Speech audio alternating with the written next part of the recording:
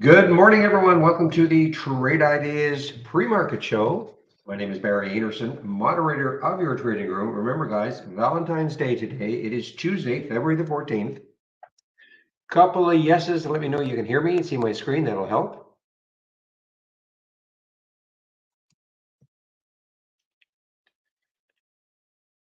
All right, thanks, guys. And by the way, I apologize. We had a little blip this morning with our servers, I guess. But everything seems to be okay now. Just give me one moment, please, guys. I'm having a bit of a Bluetooth issue with my headset. Just give me one moment.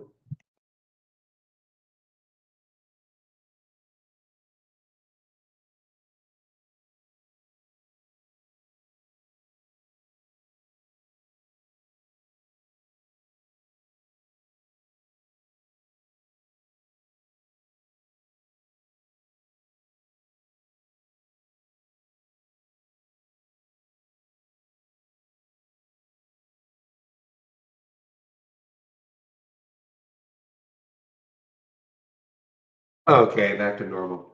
Okay, guys, so what's happening this morning? Fusion, FUSN, FUSN.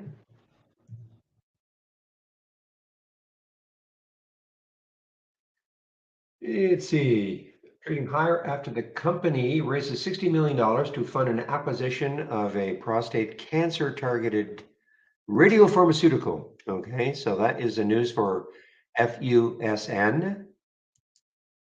Not a crazy low float, not high, of course, but it's 30 million in the float.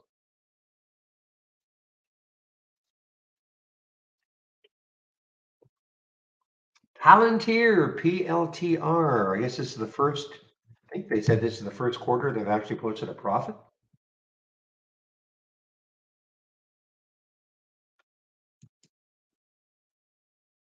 AI advantage, okay, but yeah, so I think this is the first quarter, first ever profitable quarter, okay. So that's PLTR, nice gap up. Next high is looking left around 891 and then 922. So looking at a weekly chart, yeah, you can kind of see if it can get through that 9 level. Could have a bit of a run on it. I have to watch this going forward next couple of days. Certainly, when you look at the trading the last 3 days, no inkling this was going to happen.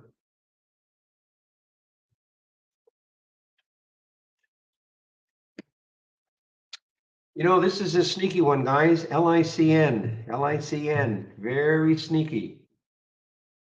IPO a few days ago, last week, at basically $4. And now it's certainly above the projected IPO price. And this is now basically almost an all-time high. Yesterday it got up to 524. Look at the pre-market, we got up to 716. Excuse me. So this is certainly this is kind of a sneaky one.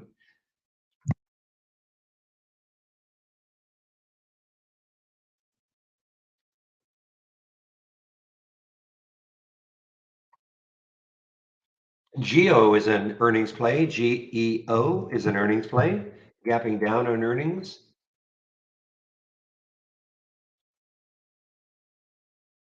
Prison stock.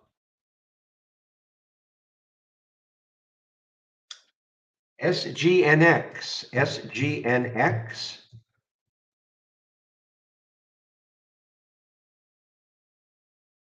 Oh, I got the wrong symbol. I've written probably SNGX. Let me see. Yeah, I'm sorry, guys. I wrote it down wrong. It says NGX.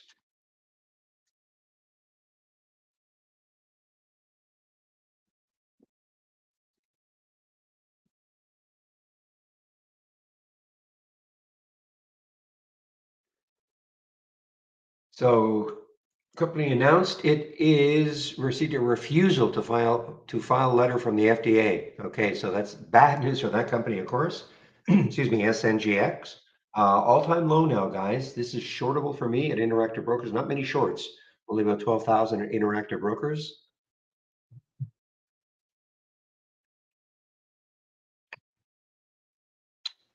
BWV.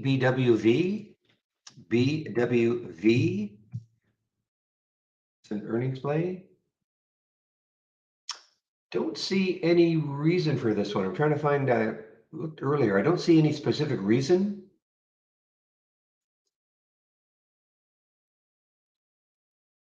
I mean, okay, I got an appointment, a seasoned commercial operations and business development executive. I mean, that's the only news I can see, but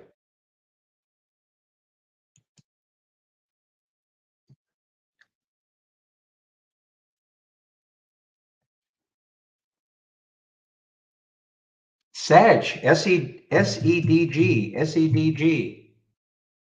Way more expensive one, guys, but this is down $14, 4.77%. Israeli stock is an earnings play. SEDG.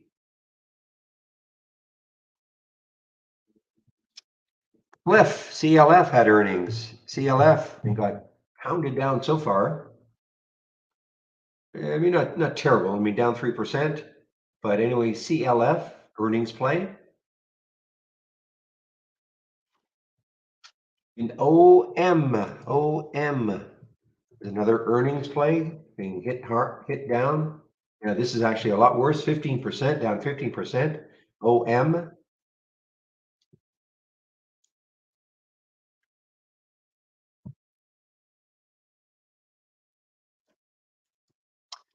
And there's some small ones, guys. I mean, I looked at the Seco, but what I saw was a big pop up to 4 and then a massive pullback.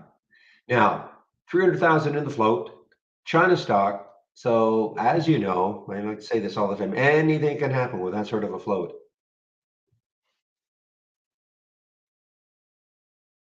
And okay, so their news is that they have access to the Ernie bot developed by Baidu. That's their big news. Okay.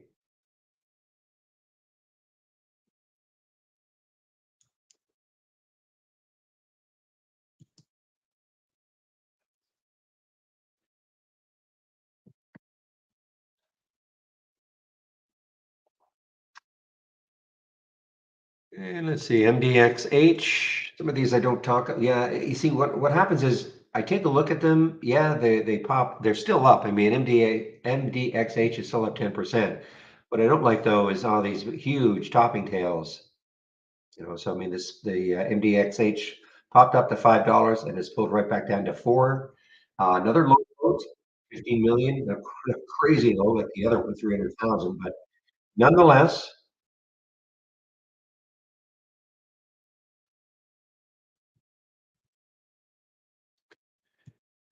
and I didn't really talk about Tattoo. Tattoo is gap way down here, 19%. See if there's now some financing maybe. Now it's a proposed public offering. Uh, this one is an earnings play, ESOA, another cheap one. ESOA is a cheap earnings play, not very much volume. That's why I didn't really put it in my list. Oh my goodness. Oh my goodness. Look at Bed Bath and Beyond.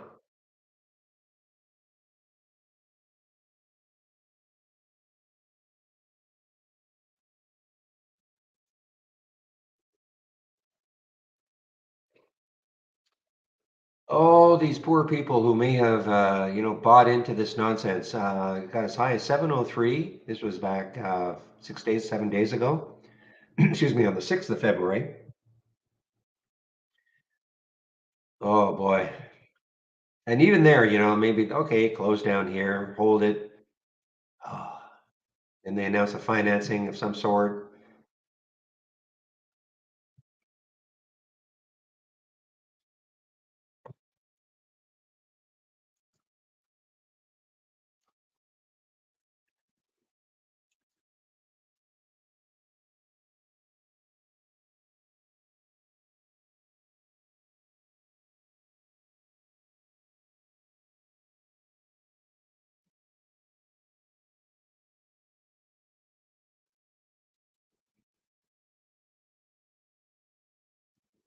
I'm hearing SI. I'm hearing SI. There we go. So SI, coin was also pretty active, guys. So crypto plays. However, look at this. I mean, it got up to.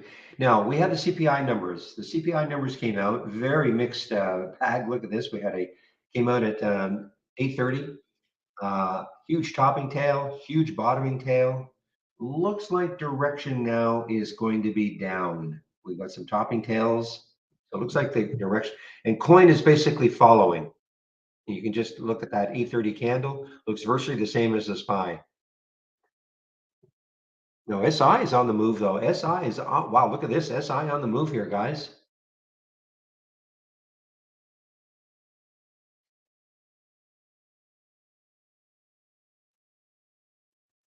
Is this something to do with George Soros?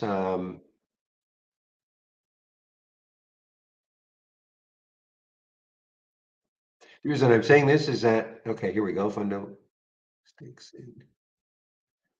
Yeah, so okay, so I guess he's divulged. So, some he's bought into SI.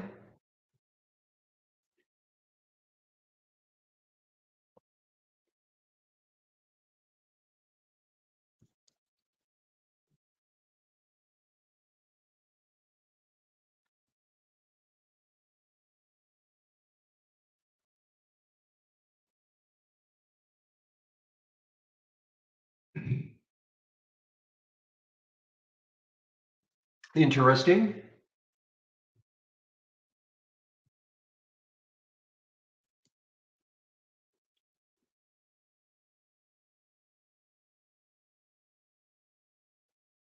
Yeah, this is really surging now, guys. SI is really surging here. SI. Next high looking left. Next high looking left is 1748. One moment, please.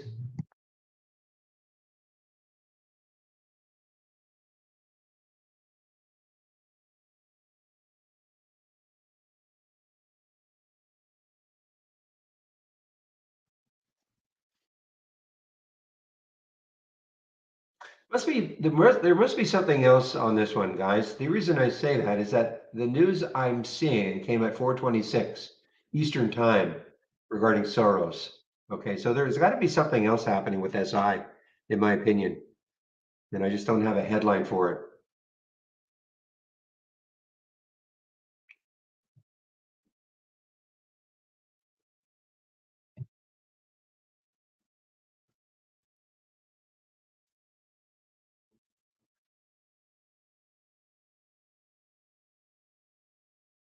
All right, guys, let's take a look to see what sort of upgrades and downgrades we have this morning from our analysts. Let's see if briefing.com has delivered them to me. The answer is yes. Okay, let's see how many. Wow, you kidding me? Hardly any upgrades, hardly any downgrades.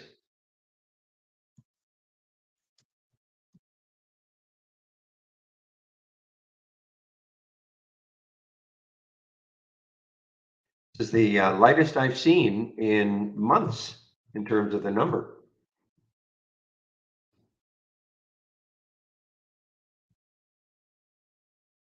Yeah, I've got my downgrades in. I'll copy and paste in a second into the main room.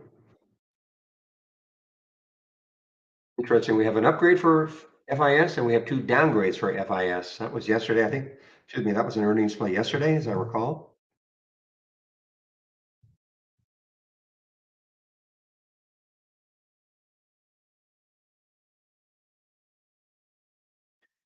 A downgrade for Lyft.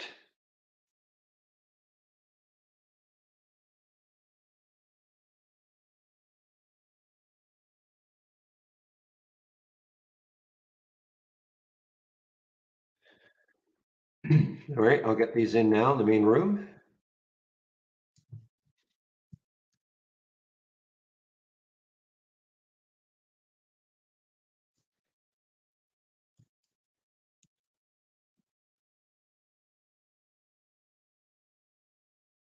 I'll try posting them into YouTube, but I think they just get all jumbled.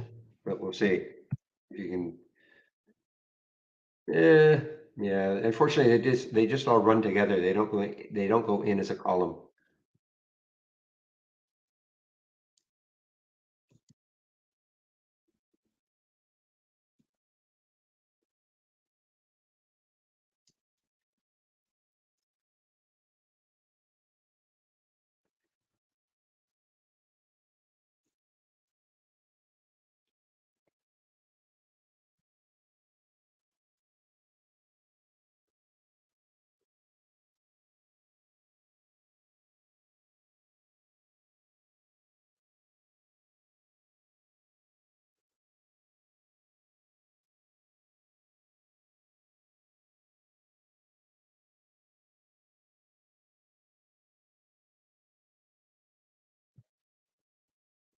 Okay, let's see. This SI is still, so the high was 1643. What did I say the next high was? I think it was 17 something.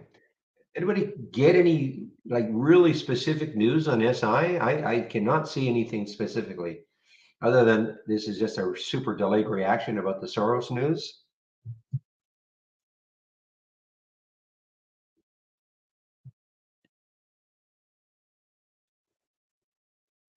Adam, Adam, GPT. You should look it up though, Chat GPT. But I mean, this is the new rage, AI, generative AI. We've seen, well, AI was one company literally named with the name AI.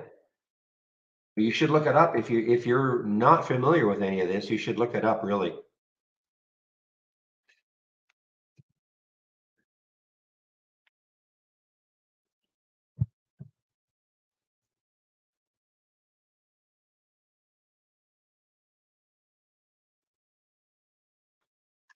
True enough, Intel Trader. But then I looked at Coin.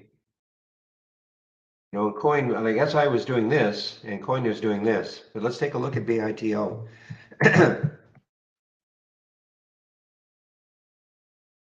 Yeah. So I mean, Bitcoin. So the SI is moving on its own. There's something.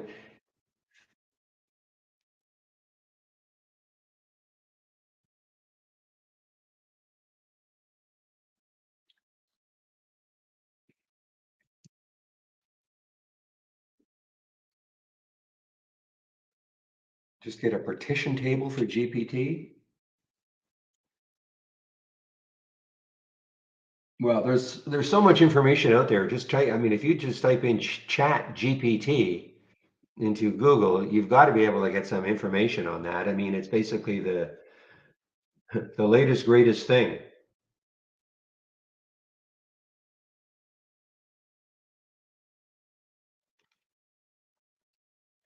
All right, guys, take a look. It's the sectors here. From our toolbar, I'm going to click on New and then Dock Channel Bar. And I'm going to click on Show More. And then Sector Status. And let's see what's happening. So I anticipate every sector is going to be red.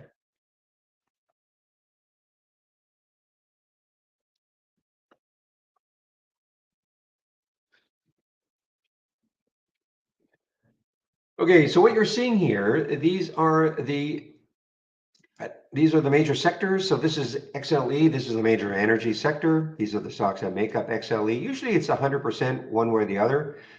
Today, 76% in red. What does it mean? It means that 76% of the stocks that make up XLE are down from yesterday's close. That's what that means. All right. So if you just kind of take a look at the rest of the sectors, and there is nothing, I don't usually talk about utilities, but financials, 50-50. Industrials kind of 50-50. The rest of them are all kind of underwater. Materials about 50-50.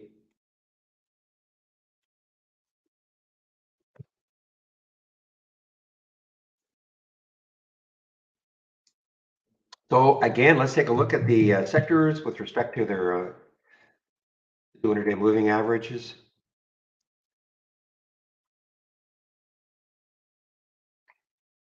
Okay, well, after a few days of being down and approaching that green line right there on the daily chart is the 200-day moving average, starting to scoot away from it again.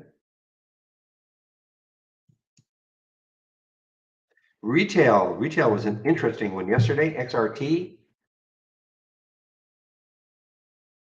Yeah, look at that. Had a nice day. After a few days of starting to get closer to that 200-day moving average, yesterday we had a nice pop in retail.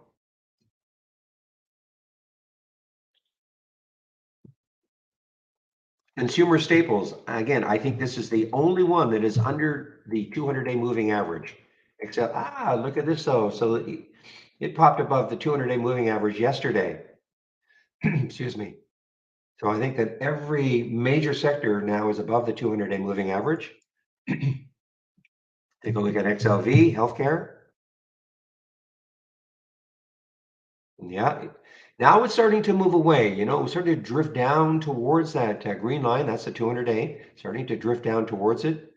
Yesterday had a nice day. Of course, the market had a nice day overall.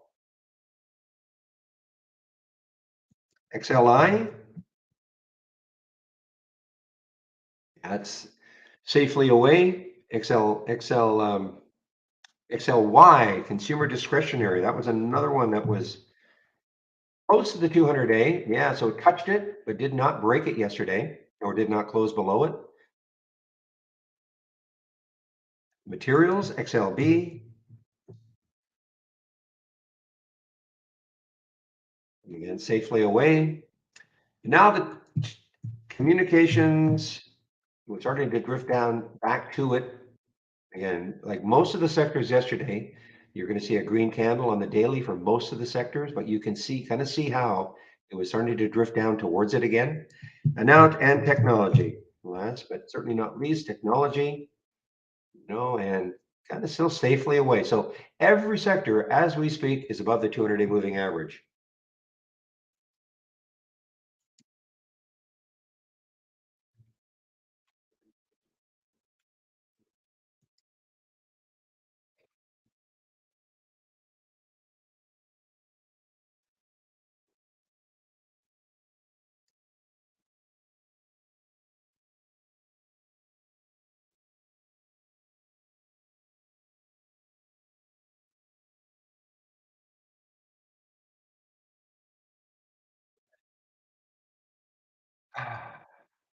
Well, I'm being asked the question about LICN. I mean, is there? Yeah, I guess there is. I mean, as long as it holds over four. But this is not a recommendation to buy this, okay? But you have to understand what it is. It's a cheap IPO out of China, and sometimes these things can go crazy.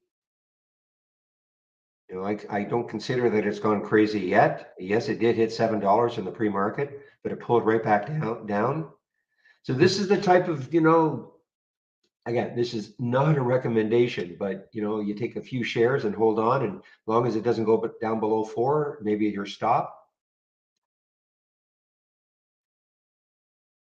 and just to see. I mean, this could go crazy just because of the its structure, 6.5, 6.3, I think, million shares.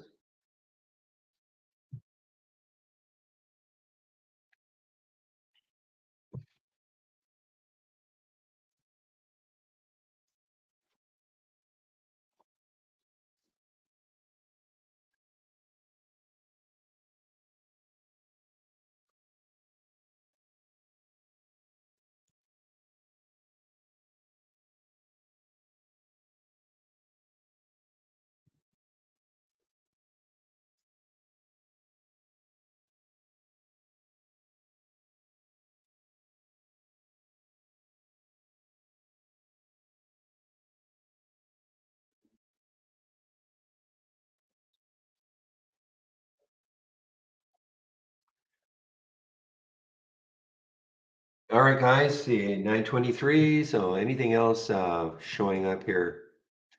Okay, so these are the guys that did the reverse split yesterday. One for what was it? One for 40.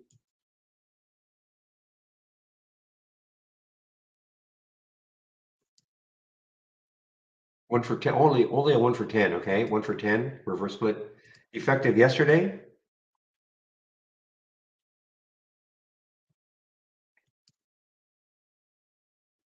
Fling is coming in here, guys. So this is actually an earnings play. Didn't really see it. I think the reason I didn't see it, my 3% is my min, and now it's at 4.4%. Another 3% is my filter minimum, and it has to be up. So I didn't see it until right now. So there's Fling, FLNG. Let's take a look left on that daily chart. Looks like the next high is around 35.55, about $1 away. I guess that has a little bit of room, but it is an earnings play.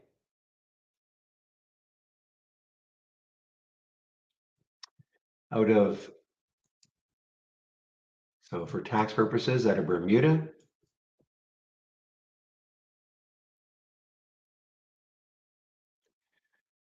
I guess this is a Norwegian company headquartered in Bermuda, again, for tax purposes.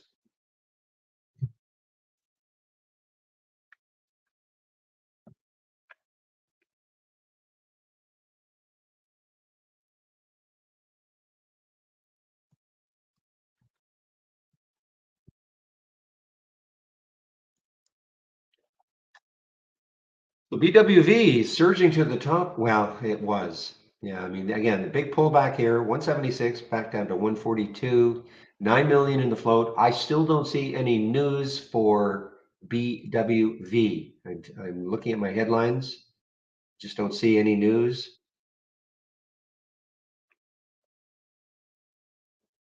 Not current news anyway. There's got to be something. Something happened here.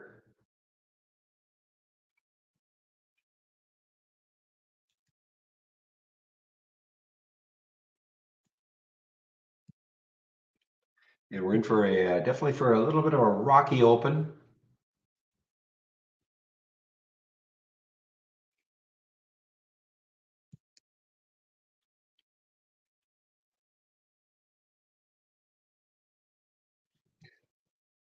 Purple guys, this could be interesting. I mean, it had a horrible day 3 days ago, got a big gap down, but the high of that day was 495, I believe. Sorry, let me look. 495, so it's almost there. It actually got there. This is PRPL. You can kind of see that if it can take that area out again, could have a run, because the next high looking left is 581.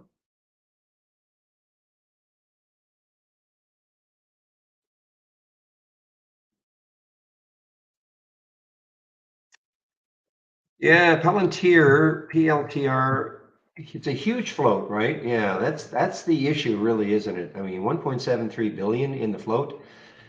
So, I mean, that's a big move. 13% move with that float is pretty interesting.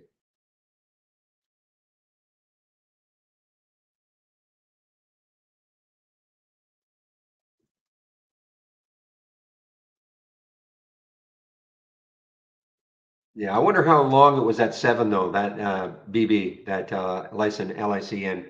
It probably looks like it was a flash up to 7 and right back down.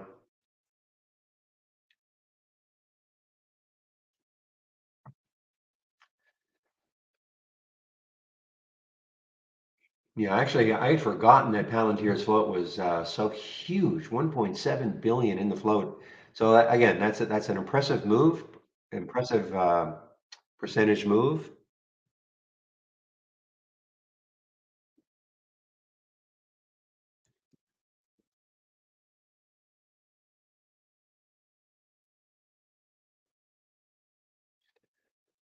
Okay, thank you, Casa,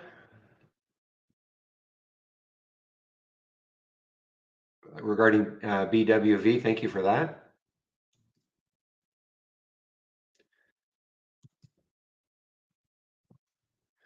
My plan at the open, I don't typically trade at the open, Gary. I usually wait about 15 minutes anyway, if things settle down a little bit. So I don't like to chase things right at the open, either up or down. So that's typically my plan. I will miss out on something that just moves immediately and keeps going, but I'm prepared for that mentally. Just give me one moment, please. Okay.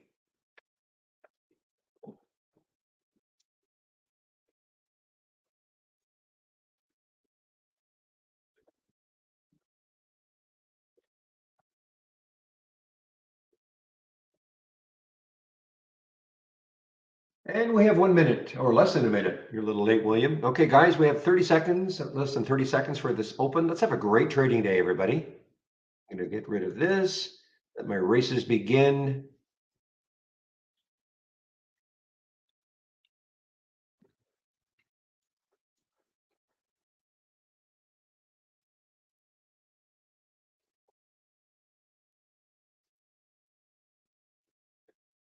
And 2, 1, liftoff. There we go, guys. So we're now open. And again, I just like to settle down, check to see what's happening at the beginning.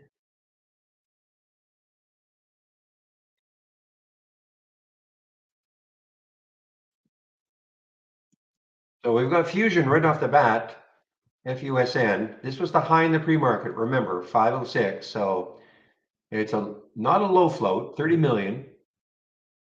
I mean, that's low, but it's not the crazy low float. And it did, this is the news, raised $60 million to fund the acquisition of a prostate cancer targeted drug or what, or method. BEKE, guys, BEKE, just showing up in my 10-day daily breakout. This is not an earnings play, okay, China. So before we would look at a China play, let's take a look at KWeb, see what KWeb is doing, see if it's, yeah, so KWeb, so if you're going to play China, I mean, BEKE is definitely going counter to what the majority of China stocks are doing. Palantir is weakening, guys. PLTR is weakening.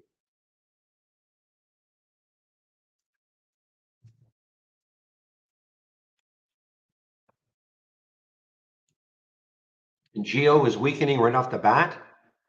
This did show up in my 10-day daily breakdown, but again, I just find it's too early for me to take a trade. This one also, when you look at it, it looks like there could be some support around 1040, famous last words, if it breaks right through that. Okay, Palantir is weakening. PLPR is weakening.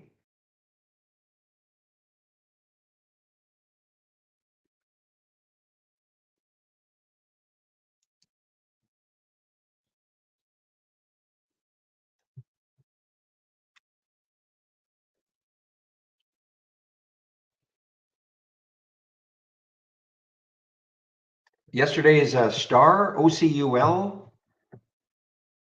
OCUL. It did sell off quite a bit, actually. I mean, it got up to what, 612, and it sold off all the way down to 525. It is starting to come back, though. And this was a big star yesterday.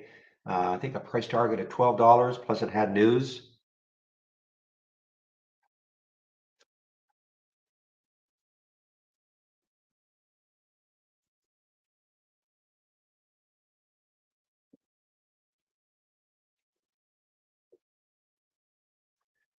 All right, highly risky, 10 to 1. So this has actually got about 30 million in the float now. Okay, not 299 million. It's above yesterday's high now, I think, 420. Very risky though. This did the reverse split yesterday. BuzzFeed strikes first look content deal with Genius Brands. All right.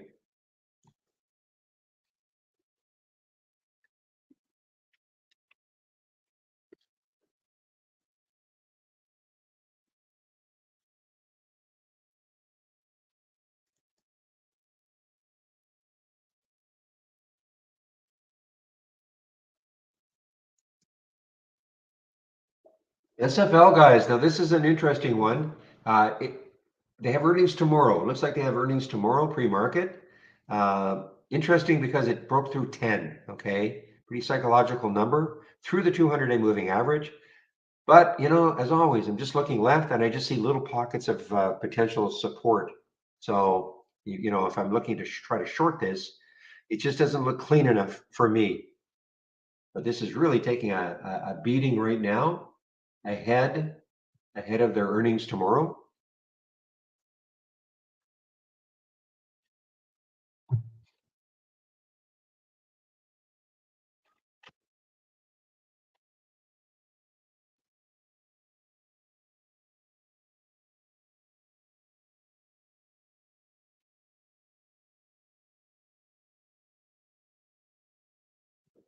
I mean, look at SI, I mean, look how lovely it looked at the beginning.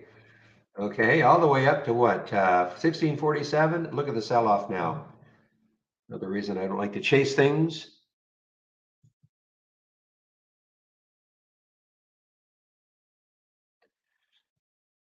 Is AI taking off? Actually, okay, let's take a look at AI. Trying to come back a bit. Yeah, it is. Yeah.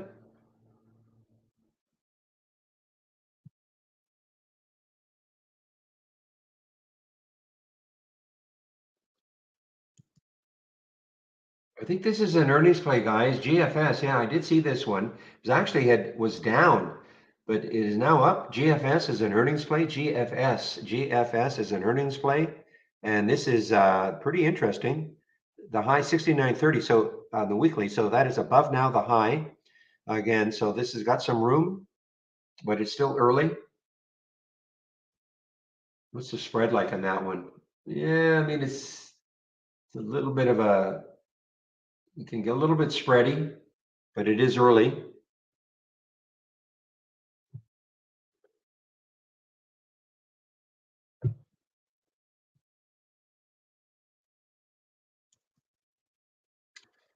Was it Captain that mentioned RCRT had AI in their press release? Yeah, here we go. Recruiter.com unveils groundbreaking chat GPT course. Okay.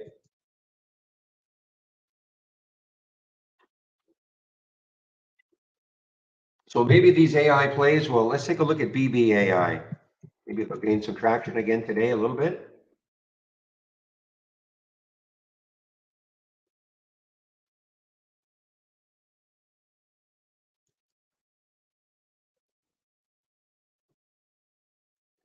Well, these guys have done the right thing. Okay, when I say these guys, the promoters running GNUS, so they did the reverse split yesterday, got hammered hard, and then they come out with a press release, anything today to kind of pump the stock a bit, and that's what's happening. And now it just got halted. GNUS just got halted.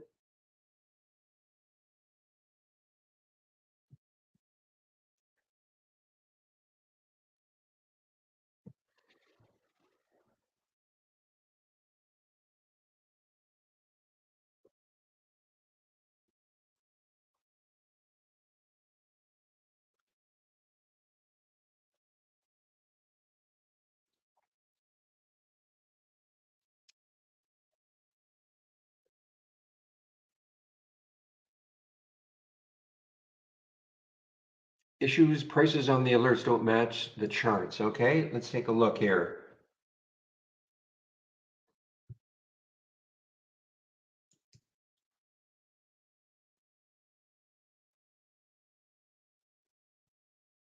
Okay, I'm just looking at, I had an alert on FUSN. I'm looking at the chart. I'm looking at IB and what they have. It looks okay. FUSN looks okay. That one anyway. Let's take a look at DDL, so 535. Yeah, looks okay to me.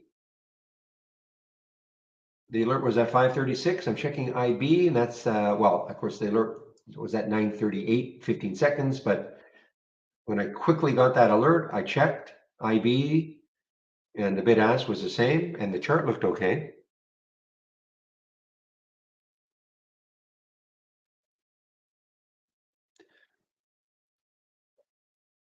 You can do something like that, Spinity. I think it's highly risky for you to do it.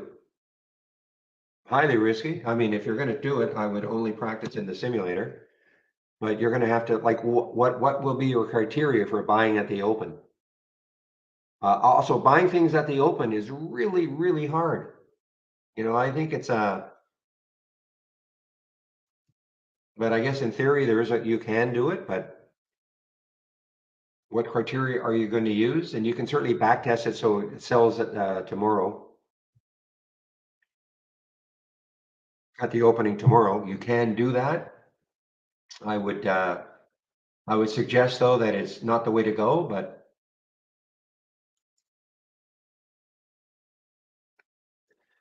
all right. Well, if you've got an alert window that gets you an alert right at the open, yeah, you can do it. You can use the back tester and set the sell at tomorrow's open. Okay, you can do it. Yes.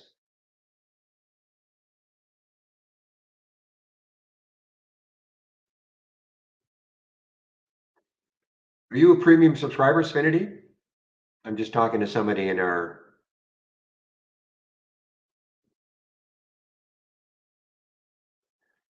But are you, Sfinity? Are you a premium subscriber? Okay. Um, you can only, yeah, okay, so if you're standard, you only have 10 back tests that you can do, okay? And that you can run through them just like that. Because what'll happen is you might get some results and then you want to tweak them, and every time you tweak it, that's another one that you're using. So really, to do what you're trying to do, you'd have to be a premium subscriber.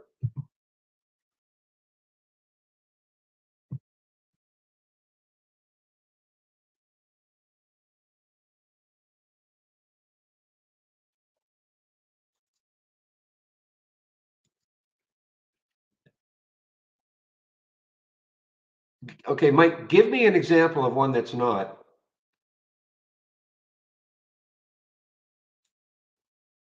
Okay, Speedy, I'm going to have to do that later because backtesting during the market when the market's open is not it's a bit of a resource hog. Okay, we don't backtest during the market. Usually, backtesting is done after hours. But let me just see quickly if I wanted to backtest this one. So you backtest the strategy. Start time, okay, 9:30, and the end time. Well, the end time is whenever you want to stop taking trades, and then your exit is at market open. Okay, day after tomorrow, market open. Okay, I mean that's as simple as it is. So you'd have your alert window. Your entry would be at 9:30, and whenever you want to end it is up to you. Okay, and then your timed exit is at market open day after tomorrow. Okay, or sorry, at market open tomorrow. So that's how you do it. It's pretty simple to do.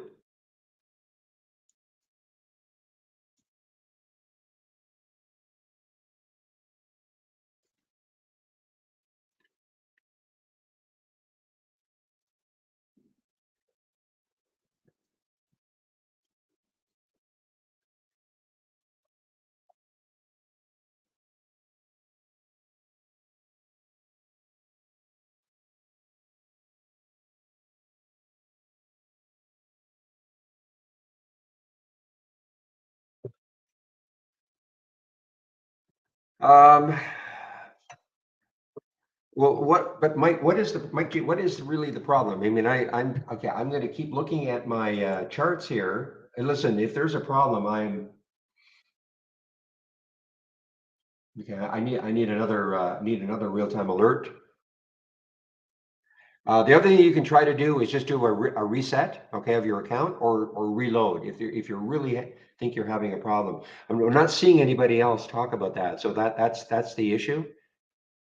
But I'm just waiting for my next real-time alert.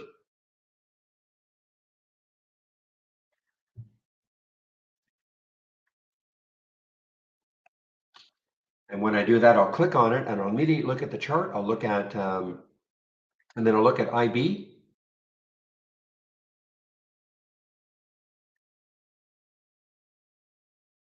But right now, I'm not seeing anything that, okay, CRF, 785. Come on, 785. Okay, that's correct. Yeah, so INMD, I just got an alert, 3541, 35, and it just moved down a bit, 3550. Yeah, so to me, it's working. Okay, Tesla, let's take a look at Tesla. Okay, so that is the right price. I'm looking at Interactive Brokers. That is the right price.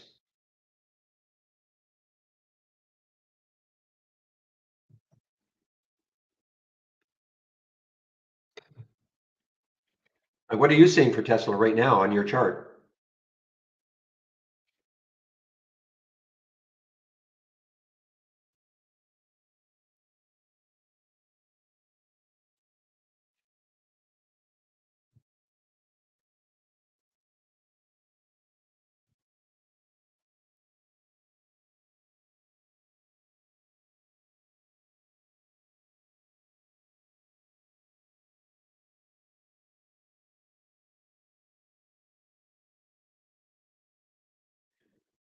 All right, guys, INDI, INDI Indy is a, okay, my problem with it, I love it, except look at that weekly chart. It's showing up on my 10-day daily breakout, but I'm looking at my weekly chart and I see potential problems right around 9. Any idea what happened to tops other than it's just a trading vehicle? Yeah. Oh, I see. You were being facetious, Peter. Yeah. Yeah. So tops announced a financing, $1.35.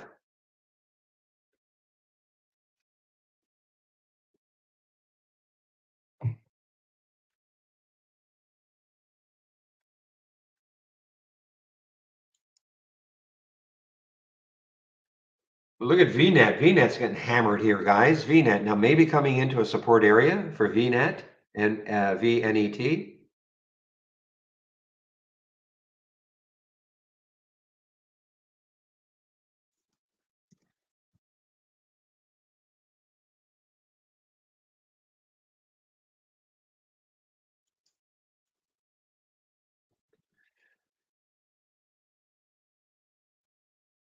You're right about AI, man. Oh man.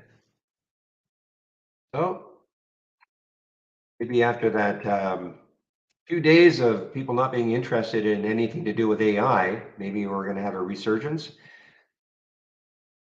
I put an alert around 23. I mean, you're giving up some, obviously, but I put an alert around 23, 23.59.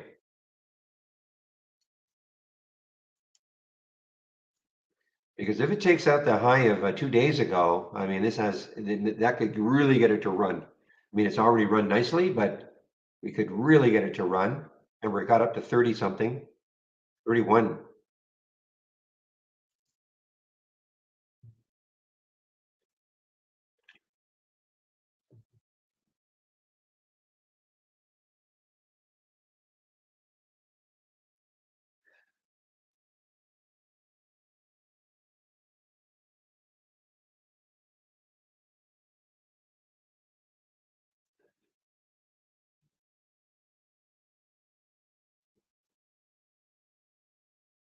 Okay, guys, market's putting in a nice little second 15-minute candle move. NAS is just barely down. Dow's down a little. SPY is basically flat.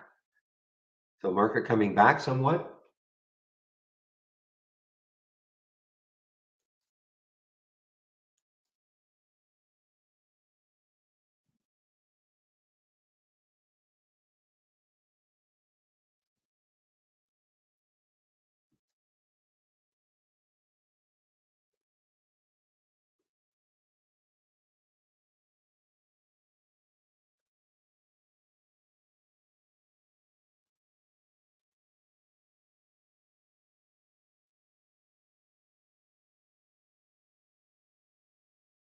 Well, INMD on the move here, guys. INMD, this is an earnings play. Pre-market, very choppy in the pre-market, but once this market opened, it's been almost straight up. The next high looking left is 37, I think. Yeah, next high is 37, so we're about what's 57 cents away from that.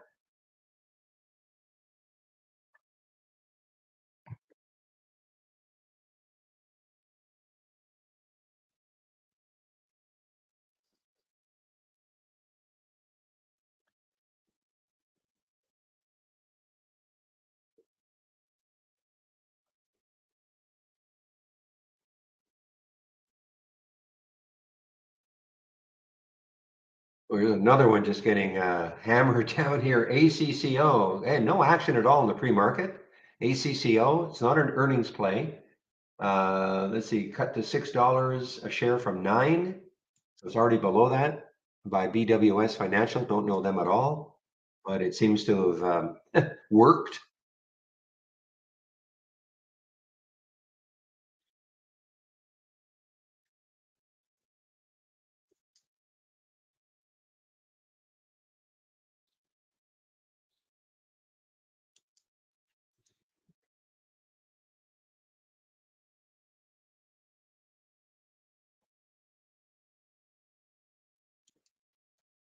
Just checking out the big meme stocks, AMC, GME, and of course Bed Bath and Beyond. Ape, I mean, they're all just, I mean, guys, This is just a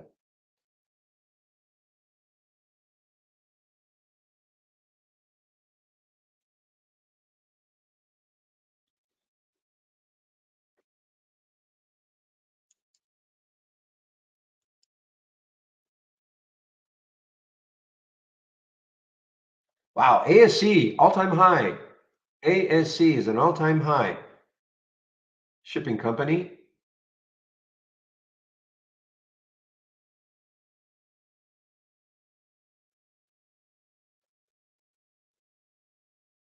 Boy, OCUL guys is in lift mode again. OCUL. I mean, it got up to 613 yesterday.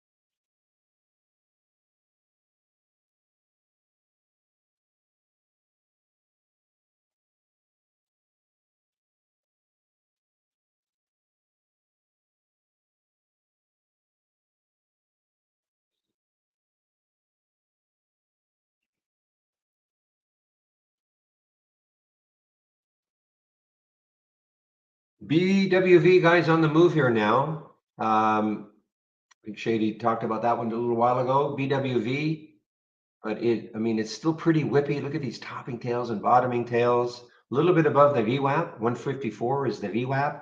So it's still pretty, very whippy. Depends where you're gonna buy this. Where are you gonna put your stop?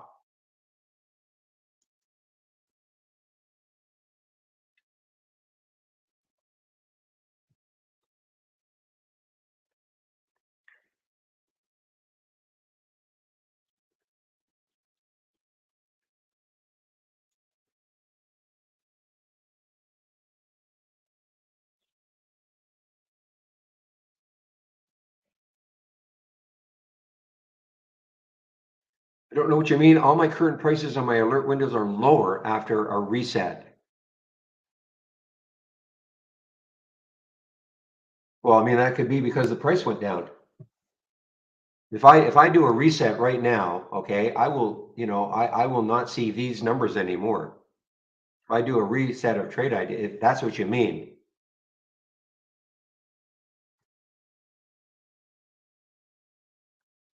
Okay, I just got an alert for ASC. Let's take a look. 18, there it is, 18. Checking Interactive Brokers, 18. Everything is, so that is, I don't know what's going on with your system, Mike.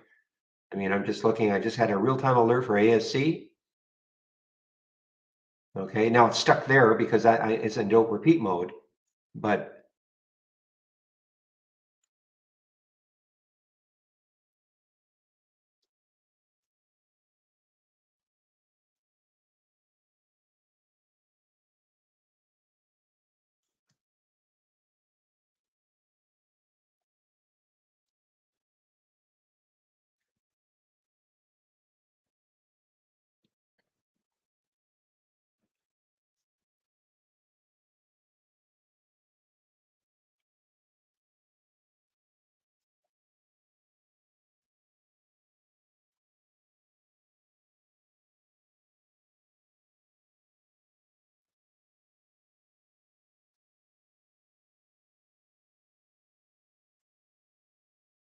okay. PSLA, okay. Tesla, let's take a look.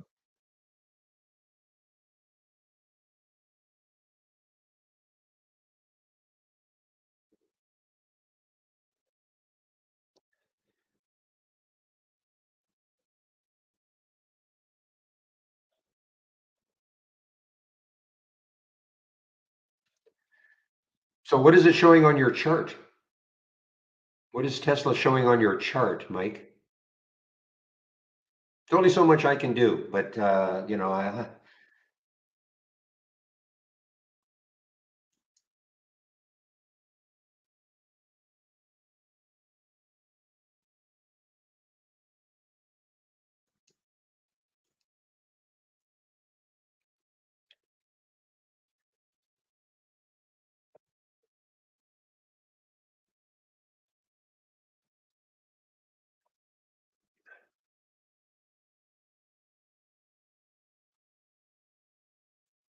But what are you asking them to do though? I just don't understand.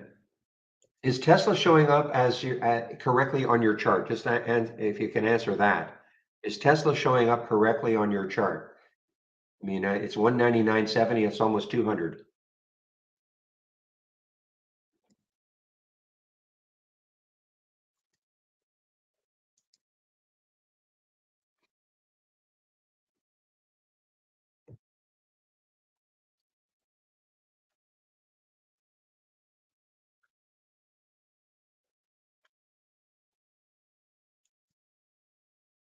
Okay, so it's only. So are you trying to say that, for instance, here's a momentum up, that you get an alert at Luna, let's for argument's sake. Oh, here's one, CAE, 23.93. There it is, 23.93. That is the correct price. I'm looking at IB. So this is definitely work. Maybe, give me the alert window, because believe me, if there were problems, I'd be all over them. Okay, but these are real-time alerts that are correct. And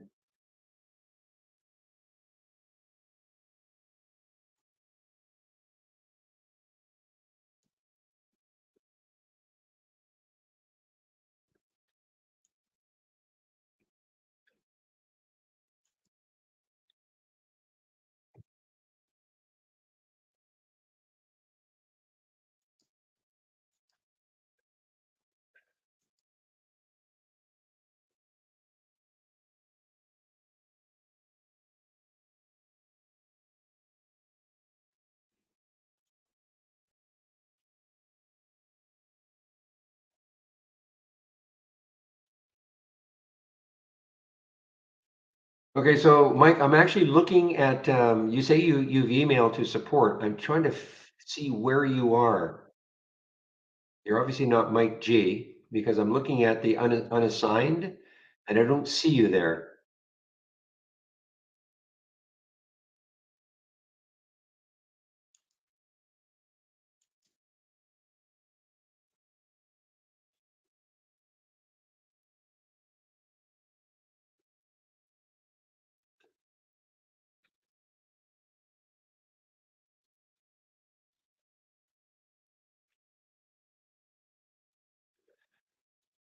Okay, so what are you talking about? You're talking about now about the chat balloon that is not working? Let me check. Let me look.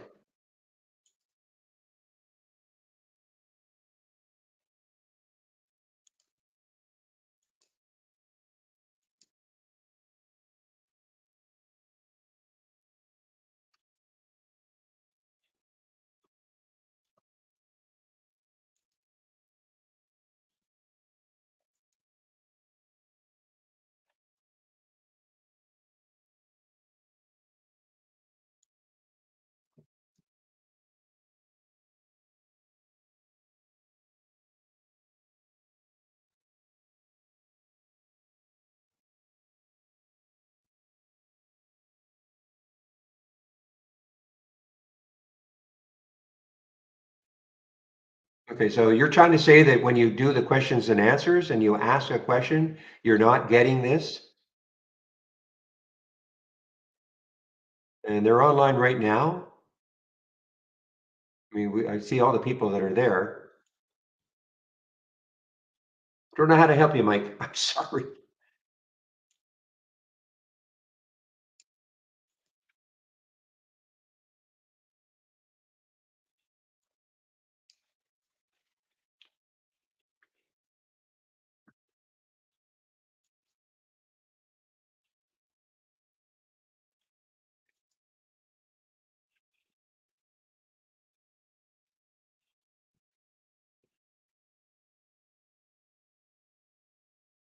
All right, guys, this LICN is, boy, it's certainly interesting. Yeah, support. Yes, support at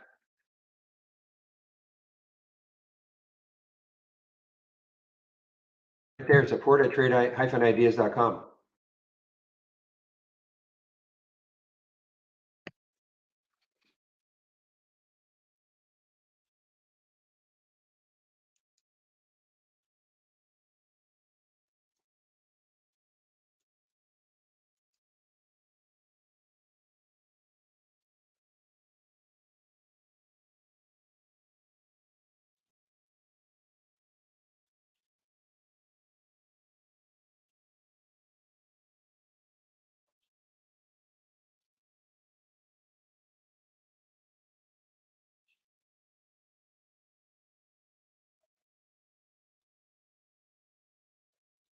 Ooh, Oscar's got a little bit of room here, guys. OSCR has got a little bit of room. Boy, what a run it's been on. We've talked about this one in the last few weeks. Look at the run Oscar OSCR has been on for the last couple of months. Started at 230 up to 585 now. Next high looking left, it's above that high. So the next high looking left is 641. But Jay-Z, people get a little irritated, so I do the best I can. Usually that doesn't happen.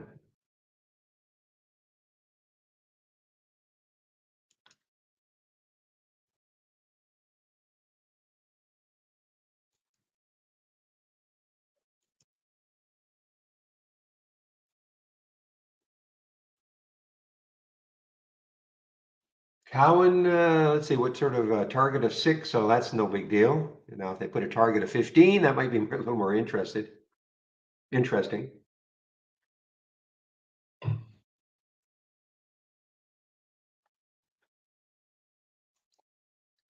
Here's another one, a little cheap one, guys. IREN. I wonder if it's an earnings play. IREN. It is an earnings. Actually, it's an earnings play tomorrow after hours. IREN. Another relatively low float, 39 million. And insiders increased their holdings last year. So I guess this was a. Are you kidding me? Biggest insider purchase, 80, 82 million at $28. Oh, can't be too happy now.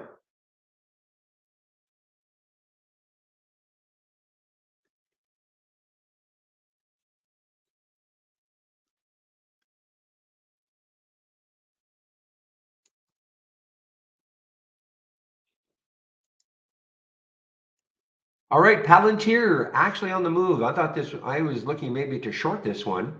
PLTR on the move. 890 is the next high. And if it can get through 890, then 922, 921 is an earnings play. Nice. And it's basically moving with the market. You can see exactly what's happening. It's moving with the market.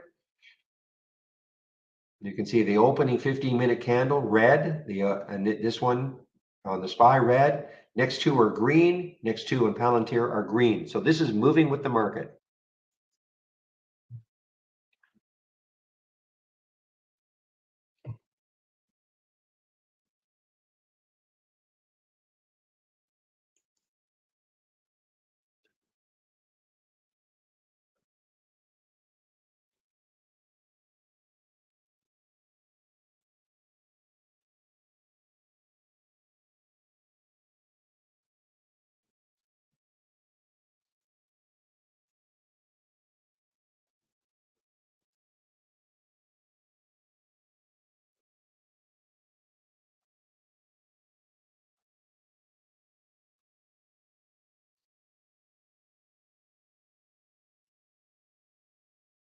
So did you send it, Mike? Because I'm just looking at the email support. I don't see it there yet.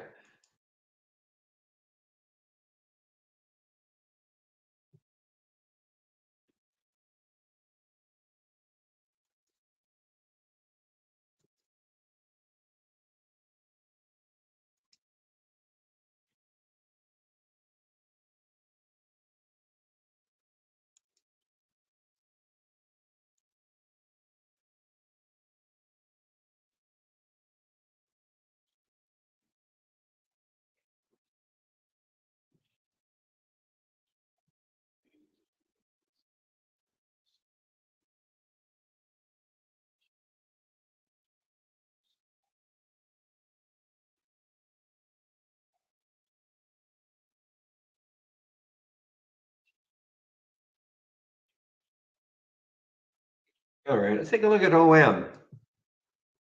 Earnings play OM. I think it's trying to recover a little bit here. Big, giant green candle, trying to get into big recovery mode.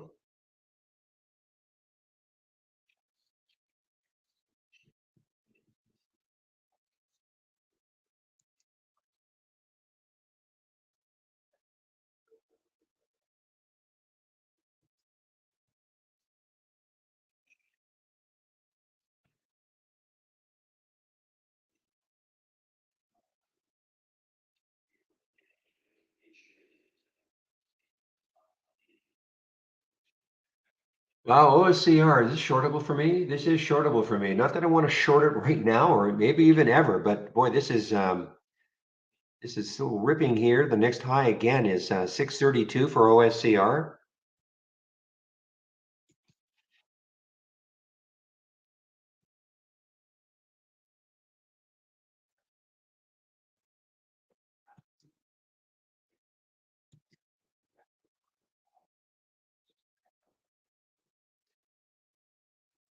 Okay, this Sky T, SKYT, may be interesting. Look at the next high looking left on the weekly chart is 1506.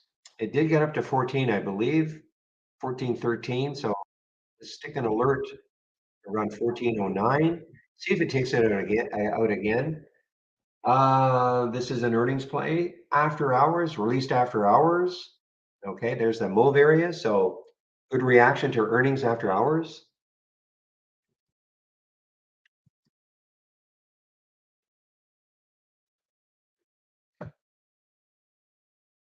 Market is surging.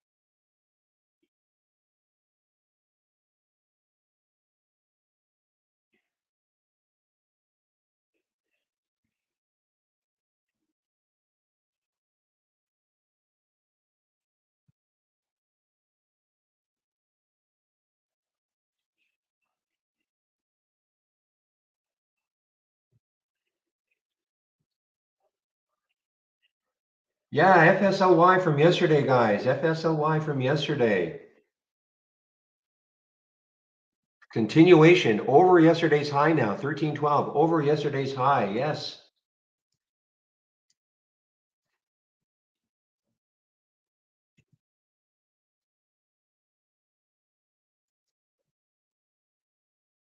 And the next high looking left on the weekly chart is 1442. 1442 looks like the next high on the weekly chart. So this has still got some room to run a bit.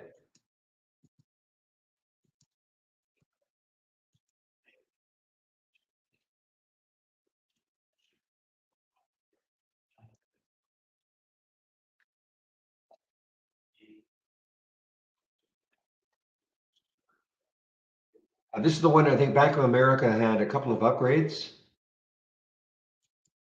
I think it was Bank of America. I think this is the one that BOA had the upgrade on. It had a tremendous effect on it. Yesterday, FSLY.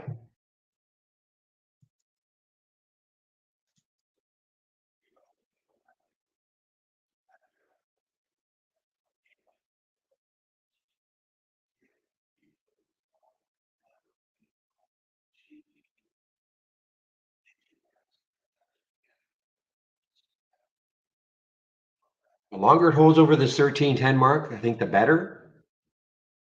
1310 was the high of yesterday.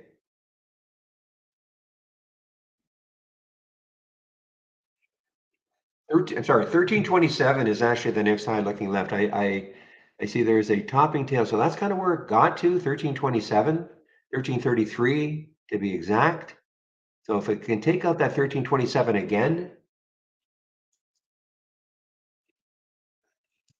it might have a run.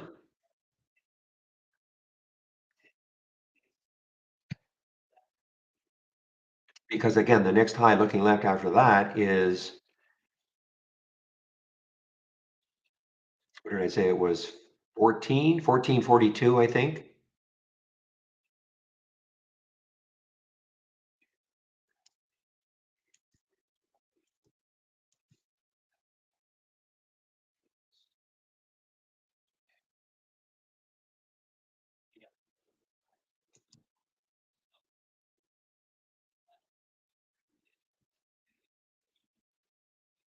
There it goes, guys. There it goes. FSLY.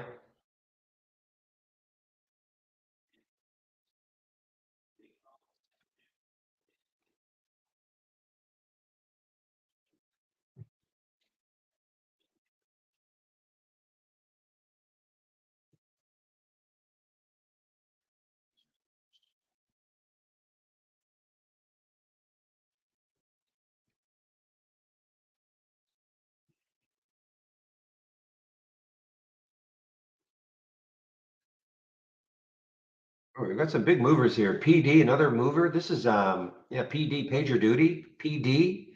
Next high looking left is 31.39. So it's a little bit close, a little bit too close for me.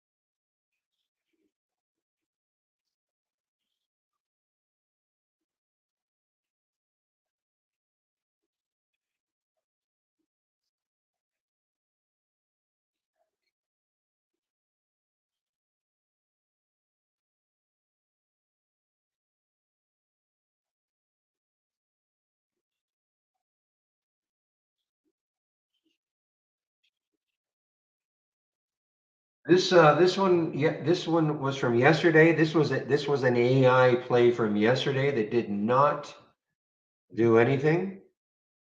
You can see what happened. It sold right off, but this is an AI play from yesterday. When I say A, I'm talking about this is what I'm talking about. Okay. Okay, but they had the news, but it had something to do with there we go. Improved AI powered software. Okay. Announces FDA clearance. So all right. So hey, maybe we're back into this again through the 200-day moving average. Have to keep an eye now on these AI plays. Not talking about our software, our AI. I'm talking about any PR that has AI in it may be starting to get action again. Not maybe. I mean, some of these are.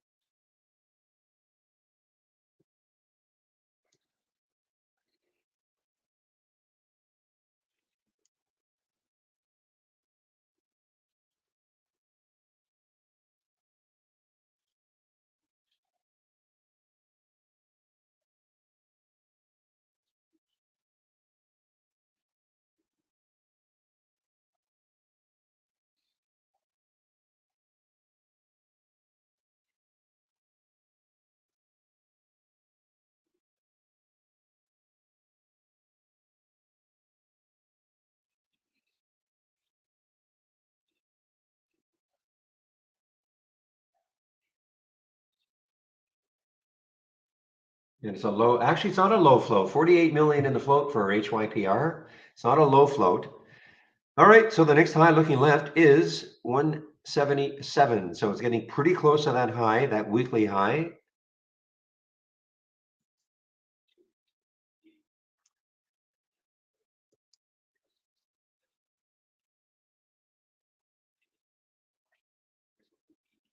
Hey, Mike, by the way, did you do a restart? I know I asked you to do a restart on your account, do a reset connection, but did you actually restart Trade Ideas also? I mean, sometimes that's the answer.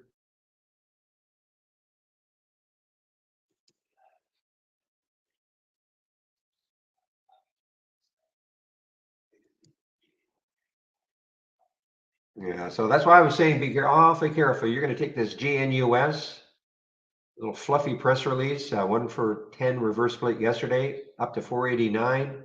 Big drop right back down to.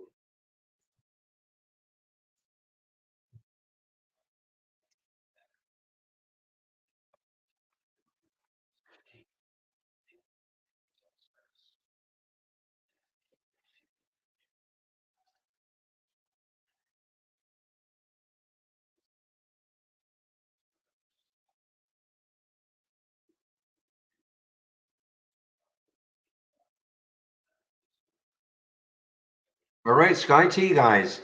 Next high looking left is 1506 on the weekly chart for Sky T. Earnings play released after hours. Nice reaction, better reaction today. This is SKYT.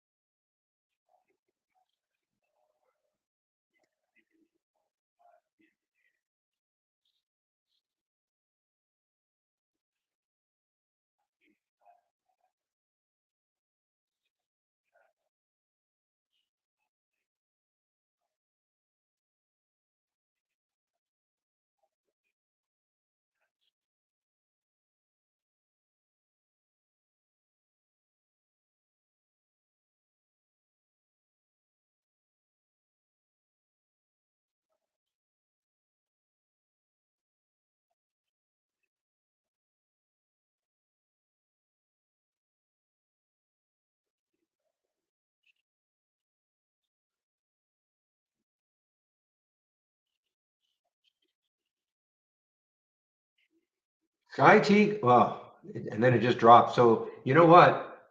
This Sky T, you're getting some topping tails here now. Let's see, is this shortable for me? SKYT at Interactive Brokers. It is shortable.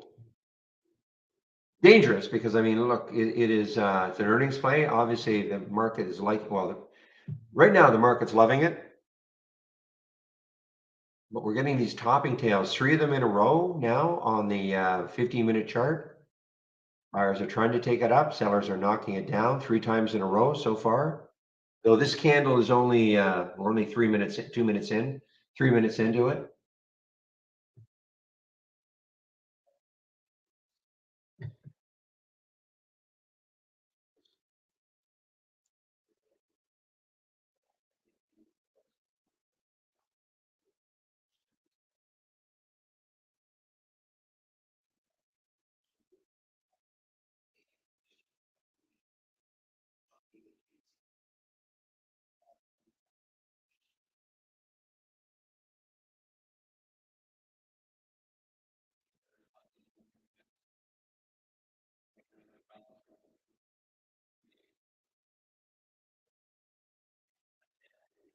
Ooh, boy, I missed this one on my 10-day daily breakdown. I missed it. VNet. The alert was at 483 and it got down to $4. I missed it, but it has now popped right back up. So you would have had to been quick on that one.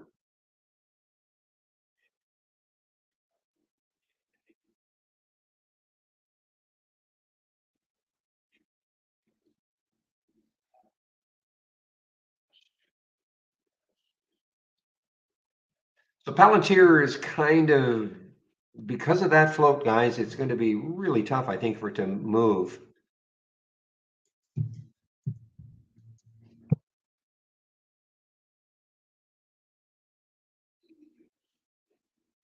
I'd say it was an AI alert at 8:41. You would have suffered a little bit because it dropped down to 8:20, but did not get stopped out. There was a stop at 8:02.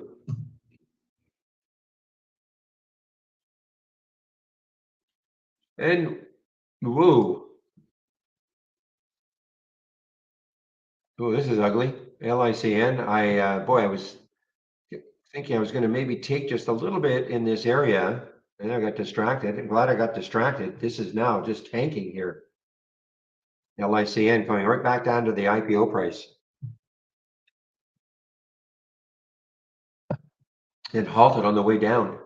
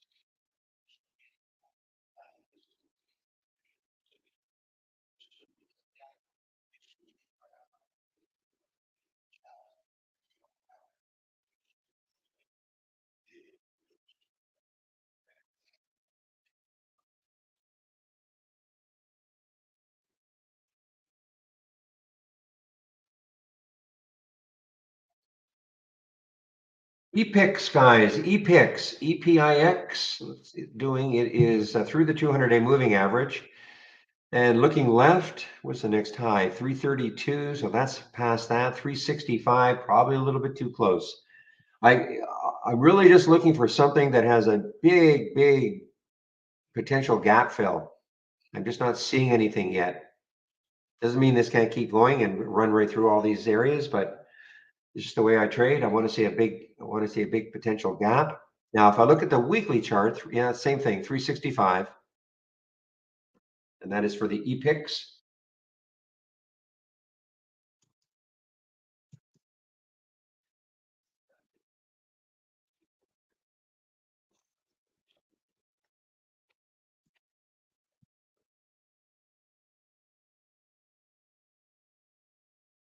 All right, AI sitting right on sitting right on the VWAP, I think. AI.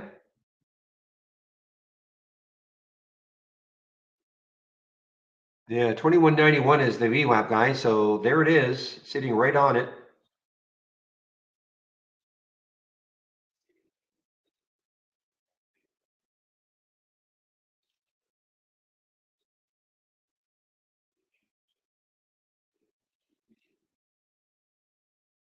Oh, yeah, I was going to say, where is it? But you can't see it. It's hard to see. It's that little purple line there. So will the VWAP hold it? That's the issue, of course.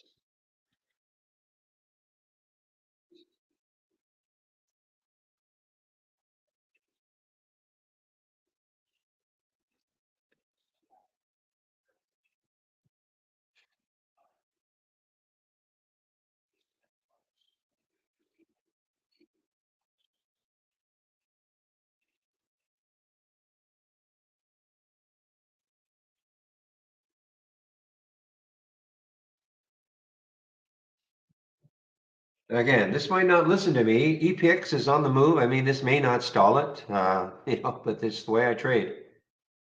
EPIX.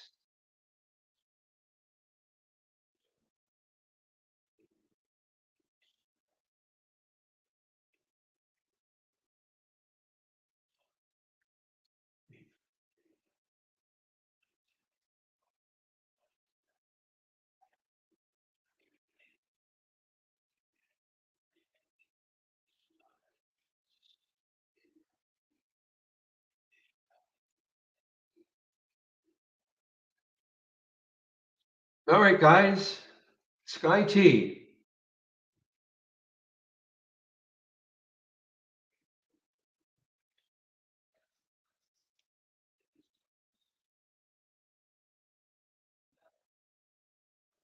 Man, that spread just got to be careful on that spread. What's the volume like? Yeah, 13 million in the float for a $14 stock. So, you can get kind of spready on it.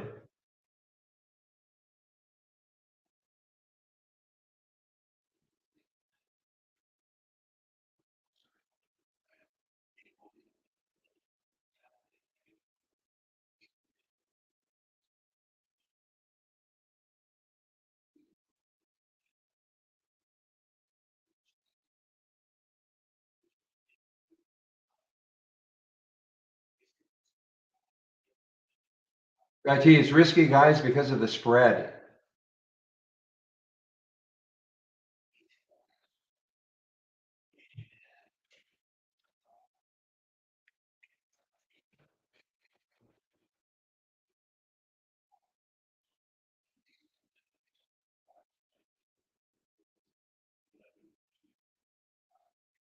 Well, let's see, 1412, 1425. Wow, 1425, but the bid can catch up.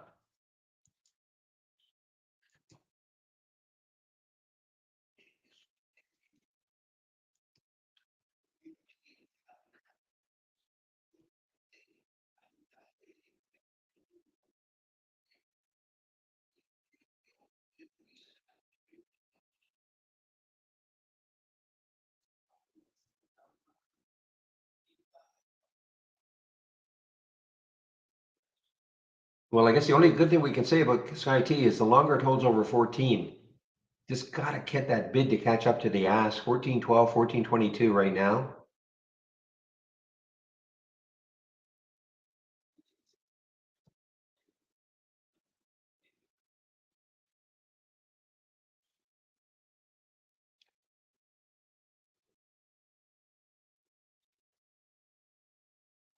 Ugh, I got ugly.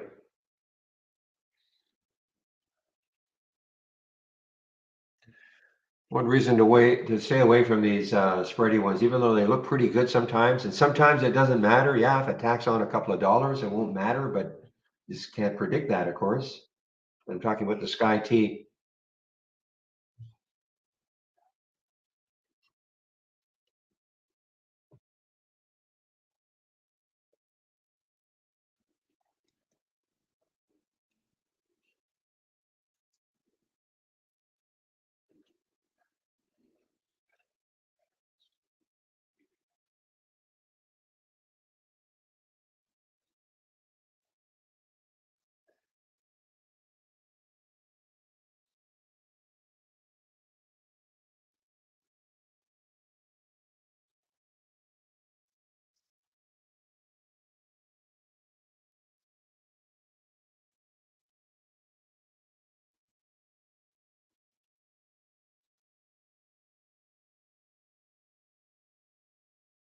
Okay, guys, keep an eye on AI again. It is right at that VWAP, right at the VWAP.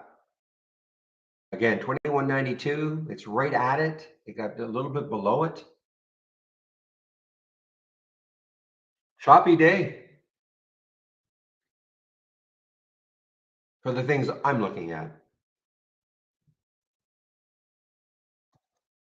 Well, I'm seeking an alert here at 2185 for AI, and I want to see if that gets down below those two candles because that could be a nice little short.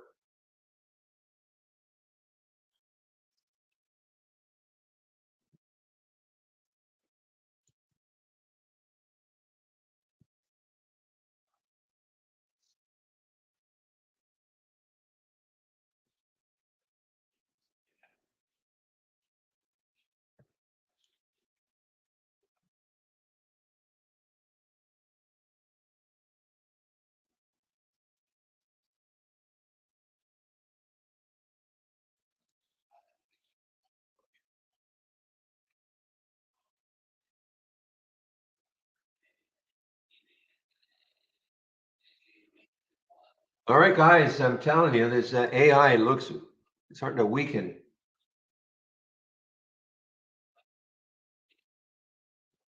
but it's trying to hold that VWAP.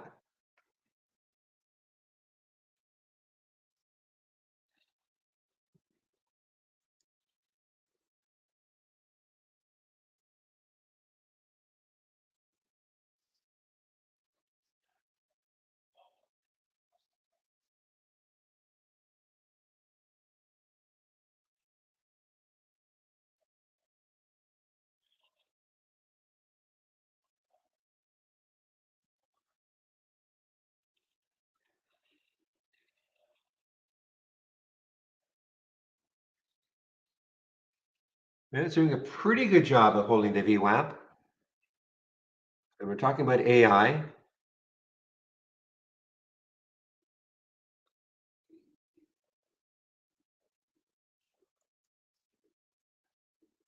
Yeah, I'm getting an alert on the Sky T. I just don't like that spread, guys. 1401, 1410. You know, it can start to widen on you. I just might have to leave it alone. I mean, it may run for the balance of the day, but I just don't like that spread.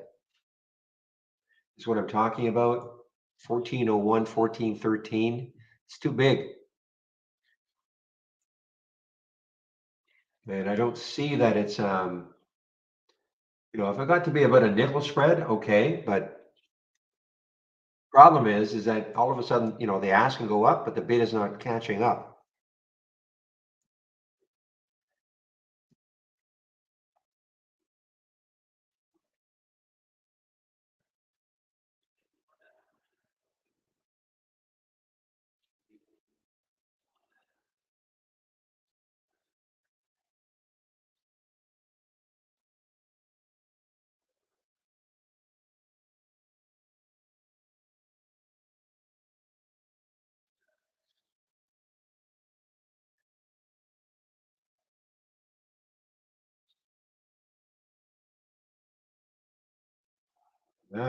Well, AI, I mean, it's right at that VWAP. It's just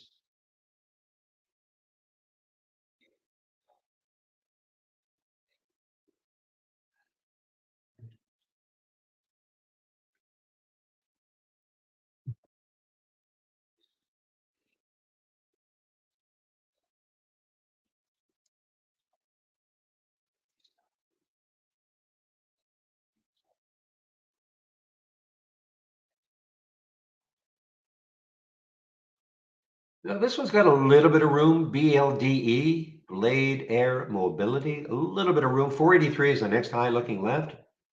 Has earnings coming up. Not very much volume though.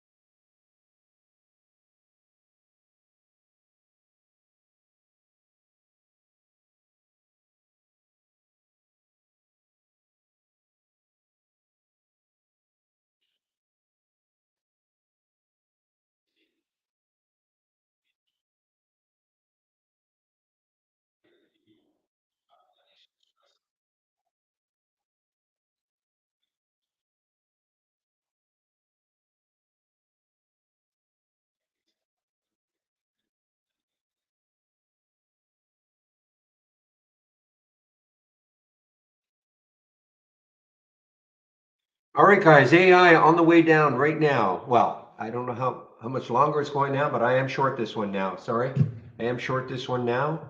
There was finally took out that VWAP, and if it pops up to the VWAP, I'll be out.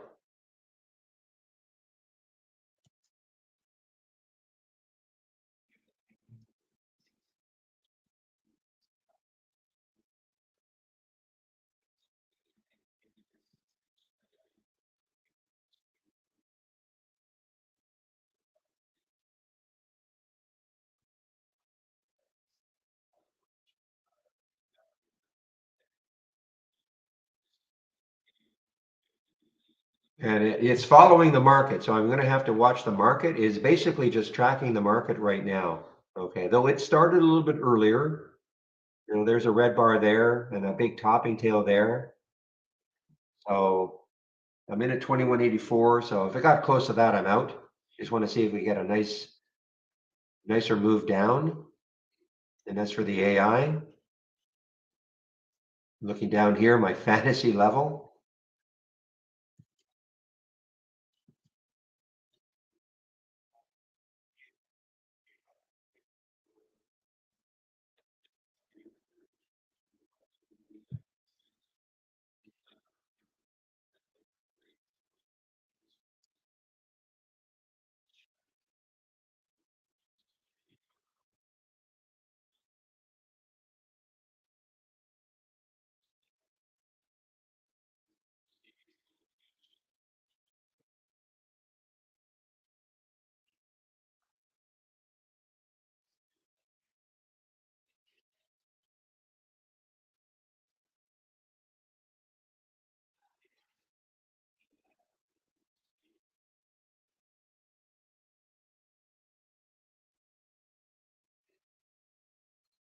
So wow, that license opened up, just got hammered down. A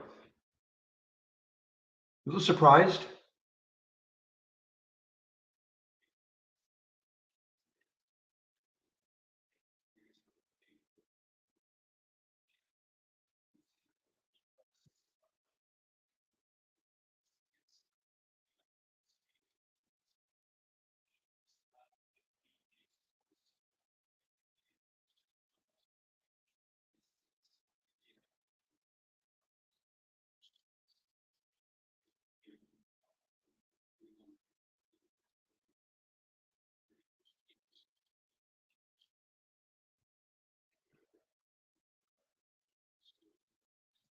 Yeah, I took some off the AI. I'm looking for a much bigger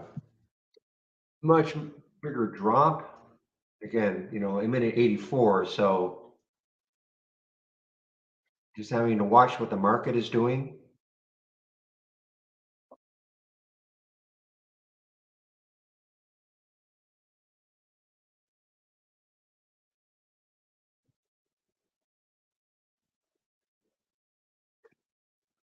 Palantir is getting weaker, guys. PLTR, I just don't know how dynamic it'll be with that float, but it is starting to weaken underneath the VWAP.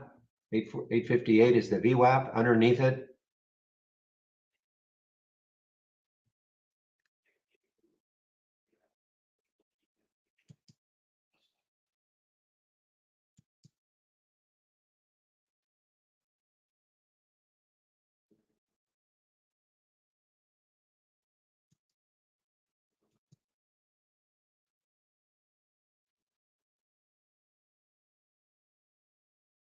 Well, okay, market putting in a giant red bar now, guys. Giant red bar. Now, come on, drive AI down.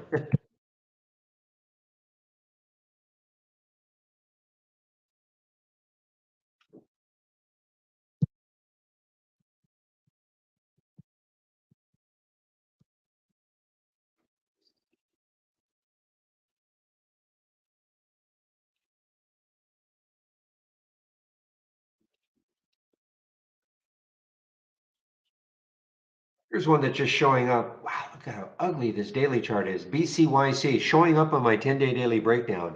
My guess is that, yeah, I just got to forget about it. Why? Look at the spread. I'm going to just forget about it. 25, 21, 25, 57. I mean, I can change, of course, but at this time of the day, if the spread isn't a lot tighter than that, then I'm just going to forget about it. Too bad.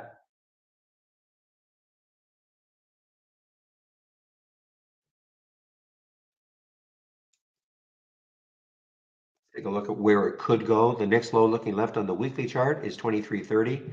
Yeah, it's too bad because I mean there's certainly room underneath BYCY, but I just don't want to get nailed by that. So look at it now. 2514, 2553. This is what I'm talking about. So just steer clear.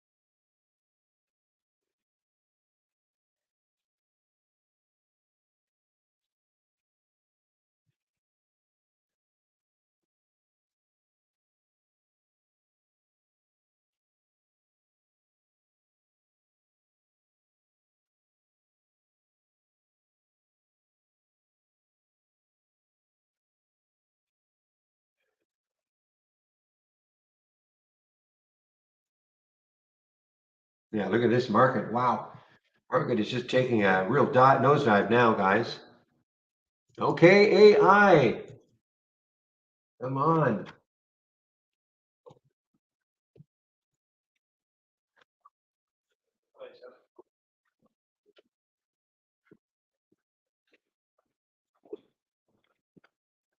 all about the market right now, guys. If you're in things that are going to follow the market and you're short, so far so good.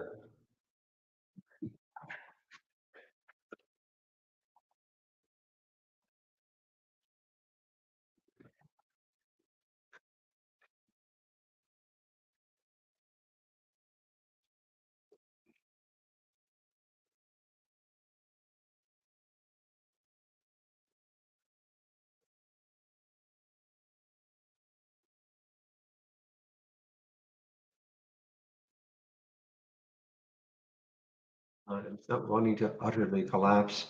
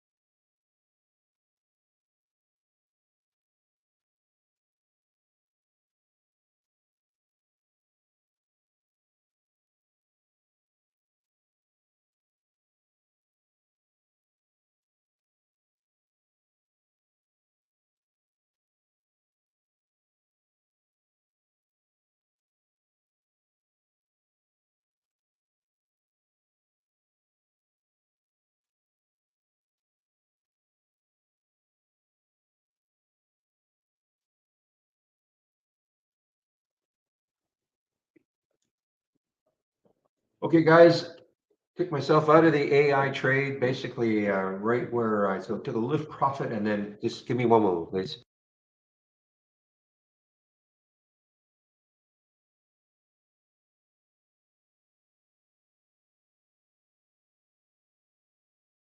Moment, guys, I'll be right back.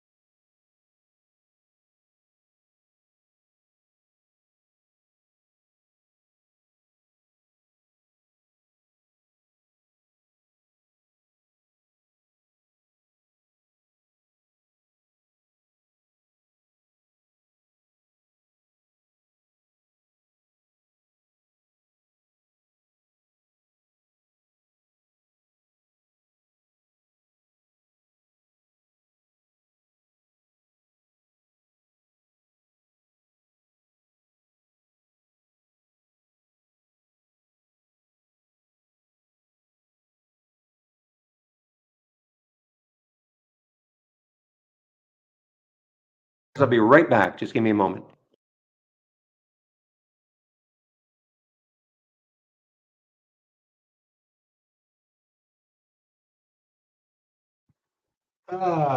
Rats. Yeah, look at the AI now. It's well, it knocked me out of the trade. I guess problem is, as William would say, I had probably too many shares. Okay, so I could not hold on when it got back up to where I bought it or shorted. I thought, okay, better get out, and just had to wait 10 seconds, 20 seconds. But some of you may still be in it.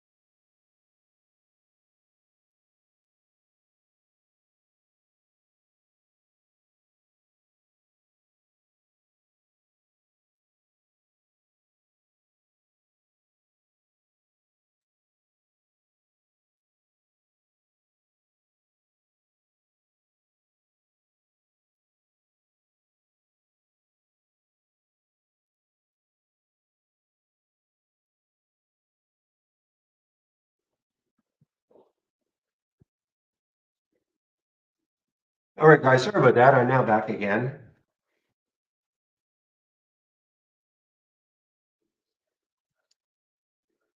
All right, let's take a look at some of the things that have won races now that we're a little less than 2 hours in, but Hyper, HYPR, still looking interesting. I just looked left though. I just think there might be too much resistance not that far away.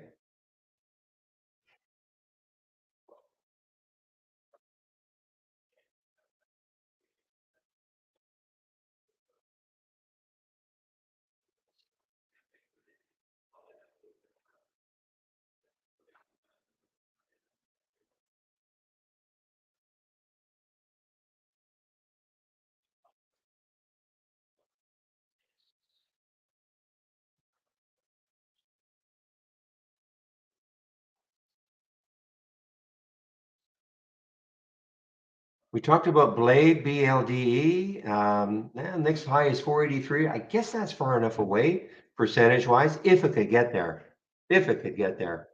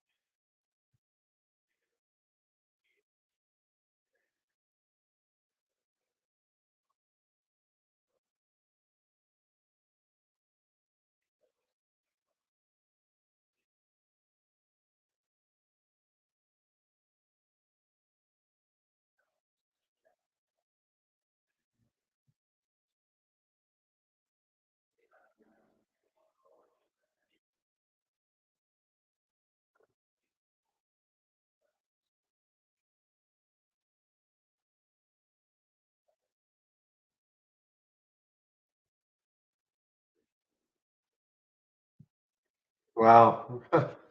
So when I saw this one, BCYC, I can't remember now if I wanted to short this one or to go long this one. I guess it was going short, but the spread was just awful. It's still awful, but now it is moving, BCYC. It is moving down, but could not take it because of the spread.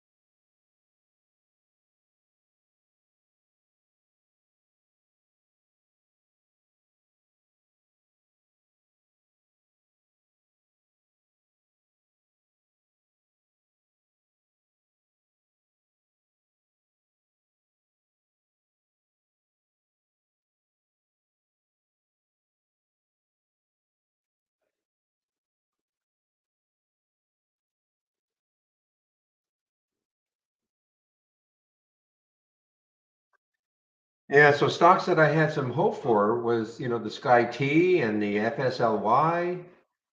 They both basically dropped. I was waiting for certain prices to get in, but they just dropped. So a bit of an interesting market today for me anyway, the things that I'm following.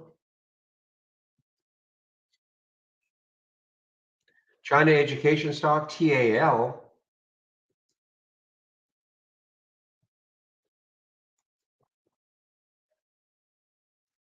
Wow, this is quite a lift for it now. TAL, the next high looking left is 734, so it's a little close, but if it can break through that, 780, not That wouldn't be bad if it could get up to close to that 780 mark for TAL, TAL.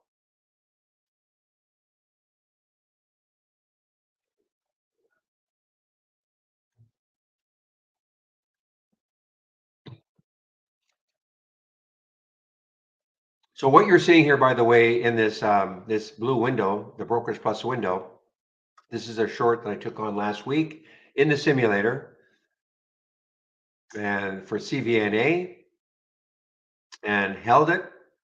Just wanted to show how you can, first of all, take a trade in the simulator, but also how you can swing trade, practice swing trading.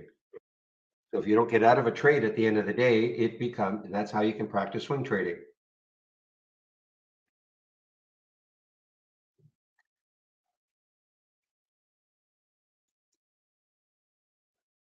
No, guys, hyper is hyper. HYPR now, the next high is at 177, and the next high after that is 209.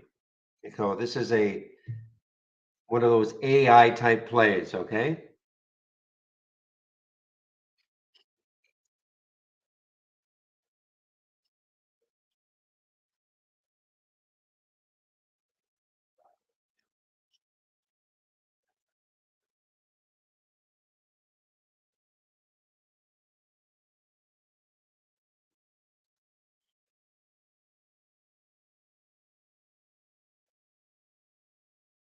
Boy, Blade is on the move here, guys. BLDE 483, next high. Look at the volume coming in, BLDE.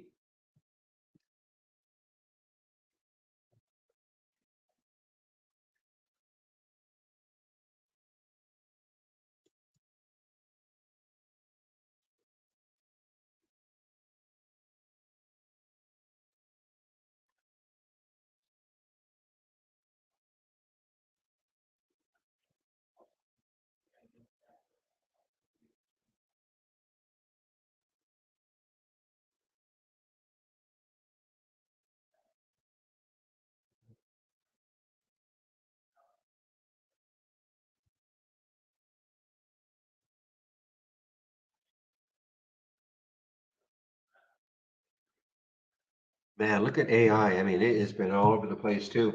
But following the market, you can just sort of see, look at that big bottoming tail. Give me a moment here.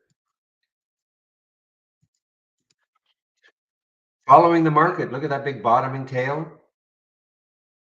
Yeah, look at the bottoming tail on the SPY. So it's really kind of tracking the market.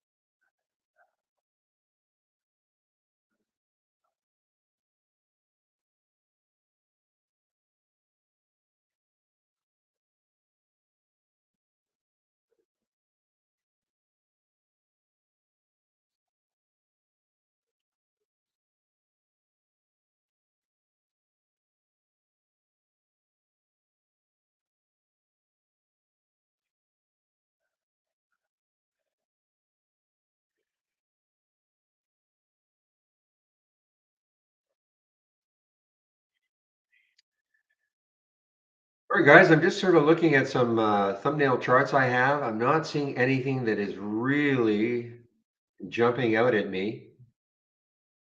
I know Shady mentioned fusion earlier. I think he meant though if it took a 460 or something, yeah, it's not doing it.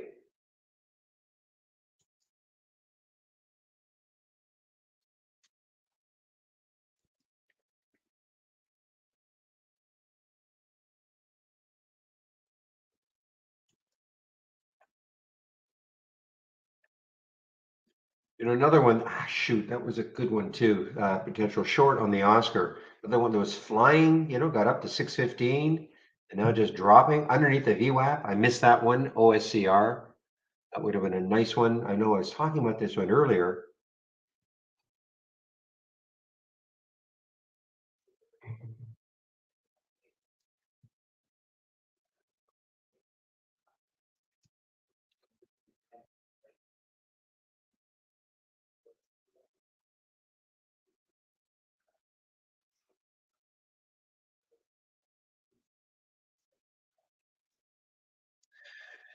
All right, so RBOT, I mean, it's through the 200-day moving average at 350, 346. It's sitting right at that 200-day moving average.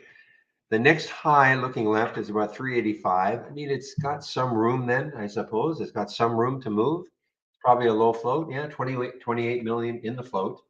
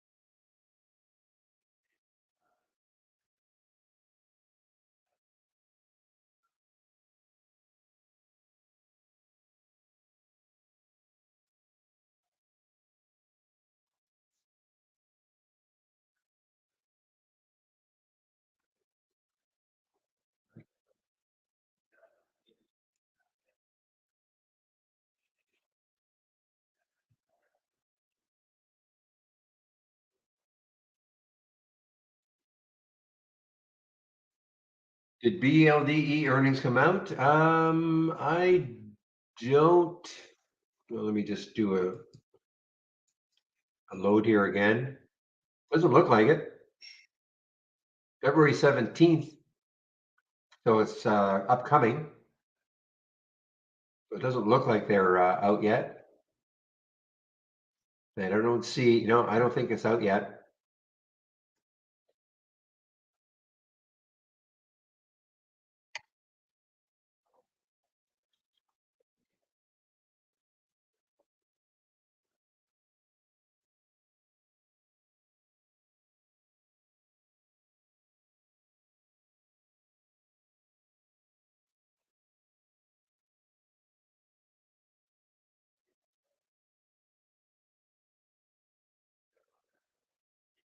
This is an earnings play, Peabody, BTU, but again, look how choppy, guys. Just tell you, I mean, how choppy these things are today.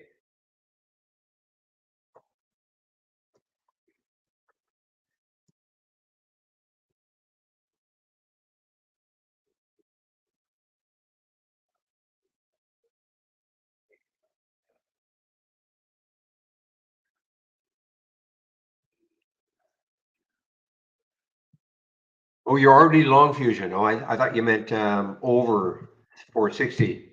Okay, misunderstood what you meant there. All right.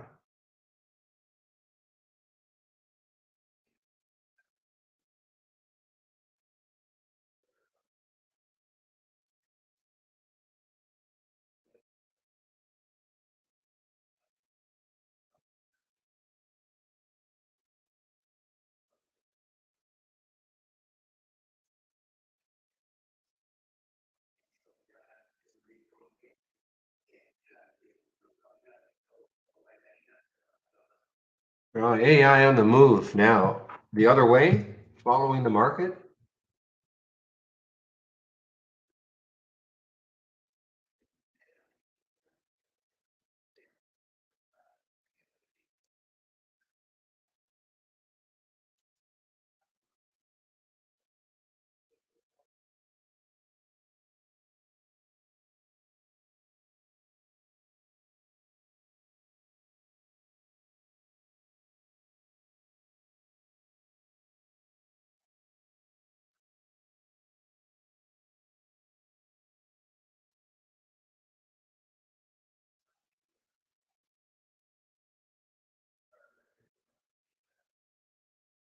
Oh, it already, Chad, it already was announced.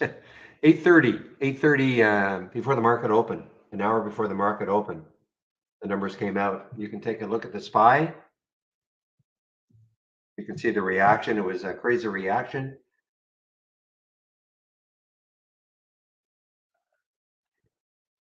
So you can see right there, 8:30.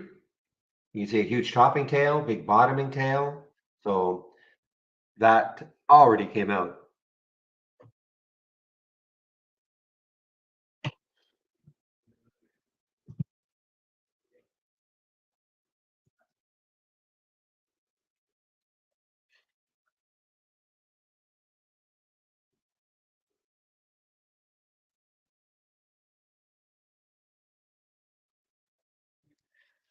I don't want to chase this down, but boy, this OSCR looks like interesting little short. 557 would be maybe some support.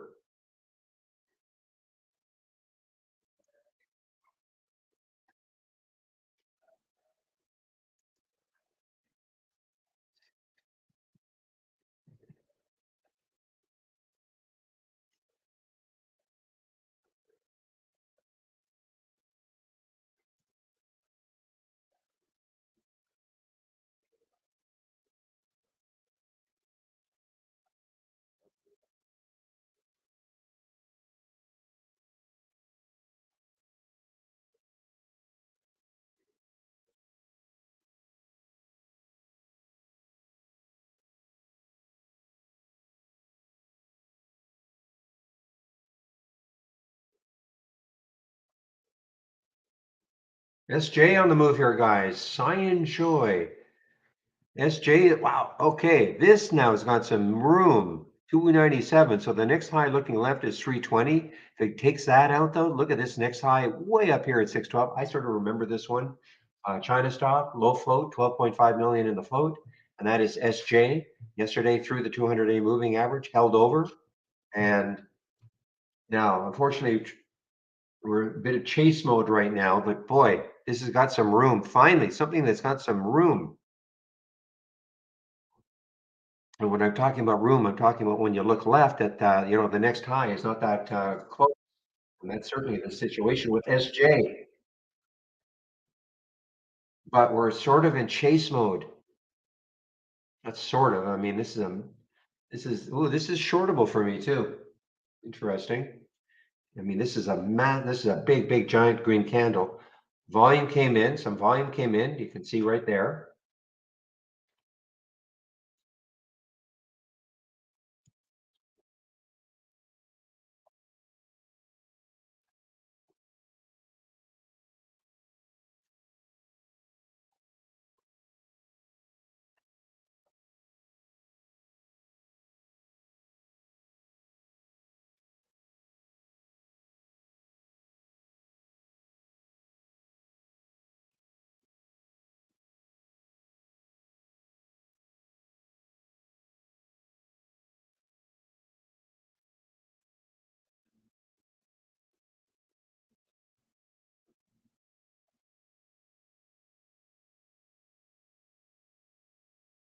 Yeah, man, I mean, I can't chase it, but looks like it's just going to keep ripping here. SJ, again, the next high, 320, so it's right at that high. That's back in, looks like that's back in August of last year.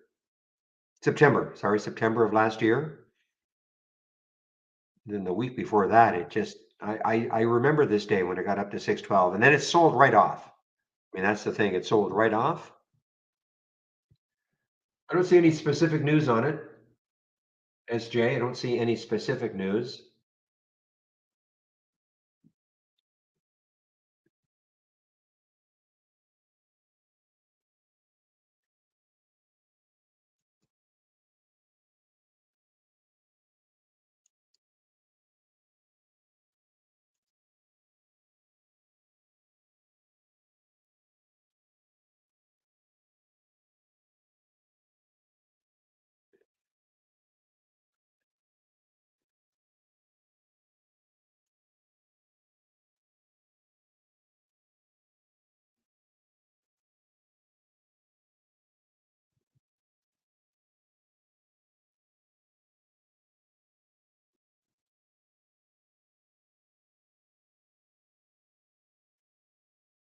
Or look at AI now. I mean, it's we talk about a whippy stock today, following the market basically though. I mean, look how whippy this is.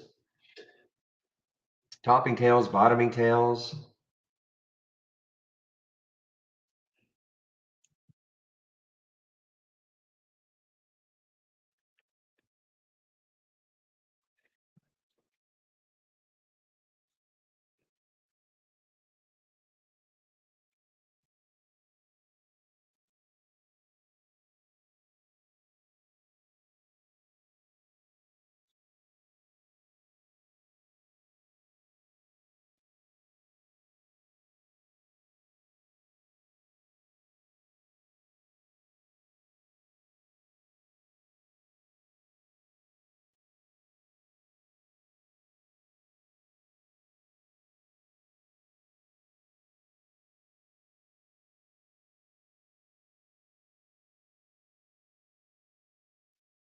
All right, Mara holding around the VWAP 626, but another. I mean, it's hard to trade these guys, in my opinion, anyway. Topping tail, bottoming tail, very, very difficult.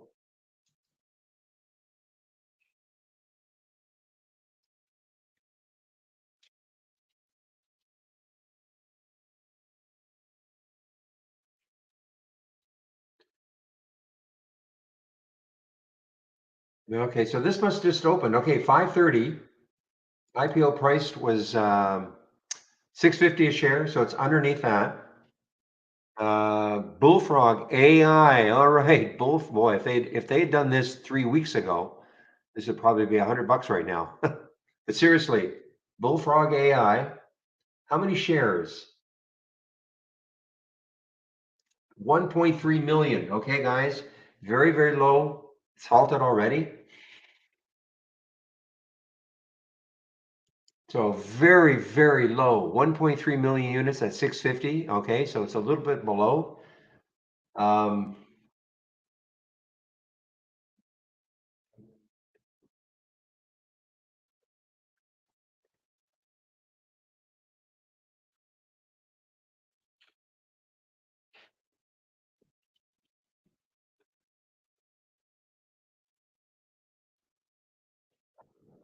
just one moment, please.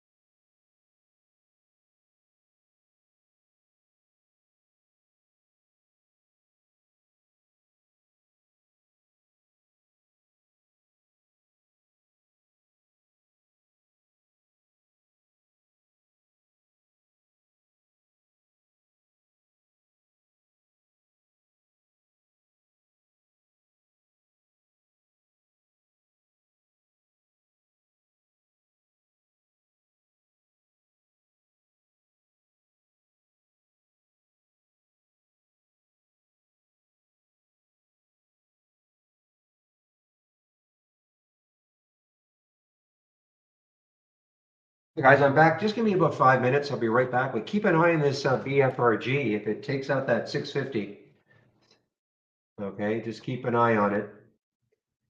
Meanwhile, boy, I missed the boat on this one. I'm just off my game today, guys. Geo showed up at on the 10-day daily breakdown. It's an earnings play at 1070, and look at it now, 989.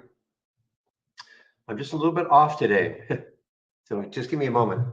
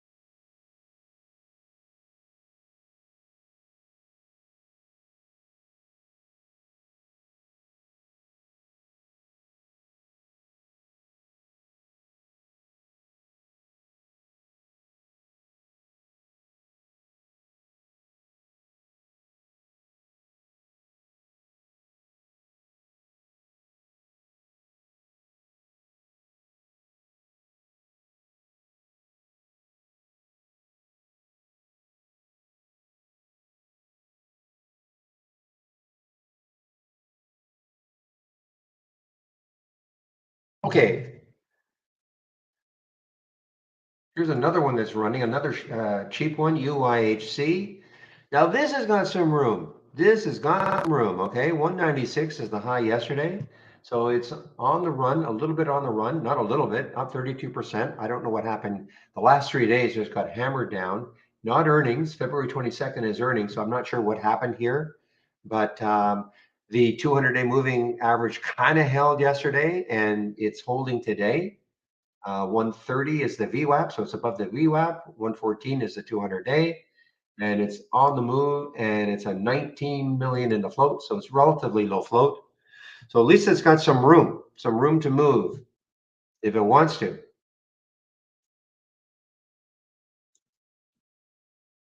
Another one looking weaker to me is this OM. It did have a bit of a rally. Okay, quite a bit of a rally actually, but this looks kind of weak to me now. This is an earnings play, but hammered down after hours on earnings. Market tried to have a bit of a lift, or it tried to have a bit of a lift at 15-minute candle, but it's given it up underneath the VWAP, quite a bit underneath the VWAP.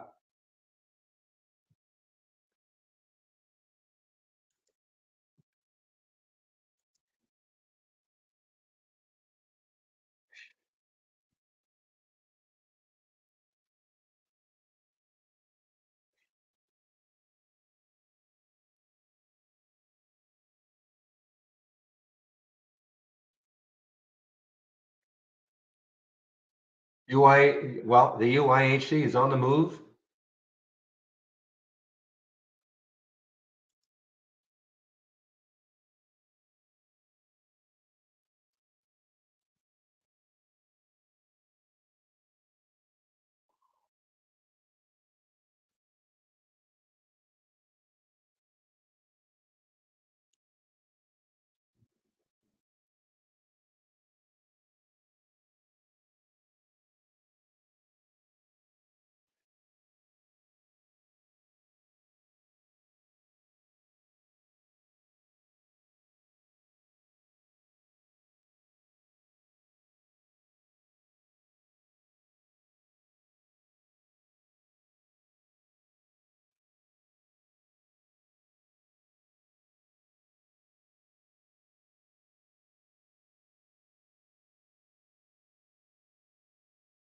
Ugly. Wow, that's ugly.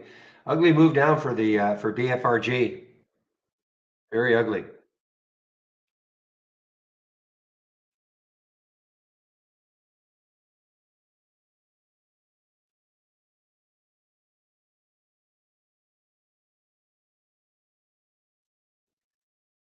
Well, this is what I'm going to do. I'm going to stick an alert at the high of the day and see if it takes it out later on. 584 looks like the high of the day. That is for BFRG.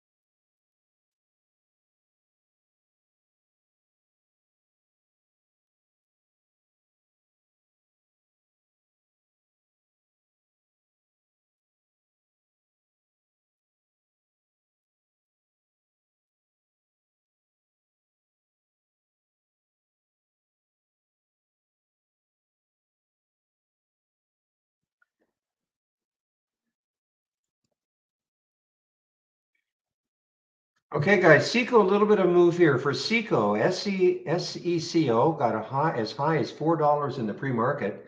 So this has maybe a shot.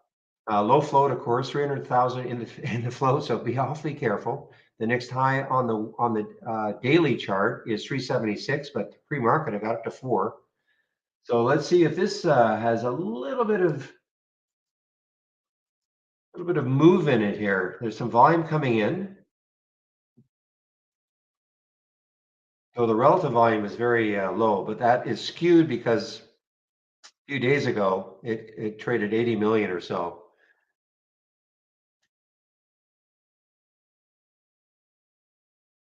And it's a tough spread again. A $3 stock, 332, 339. Not a great spread.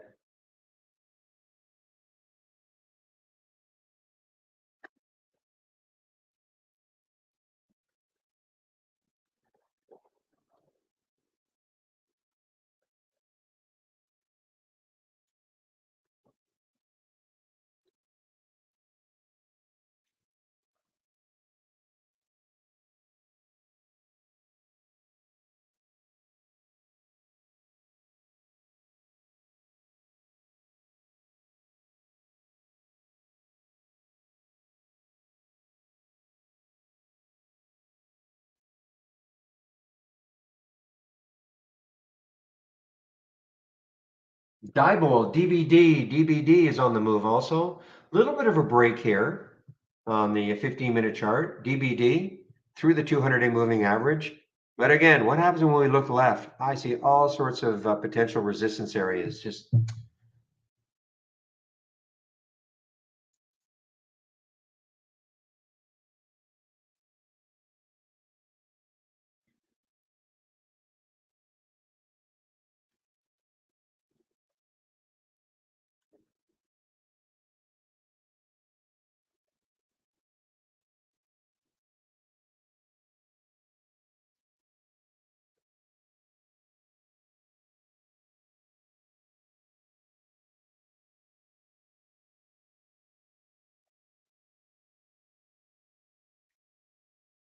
So actually, I'm kind of holding out for the afternoon. I think maybe in the afternoon, some of these ones that were really active in the pre-market, and once the market opened, then kind of settle down, they can really get rolling again in the afternoon. So that's what I'm kind of waiting on now.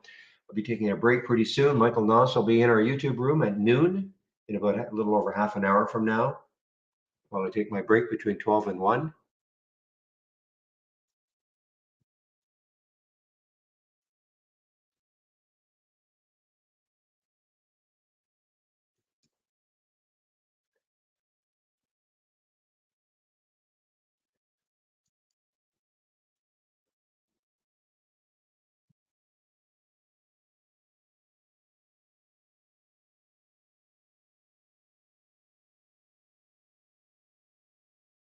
Okay, guys. Well, AI moving with the market. AI is moving with the market.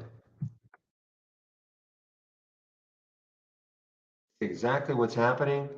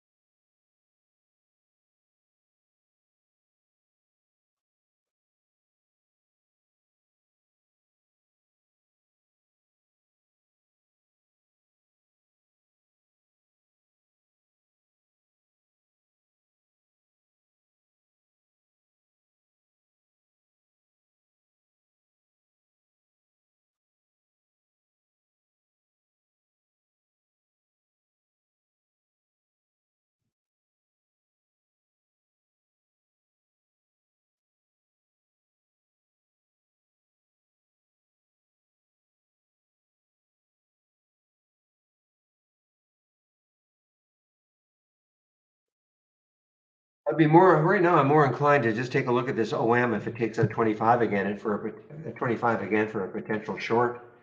I mean, but we're really not. I mean, this market is very choppy right now. We're getting green candles, red candles, green candles, red candles. So pretty choppy. Look at the AI again. So the AI, I'm just gonna have to forget about it. Unless the market went on a nice, 45-hour trend up. But I mean, look at these topping tails now for the AI, or AI, not the AI, but AI.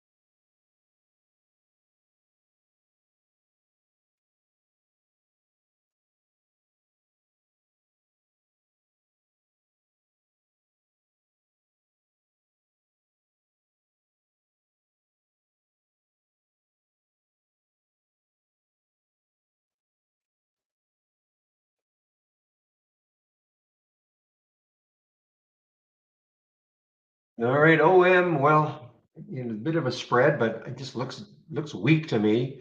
Maybe we're going to start following the market a lot more.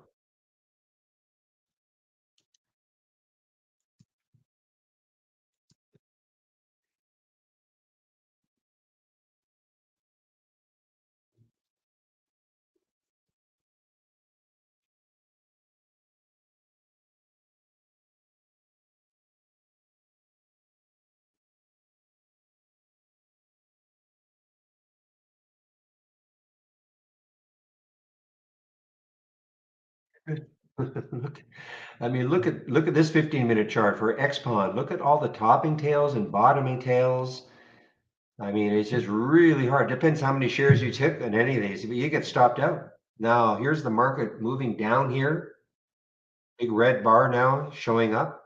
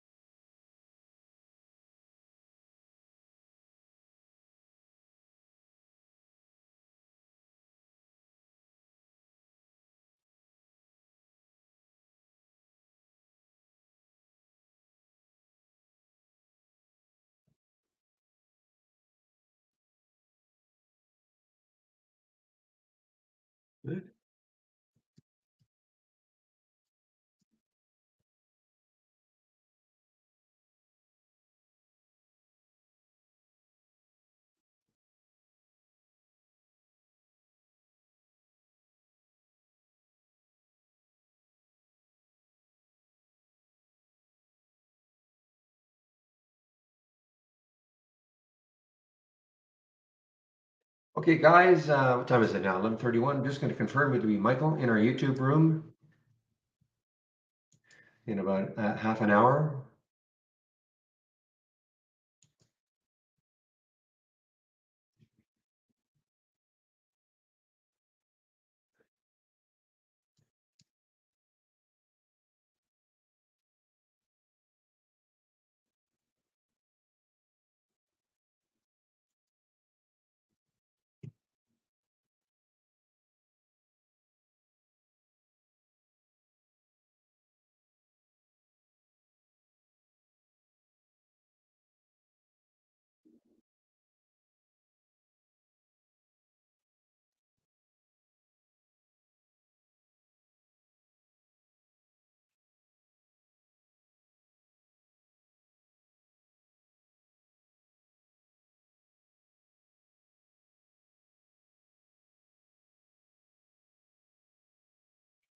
All right, OM making a little move down, but the spread is just atrocious.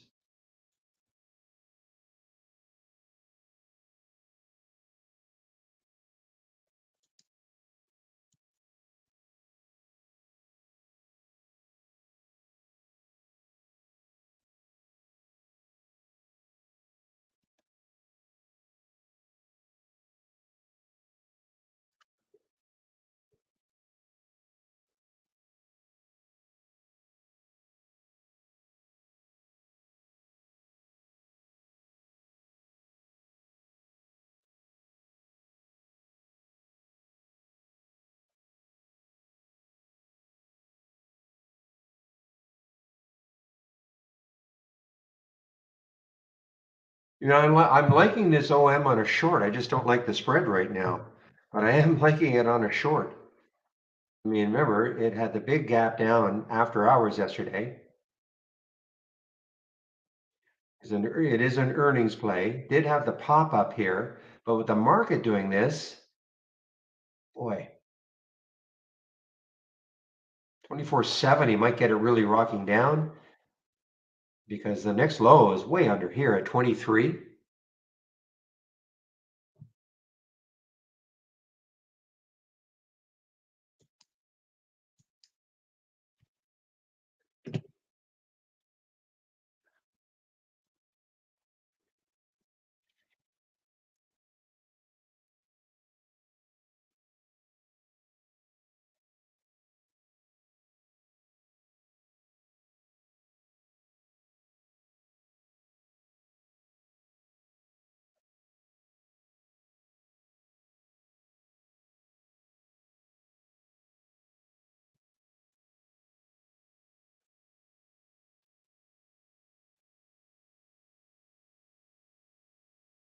All right, yeah, excuse me, the BWV.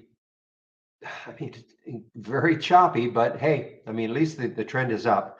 It's over the VWAP. And looking left on the weekly chart, 181 looks like the next high looking left.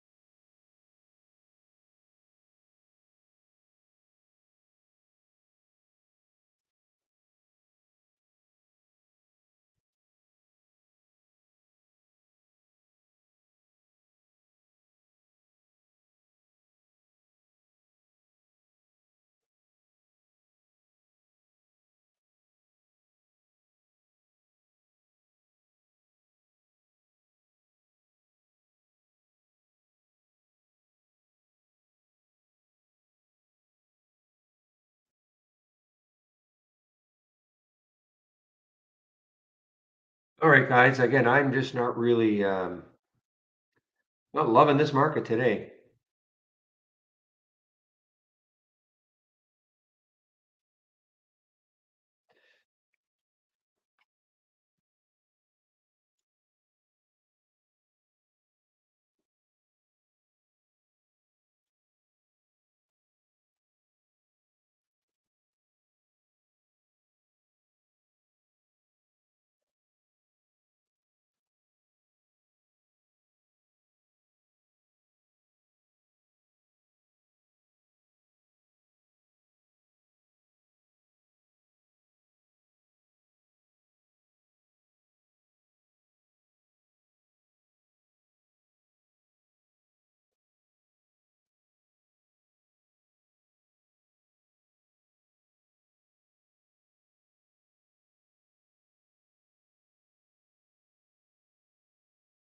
Oh, sorry, guys. I think I just okay. Sorry about that. Give me a moment here, guys. I'm in the main room.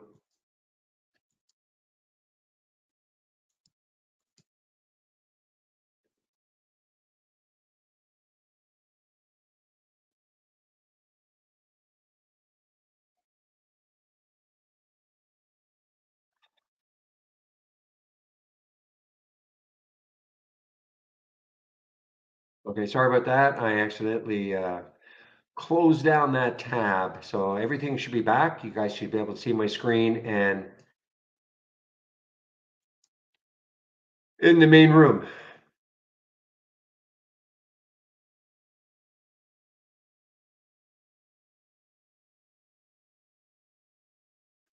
Yeah, I'm just my biggest thing right now is really resisting forcing something, forcing a trade.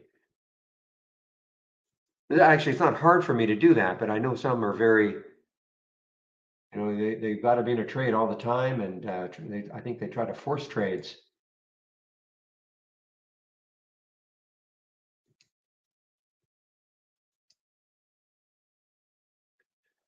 So when you say a tutorial as to what goes on, by the way, Vito Maker, welcome to the room. Are you a Trader Day subscriber? Number one.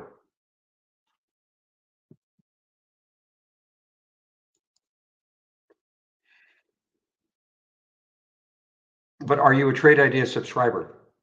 I know you can be a trader, but are you a do you have this program? You're in a Trade Ideas trading room, so this is the program that we use to find trades or ideas, shall I say, more ideas.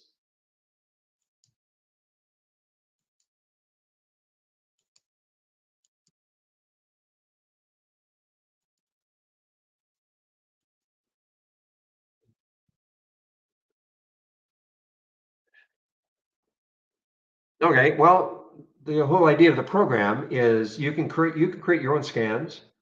We have a lot of built-in scans, and I'm sharing. Oh, I haven't even done this. On my homepage is a lot of information. A lot of it is free. You can take a look at the program itself. Forgot to do all this at usually do it around 10:30. Give me a moment.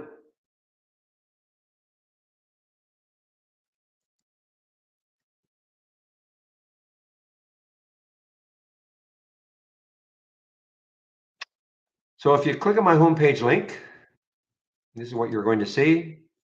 Oops. So here at the top is a way in which you can take out a subscription. I just want to cover this quickly, and then I'll show you my scans. So we have a promo on right now, VDay 25. Don't use VDay 20. I can get you better. VDay 25. We have an annual and a monthly for premium and standard. Annual premium is 2,000. Annual standard is 1,000, less the 25% in each case. The big difference is our AI, which is not performing that well today. Okay, earlier, I guess, on the Palantir long, but other than that, pretty, yeah, it's really like the market, kind of chopping around. You don't have to have a monthly or an annual subscription. You want to go monthly, that's fine. 118, 228, less than 25% for the first month only. And if you did take out a monthly subscription and within 30 days you decided you want an annual, we will honor the 25% discount.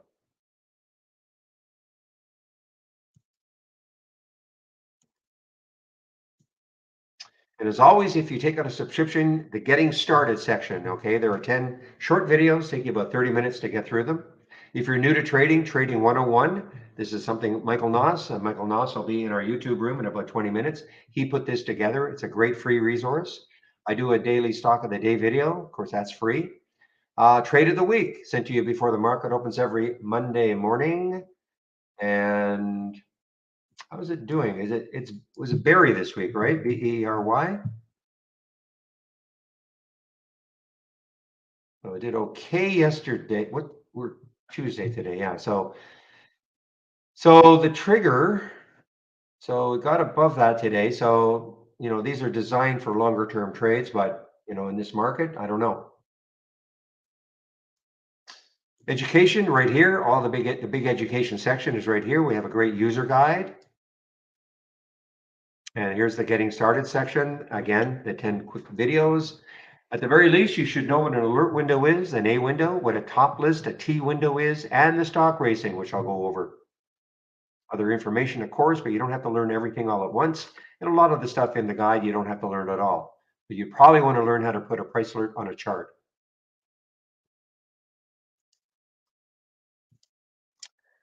And as I said, Michael Noss will be in our YouTube room. I take a break between 12 and 1, and one of the other traders takes over in our YouTube room.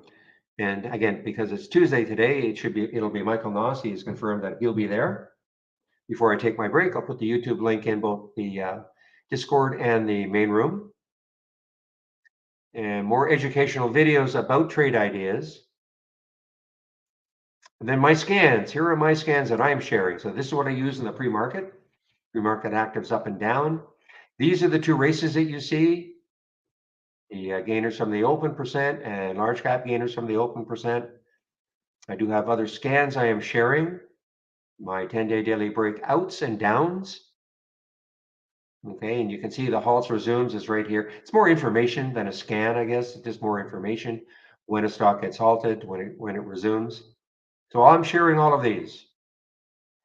So again, if you do want to take out a subscription, if a person is listening to this wants to take out a subscription, I would appreciate it if you use my homepage link, save my homepage, and then you can use that promo code. That promo code right there, VDAY25, get 25% off. And of course, if you save my link, you can also take a look at my scans and that education section anytime you want.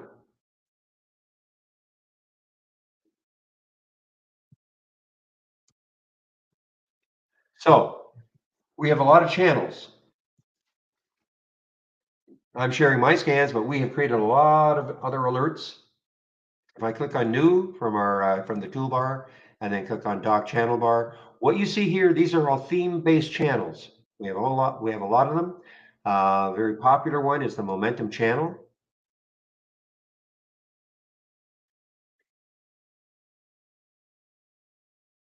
So for instance, this is an alert window. And this is a momentum channel or a momentum scan that we put together. This is actually the one that I have that I'm sharing in my homepage.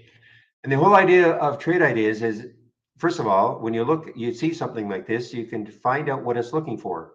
So if I right click, configure, and then summary, this tells me what the scan is looking for.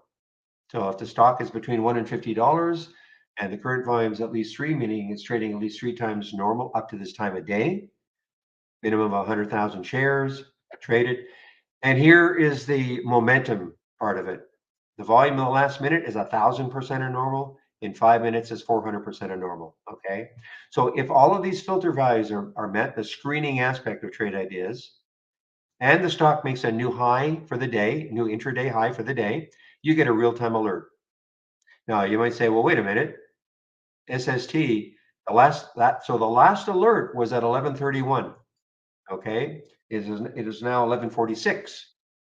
So since then, there has not been any other stock, SST at 555. You can probably see if I take a look at the chart, you see what it did. See, but it's pulled right back down, right back again. But these are all real-time alerts, okay?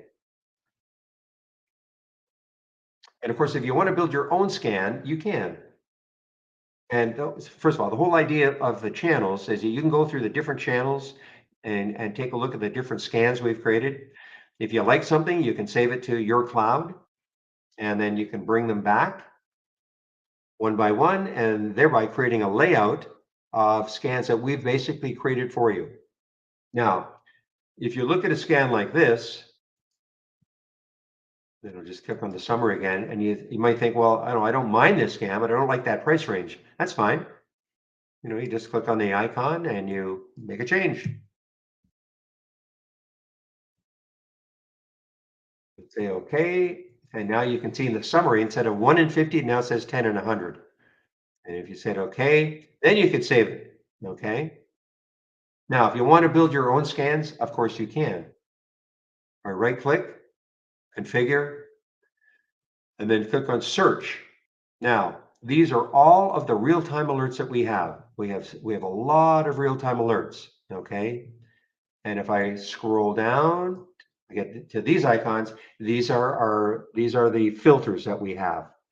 So don't get hung up on how many filters excuse me, how many um, real-time alerts and filters that we have.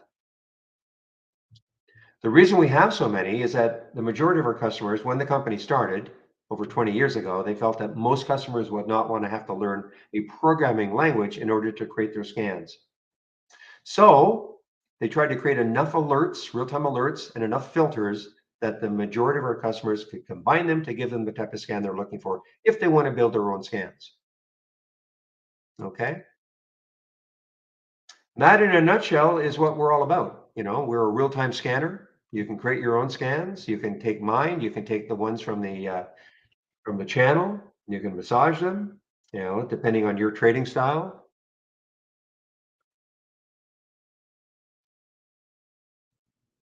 We have a simulator here, a real-time simulator.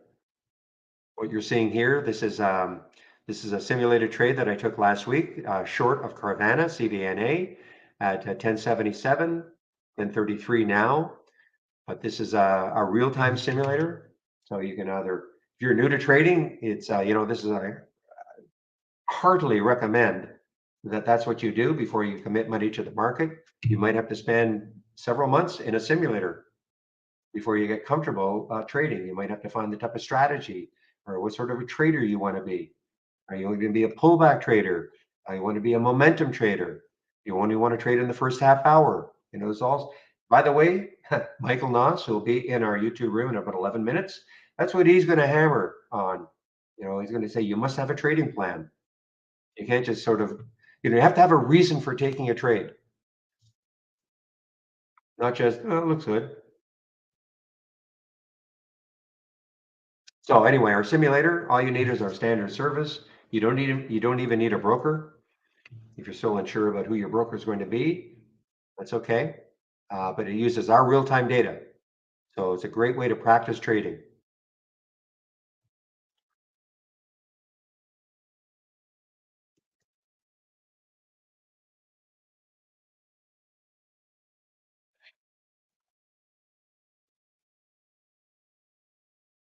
And the racing concept is kind of an interesting concept. What happens is if I right click and open this top list window, all races start off from what we call a top list. And so what this top list is looking for, any stocks between $1 and $50 with a minimum of 200,000 shares that are traded and up at least 2% from yesterday's close. Okay, so that's how the stocks make this list.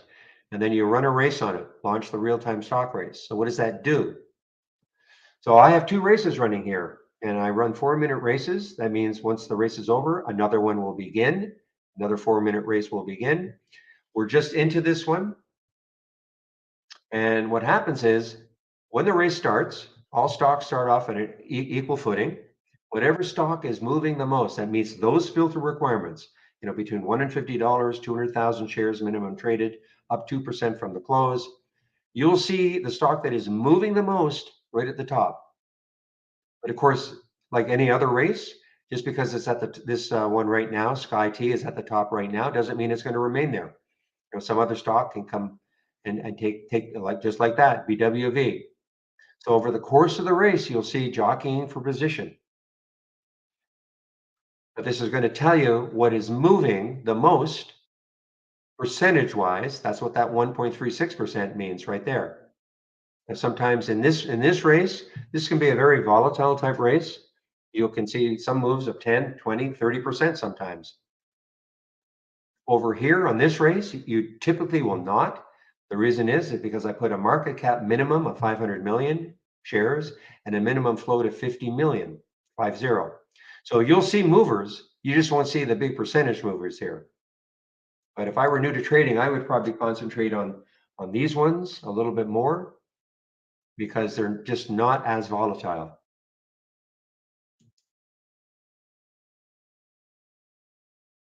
Yeah, so we have some option filters.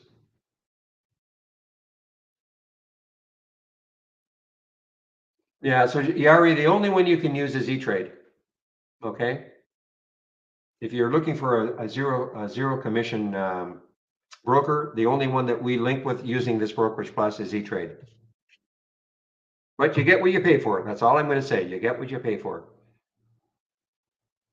So we do have some option filters, but whether they help you trade options, that'll be up to you. But here they are. So we have some obvious ones. The put call ratio. We have the option volume. The option volume here is the average number of contracts over the last 10 days. Okay, both puts and calls. The option volume today is the option volume today. Combination of puts and calls. Here's the put call and the put volume and the call volume. This is kind of the key one. The option volume today percent. That's kind of the key one.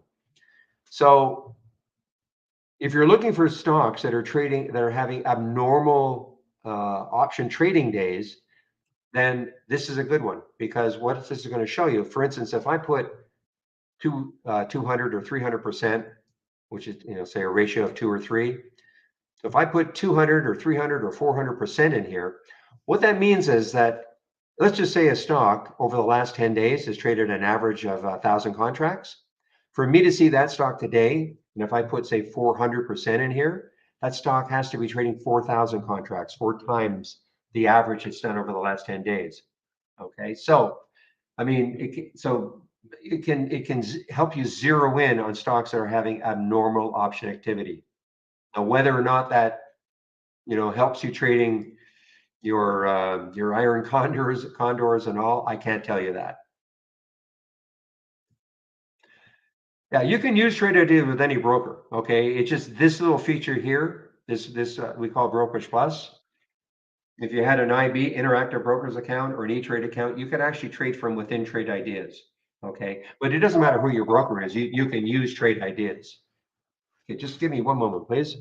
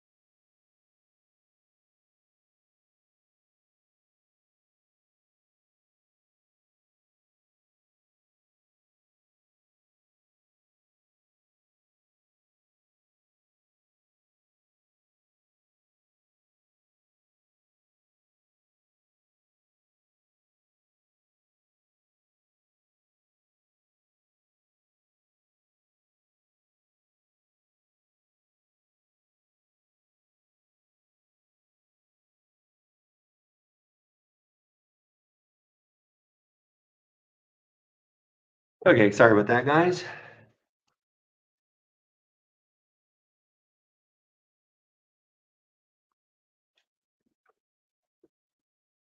Is it as good as I can't talk to about E-Trade. I mean, there are people who have E-Trade. I do know this. I mean, I like IB. I've had IB not all my life, but since it's almost 8 years now, I like IB. But I've never had E-Trade, so I cannot really comment on it. When you say, is it as good as? I think if you're into shorting, probably Interactive Brokers has more access to shorts than E-Trade. But in terms of execution and all that, I really haven't got a clue. I've had zero issues with IB over my 7 or 8 years with them, but that's not to say that there's nothing. There's probably nothing wrong with E-Trade, but see, I don't care about zero commissions. So that's just not. It's not. I don't really. I mean, yeah, half a cent a share for IB, but you know what? Maybe you get a better fill. I don't know.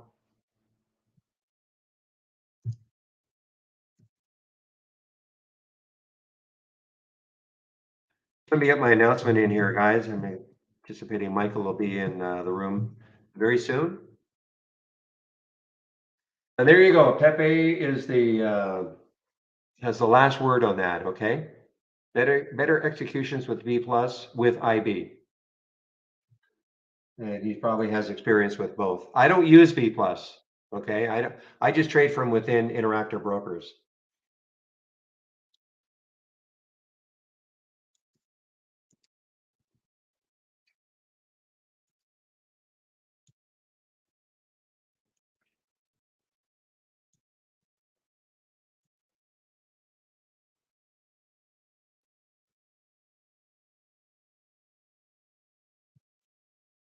Iron condors. Oh, that's a pretty popular option strategy.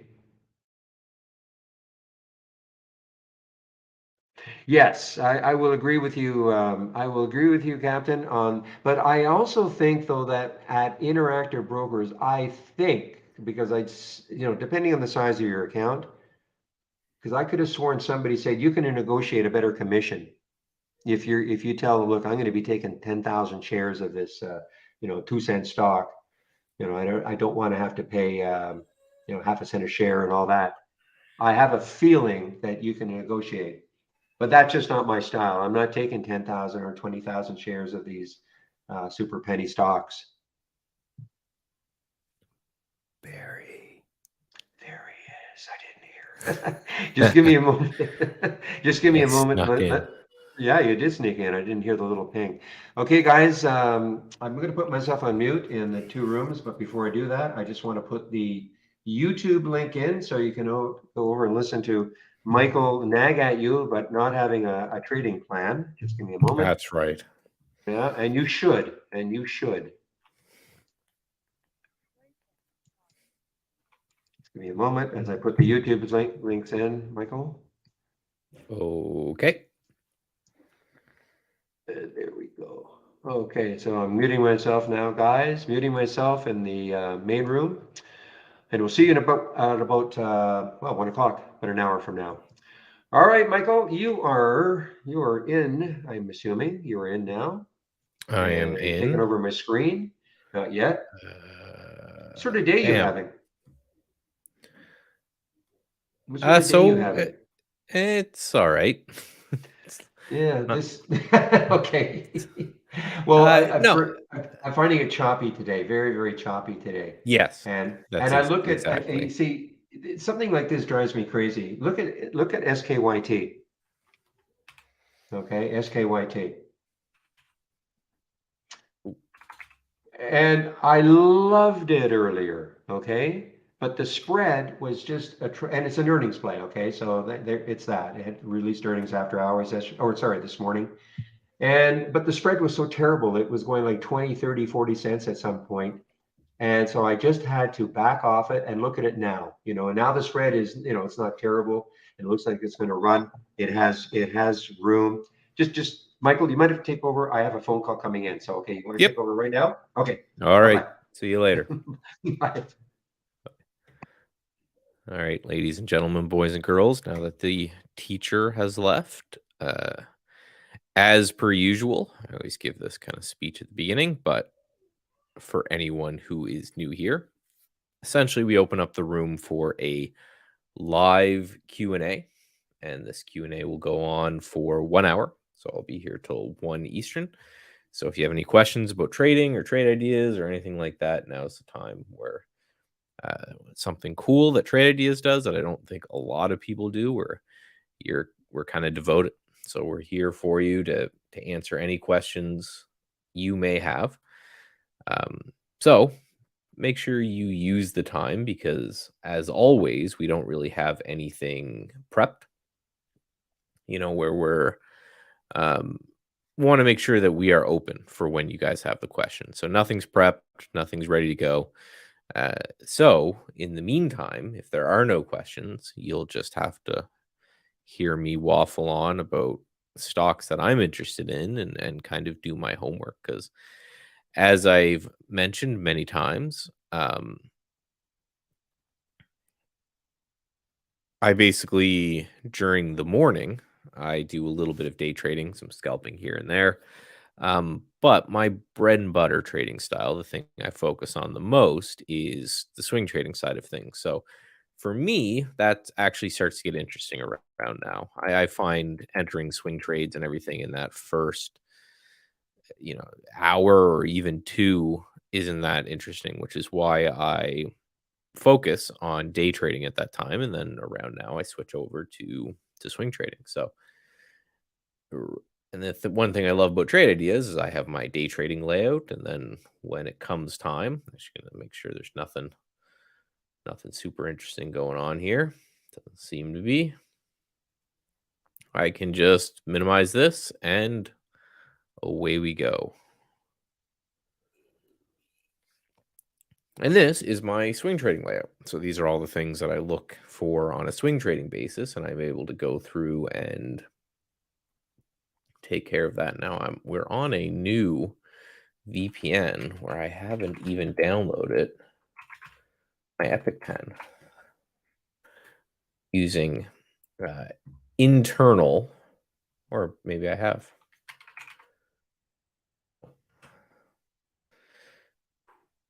Free.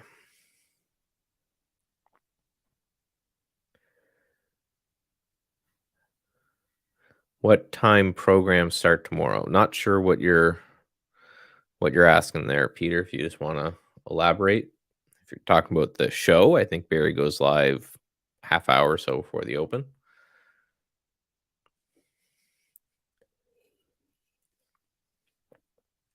If you're talking about trade ideas, we're always live.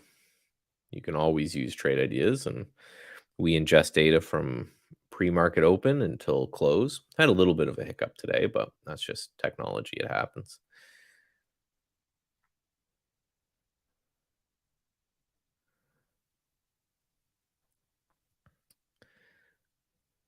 Doing this on parallels as opposed to a virtual machine because we finally, just some internal baseball, got it so that I can do all my cool stuff via parallels. So I'm going to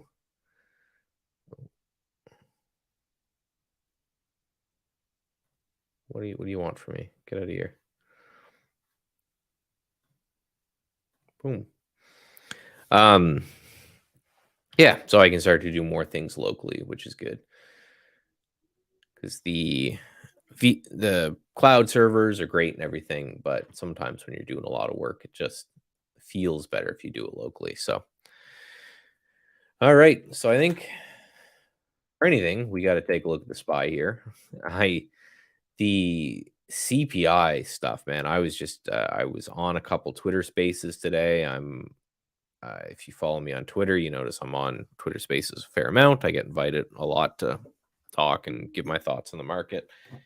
And everybody just from last night when I was on a couple to today, uh, the just CPI, CPI, CPI, CPI. This is going to be everything, and you know, other than leading to a very choppy day in the markets and very choppy day trading, right? So far, we're down less than 1%, so it's not really anything that you would notice. Now, this is why I'm a technical analyst instead of a fundamental analyst.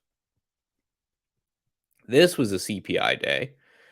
I didn't even need to know it was CPI, right? If I told you this was a non-CPI day, it doesn't change the significance of this price action of a big gap down to new lows and then massive rally up. A lot of volume went through on this candle.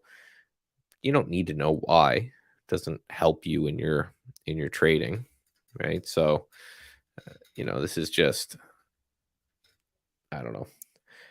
It's always going to be something. And now that CPI is over, everyone's going to be concerned about the next FOMC. And then after that, it will be a job report or something. I don't know. Um, it's just, let's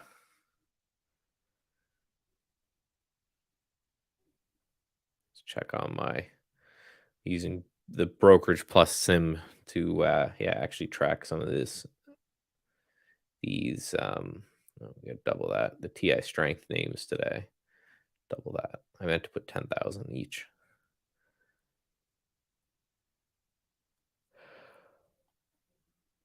make sure I'm tracking those.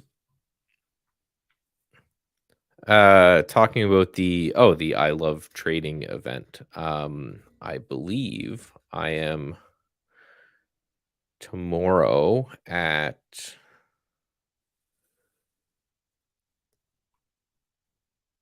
I'm just looking here at my emails.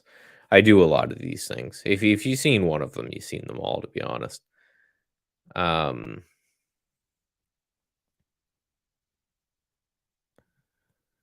geez, they use Skype. What is this? 2001? I believe it's tomorrow at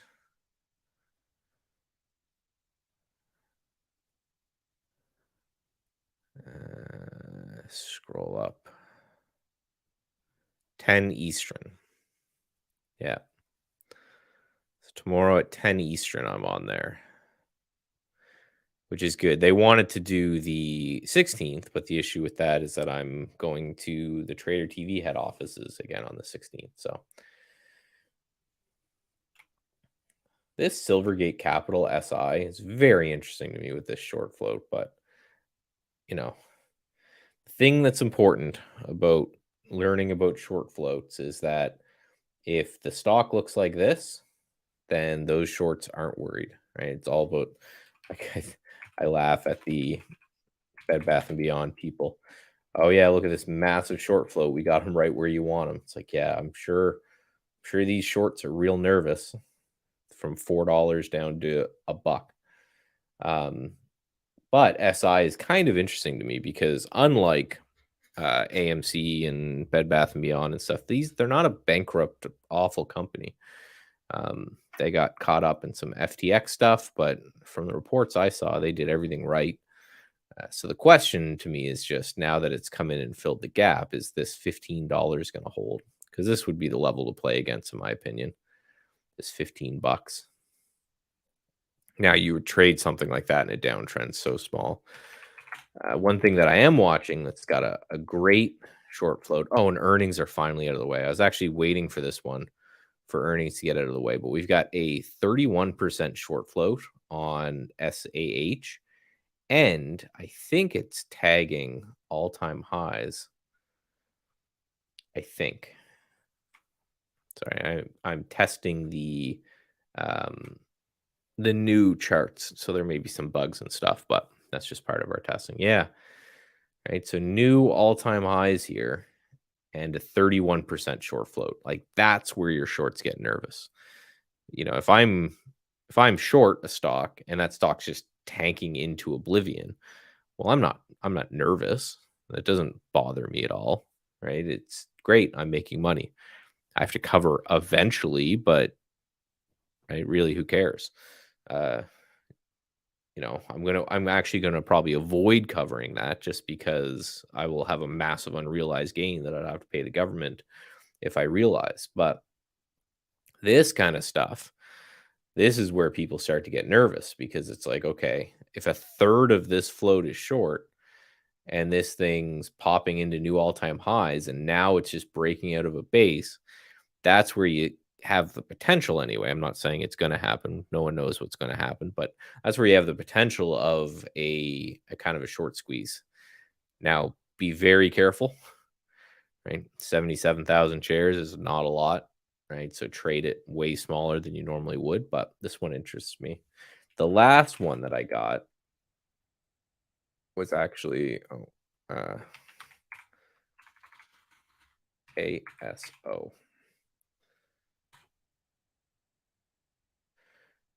ASO, when it came out of this base right here, right, that triangle, I had bought some right here and got a nice rip for 3 or 4 days. So, you know, again, because the same kind of thing, right? If I'm short AMC, GME, Bed Bath& and Beyond, any of these highly shorted meme stocks, Carvana, um, I'm loving life because that thing's just tanking. So I'm making a bunch of money. But anyone who's short this thing, it's up 31% this year. Is that from this? Not this year. Let's actually do that. So it starts probably better just to start it at the beginning of 2022, October, February. July. So if you didn't know these, oh, I don't know if you can do it on these charts. Let's go back to the old charts for now. We're still building out a lot in the new chart, so you'll see people test them internally. But it's just because we want to try to work out as many bugs as we can. Yeah. So ASO. So this is from.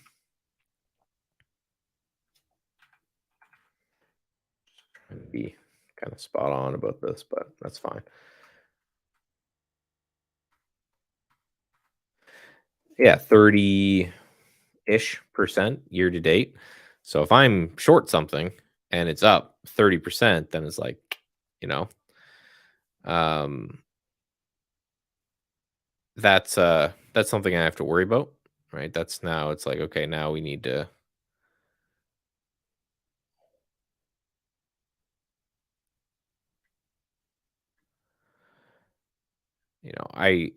I'm starting to worry about the short squeeze. And for those I guess who don't know, a short squeeze is essentially um bunch of people are short of stock. The stock moves higher. The people who are losing money then have to cover, and that covering is buyer buying pressure that makes stocks move higher and makes other people have to cover, and so on and so forth. So you can get these on something as kind of basic as a outdoor sports store. You can get these pretty good pops, right? So this was from I don't know, I think it was like 55 or so was my entry. So, 10% in a couple days for a pretty chill stock. That's something that's something you can do. But yeah, as I look through these, I'm like, well, right, there is no fear of anybody short this bankrupt company that's tanking, right? So when you're looking for short squeezes, you basically just want to look for that and not that. So this SAH, again, really low volume. So I just want to reiterate, be very careful. But yeah, we've got someone's pointing out the days to cover. Do I have this one here? And I can explain that as well,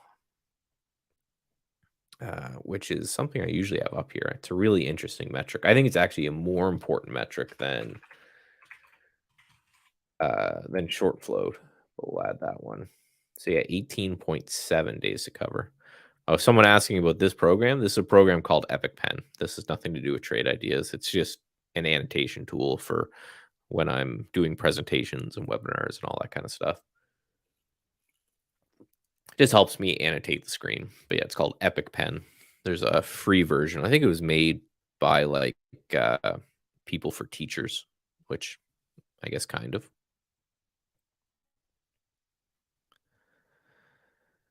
I'm a teacher, I guess. I'm teaching you guys. But yeah, so days to cover is a way that you take, and the math is a bit complicated. So I'll just talk about it. So, for example, the float here is 15 million shares, and a third of that float is short.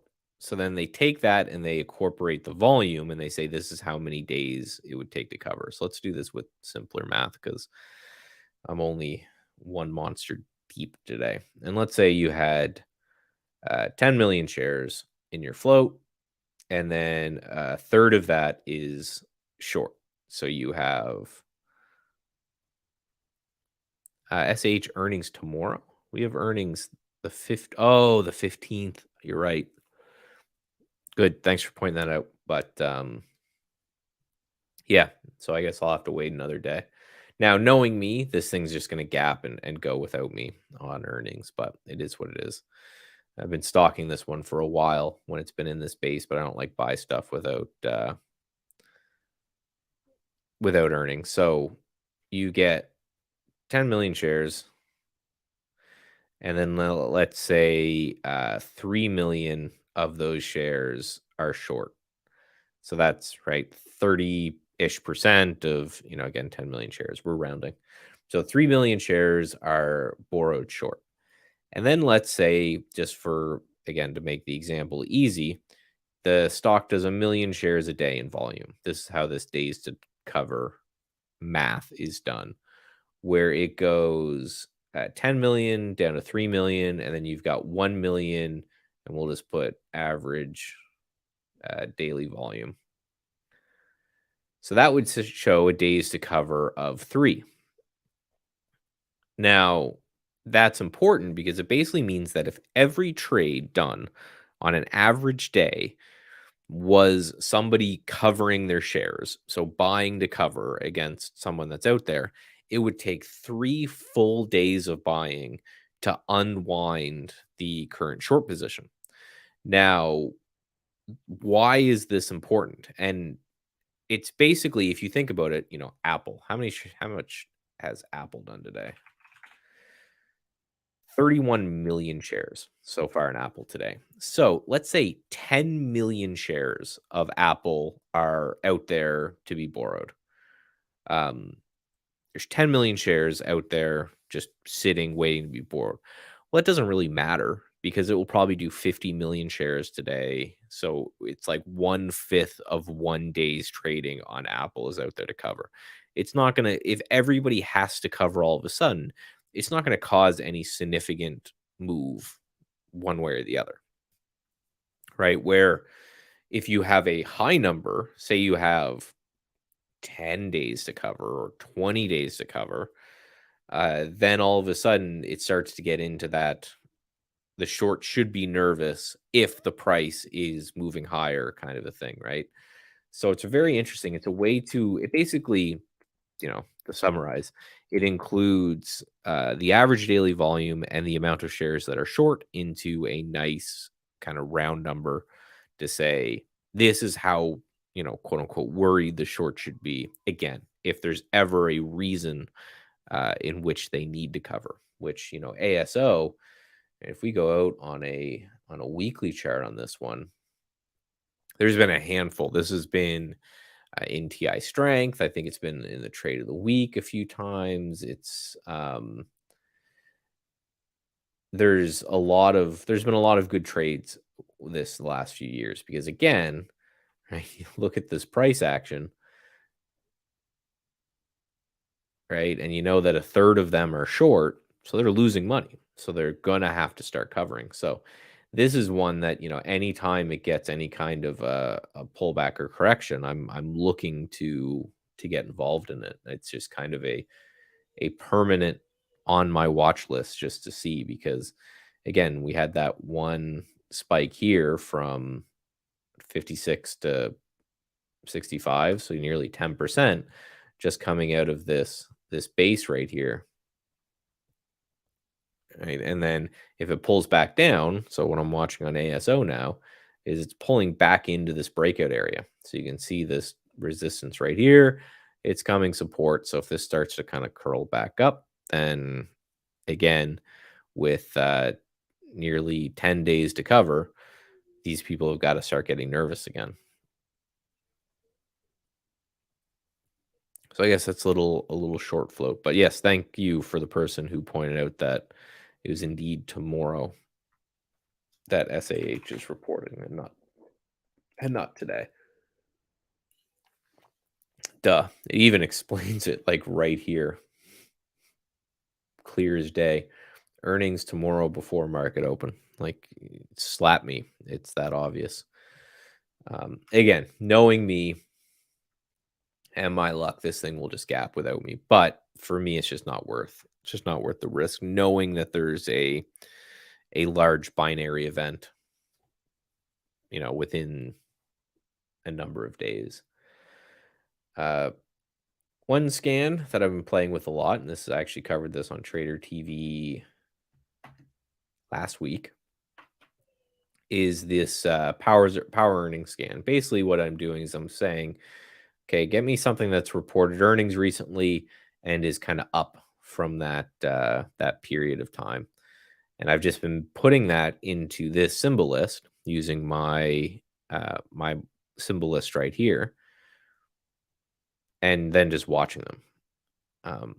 Oh, thanks for the explanation. No problem. That's what I'm here for another 40 minutes, shooting the shit about trading. So what I've been doing is once a night, been going through this list, and anything that's looking interesting, like a might need to go back to the other charts. These ones are lagging a bit. But KLEC kind of, but more like Apple,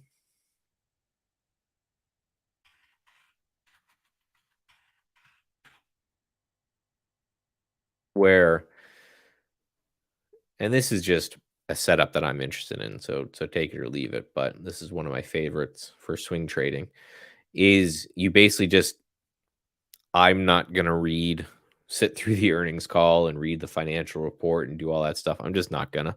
It's just not something that interests me. Um, but what I can do is I can kind of let the nerds do that. So if it's gapped up on earnings, so this would have been the earnings date, this big candle right here. So whatever happened, they gapped it down from earnings and they just ran it. So they're able to just then I want to see it base for a while. I want to see it kind of digest that news. And then if it breaks out of this base right here, that's will be my buy and my stop will just be below this low right here. And the idea simply being that if there's a change in fundamentals, if there's, something out there that is going to make institutions start kind of piling in or piling out, then they can't do that right away, right? An institution can't go, okay, we're going to buy Apple. Let's all just pile into Apple. And because the earnings came out as X, right?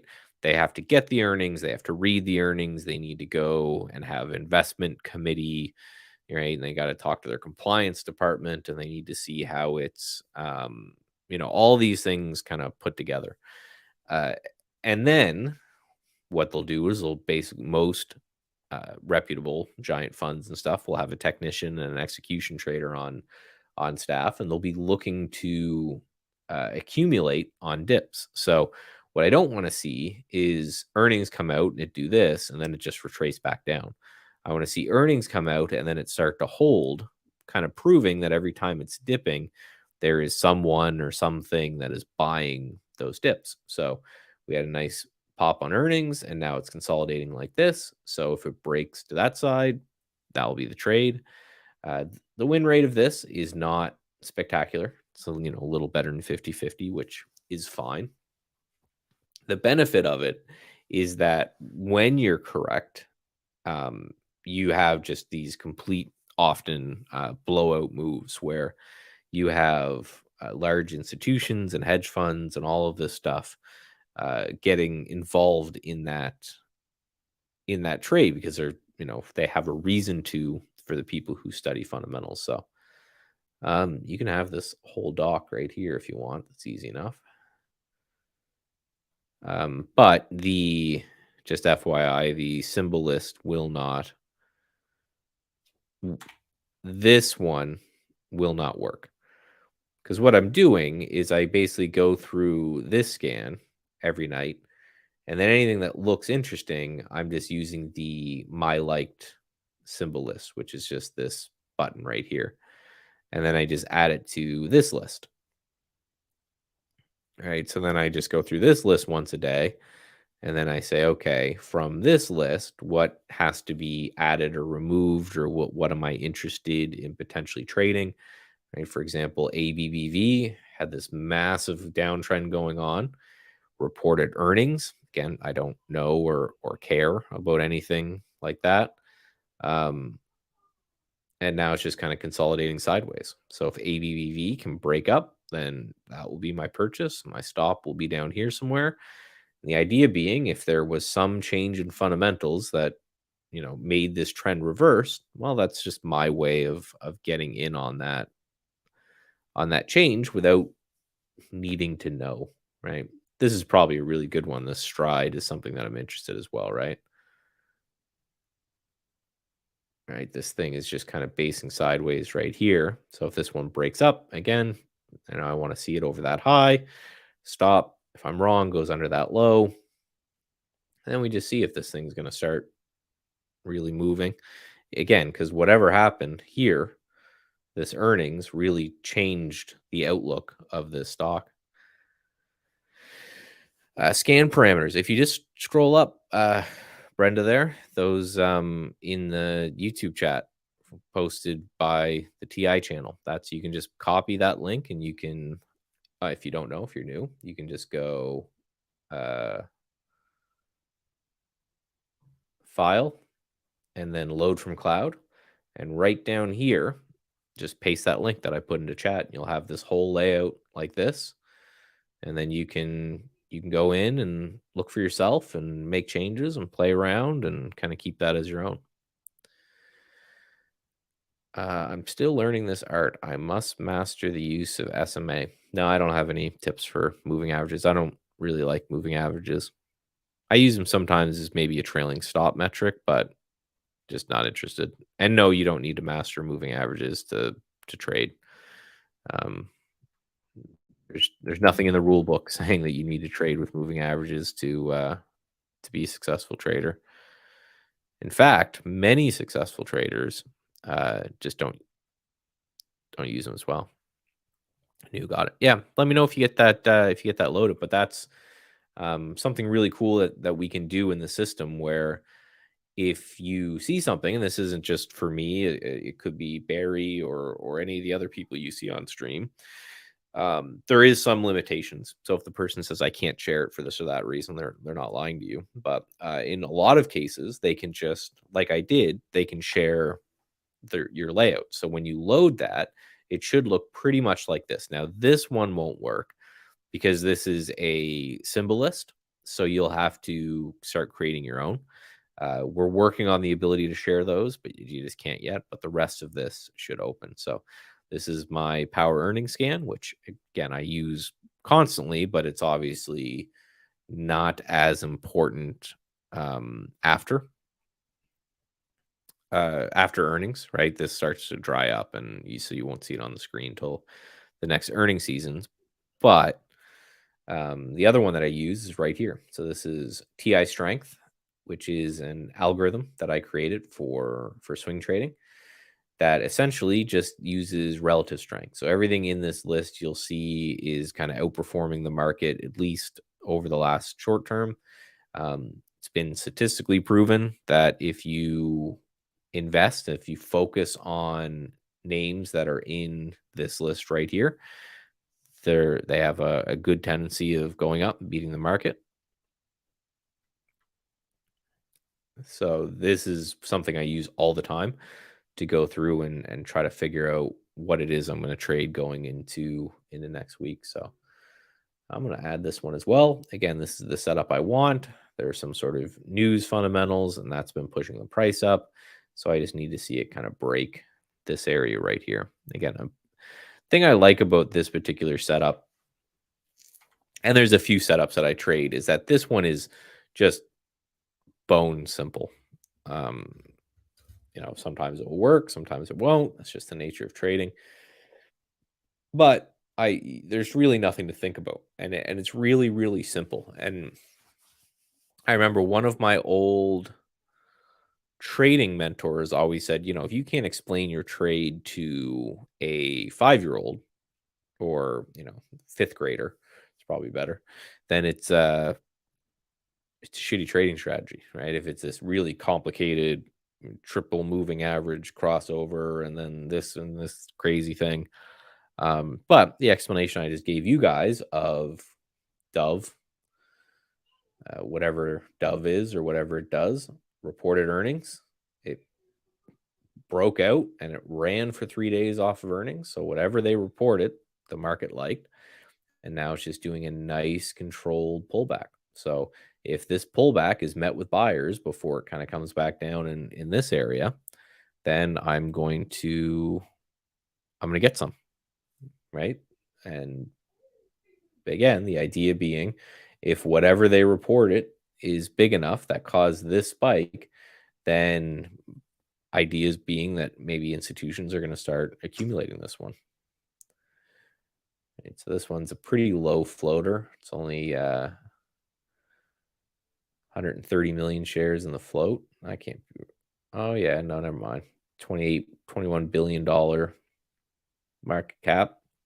So this one's actually pretty big. 21 billion is Large cap for sure. Yeah, I did. So I just go through this list every day. Again, don't know what most of these things do, but this is a low floater at 2.5 billion. Just has this same kind of thing, broke out on strong earnings, and now it's putting in this sideways base. So if it can kind of pop from there, that's great. So it would be over 22, I'd be interested, and then under this area would be my stop loss. And again, it's just a very, very, very um, simple idea. And what I have found for my trading anyway is that the simple ideas are generally the ones that you want to pay attention to. The more complex someone's trading plan is, the less I find that it's, something that I think is interesting or is going to work.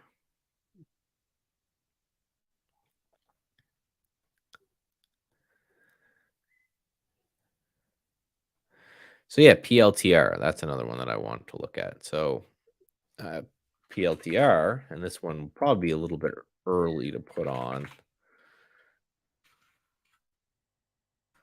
PLTR. What are you doing? Go. Right, so this reported earnings today or yesterday, but between this candle and this candle. So gapped up, right? It was pulling back a bit, had earnings, gapped up, looks like it's going to close strong. So if we can get another couple days under 9 and then it breaks out, that's your something to keep in mind on. And the beauty of this is that when I'm day trading, I'm always going for high relative volume stuff, right? So basically stuff that's in the news and stuff that people care about. So with 8 times normal volume and 131 million shares traded today, PLTR is obviously something people care about right now. So that's good for day trading. You can, scalp those names and do well on them. But then a lot of people forget about them. And as I mentioned, the large institution and hedge fund and all of this, they're not going to act on today, right? They're not going to act on PLTR today. They can't, right? They need to process, and again, investment committees and compliance and blah blah blah. So they're going to act on it in a couple days. And again, because they're large institutions that are buying a whole bunch of stock, what they're not going to do is they're not just going to chase it as it runs. They're going to be bidding as it pulls back. So again, that's why I want to see it pull back, but not really retrace too much into this area. Just for them saying, okay, yeah, we can buy it, and then let's buy it on these pullbacks uh, and accumulate it up there.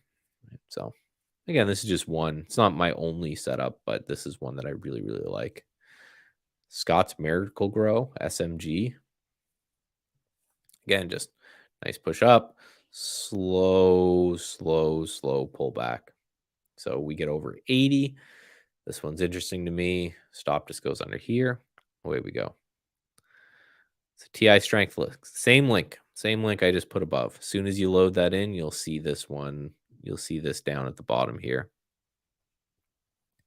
That's the beauty of it. What I linked you is everything that you're seeing here on the screen. So it'll just be right in this area.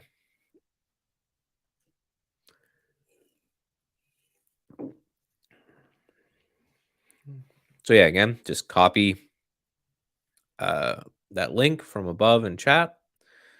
And then on your main bar here, just hit File and Load from Cloud. And then just paste that link just in this little box here in the bottom. Yeah, and so basically what I sent you is, again, it should look like this. And it is my swing trading setup. So it's one of the things that I love about the docs that we have here in Trade Ideas. Like, this is more of what I look at from a day trading point of view. Right. So these are, 1 minute charts, and it's, they got the SPY here, and this is all kind of faster moving kind of stuff. Right. But, when it comes, as soon as noon hits or noon Eastern hits, it's going to delete a bunch of these view apps.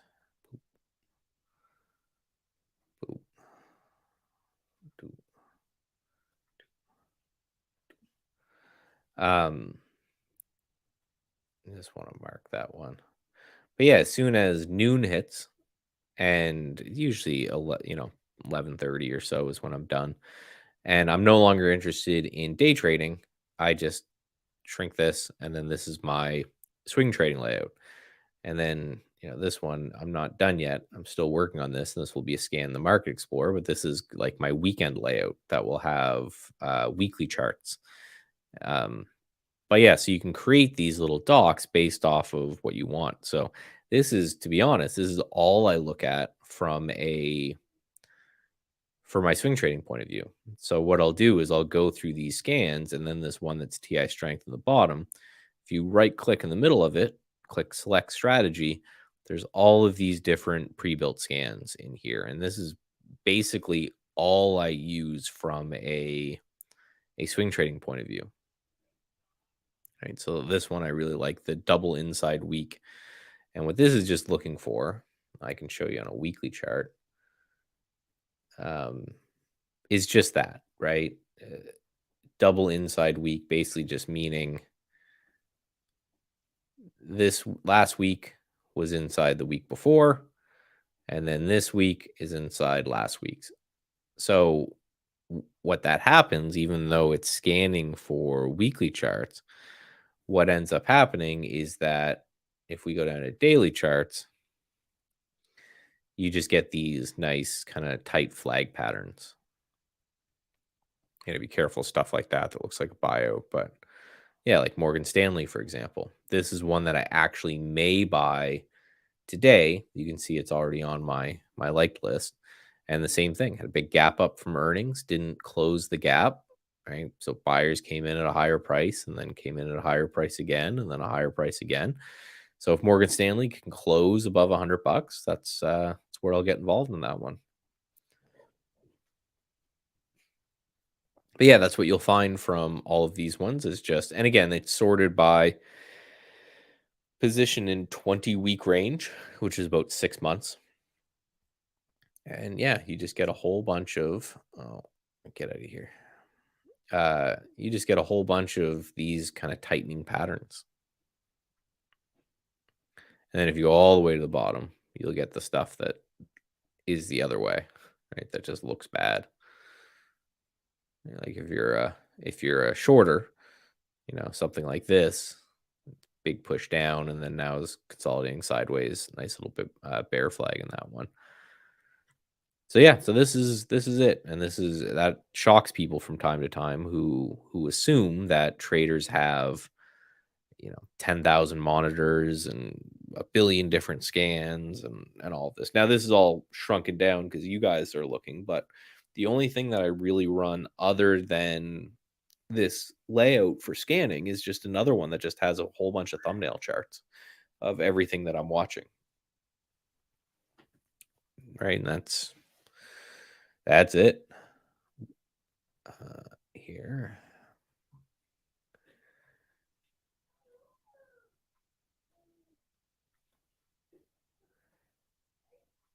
So if you are one of those people who have, hundreds and hundreds of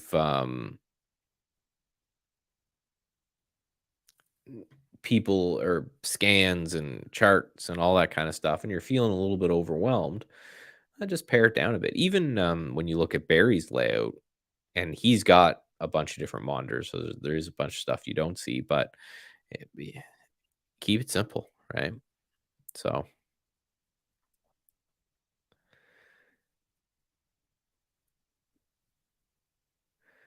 Evercore, this is another one I'll add to the list right here. Little push up after earnings, consolidating sideways, and then it's double inside week, keeping everything tight.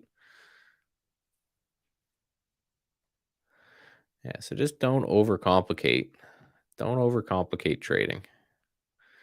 That's one thing I see a lot, right? Yeah. These TikTok, what is it? The TikTok investor, TikTok trader account on Twitter is hilarious. Um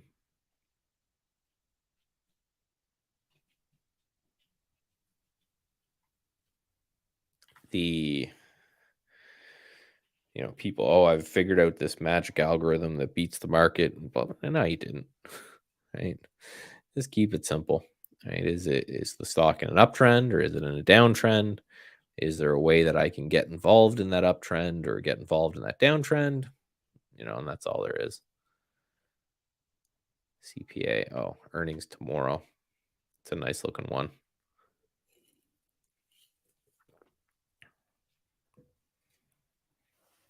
And yeah, so this is what we have for these pre-built scans now, but more are coming. I'm always playing. Let's see if we can. I don't know why. Gotta say, Windows 11, which this thing forced me to upgrade to, I am just not a fan. Oh yeah, this isn't working. Close that. But yeah, so getting to build some anchored VWAP scans. Just going along with Brian Chan's book, which I finished last week, which is a great book. So there'll be some of that coming out soon.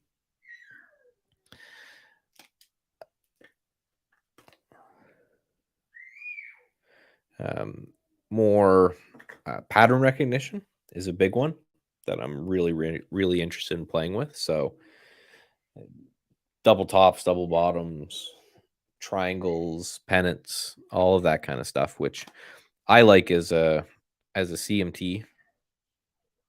Not because I think that they're crazy fancy or anything, but the fact that most of them are just looking for a bull flag or a bear flag, or just looking for stocks that are in a trend and then are resting. And for me, that's the ticket.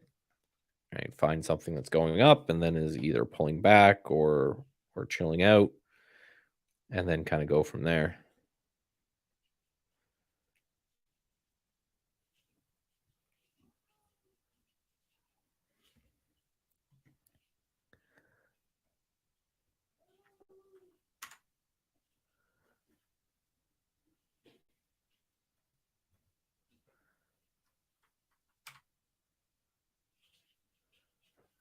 That's a good one. Okay, that's on the list too. So again, the same pattern you can kind of see over and over again. Gap up, nice strong push, sideways consolidation. Again, no magic, but if it can get above here, then I'm in, and I'm wrong right here. So that's really, if there is a holy grail to trading, it's just I know where I'm wrong and I know that quickly. And if the thing starts to trend up from there, then I'll make way more if I'm right, then I'll lose if I'm wrong, and rinse and repeat.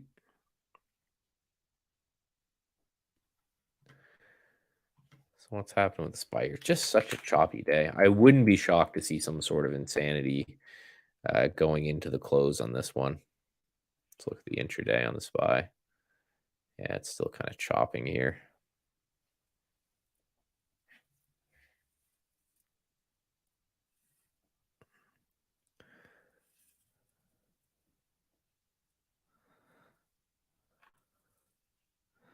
I made a joke on Twitter that I thought was a funny joke, that it's always the 17th move after CPI that's important.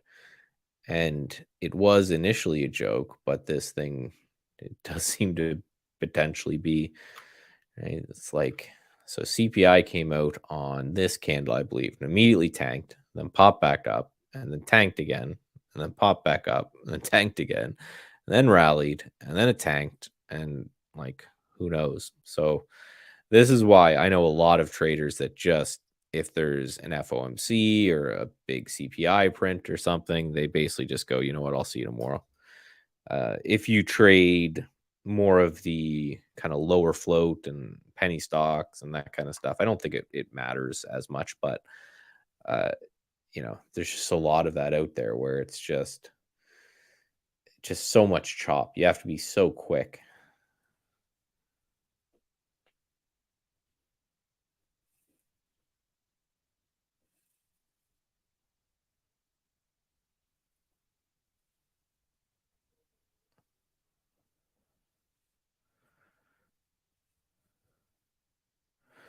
I'm just watching this one. So I have a VWAP anchored from the bottom here.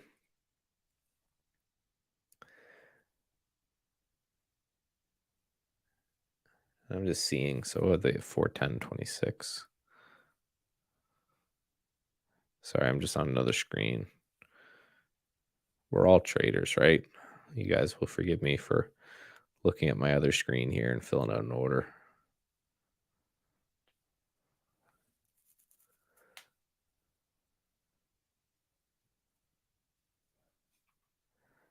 All right, well, let's see there. Yeah, so I can share this layout with you too. What'd you buy? I may short the SPY. I don't know yet. I don't know. I've got a VWAP anchored to the low there. So you can have this layout. So this, and I'll just walk you through it quick, but daily chart, 1 minute chart, chart of the market, single stock window just to give you all your data, and then just 2 scans. And they basically are just showing stuff that's coming up to VWAP or coming down to VWAP, and that are doing double normal volume. Right. So again, fairly basic, but the idea just being is that often you can see VWAP end up being an area of support and resistance throughout the day. And this is just, again, people trading strategy as old as time, right? Barry, you're scaring people. Well, you didn't hear me. I heard you. Oh, you did hear me. Well, I just ignored you. Oh, typical. Very common in the Anderson household. Selective hearing. Yeah, exactly. Listening to you, Michael, and I hope you guys can, when you're listening to Michael, and I'm assuming this is the way you are, listen how calm he is. I'm sure when he's trading, like I know a lot of you out there are like, what do I trade? What do I trade? What do I trade? You get into a trade. Oh my God, look what it's doing. Look, I think you can tell by Michael that he's a very calm trader. He has a system and he just sticks by it. If it doesn't work, as long as it doesn't work constantly, but he just sticks by it and he just moves on. No panic. Is that a good summation of you? Yeah, and that's actually it annoys the wife sometimes. It's like she wants me to be more freaked out about things, but that's actually uh, by design, and it's learned, and it's one thing that I noticed a lot of studying other traders when I was learning to trade. I was more interested. Valium and Oxy helps me go. The when I did a lot when I was learning other traders. This was just like in the birth of YouTube, and I watched a lot of traders on YouTube, and what I noticed with the ones who were the most successful was just that, right? Like I would watch this guy Peter Resnicek, calls himself the shadow trader. He's been around forever, and the dude trades big, like large, massive positions, like 100 grand up or down on these are investment or swing trades, but big. And I just noticed that whether he was making a bunch of money or losing a bunch of money, and it was the same with Brian Shannon, they always had the same even keel. And when I spoke to traders, when I flew around, and I've been to a lot of conferences and met a lot of these people, it was always the same thing. They were all the guys who were really opinionated and like political and angry and all this stuff. They never ended up doing well. And the guys who just didn't care, like they could walk into their office and they could have been up a few grand that day, or they could have been down a few grand that day, and from the outsider you'd never notice. Those are the people that I saw sticking around for the long run, and I think it's 100% on purpose that the market doesn't care, and it doesn't know. Market doesn't It doesn't care. know that you lost money, right? The market makers are out to get me. Yeah, That the isn't that the evil classic one? short lizard men market maker. Oh yeah. No, they don't. It doesn't care. The market doesn't care. So it's like if you're getting mad and the market's just this, amorphous creature, then it's just you'll burn out. B, you'll probably end up doing something stupid, like, tripling up into a trade or something like that. And Mhm. your results will always be determined on your mood. So for me, it's like, yeah, I have um, a system, right? And I've talked about it when I was introducing you to Anchored View app, and I'm loving this. Basically, just looking for stuff that's coming near to or far from VWAP on stuff that's moving that I think has a chance to move, and then anchoring a VWAP from the higher low point. So, like the order that I put in when I was Mhm. concentrating there, it's basically just to short the SPY if it breaks this VWAP from here. 'Cause it's in a downtrend. Right, right, right, right. It's I see doing that. Yeah. right. So I just put in a stop limit that says if it gets around here, short some, and with a stop over VWAP, and that'll be a trailing stop. And it'll either work or it won't. And I think part of that too is that is keeping your risk consistent, right? Mhm. I trade prop, and then I've got my own accounts as well. But I risk the exact same kind of dollar amount as close as I can on pretty much every trade. So I know the results of my trades before I take them, right? I will either lose, I don't know, let's make the math easy. I will either lose $100 or I will make hopefully multiple times $100. And in the long run, my hope is it nets out for me, right? And I think that's so. Staying calm. A, I think it's expectations. B, I think it's making sure you're trading with proper sizing. It's all about Um, size, Michael. and that's It is truly. yeah. You're right, because people, I think what happens is oh my gosh, I got to take 5,000 shares of this, $4 stock because everybody's talking about it, and it drops a dollar, and there you are, Hmm. and you cannot, it's way too risky for most people. And yet, but yeah, but what if it goes up $10? I see 5,000. I bought at five. It goes up 10, about 50. Yeah, that's what they're thinking of. They're counting their money, and not I mean, maybe deep down they realize that, well, I could lose $5,000 also, or 10,000, but they're not thinking like that. They're just thinking about how much they're going to make. Well, it's funny because that's actually one of my old trading mentors always said that you know uh, amateur traders think about and look at how much they could potentially win, and then professional traders are always thinking about and looking about how much they're going to lose because yeah, when you've been doing this long enough, that you're going to have a 50-60% win rate. If you are an amazing trader, that 3 to 4 of every 10 trades are going to be losers. So you're always just thinking about that downside. You just know it's an inevitability that you're going to lose money. I mean, it's just, I've taken, I think, 5 trades today. And when you said, how's the day going? I'm like, because I think 3 of those were losers and 2 were winners, and I'm up a few bucks. Right. And it's like, but I just know that's just how it goes. Right. Yesterday was an Well, and amazing and day. Michael, You know, the thing is that when people listening to this, they might be thinking though, yeah, but that's so negative thinking to think, well, I'm not thinking about how much I'm going to make on the trade, how much, what's the maximum I want to lose on the trade? And I think, well, how can you trade like that? That's negative thinking. But as we both know, that's not negative thinking. It's realistic.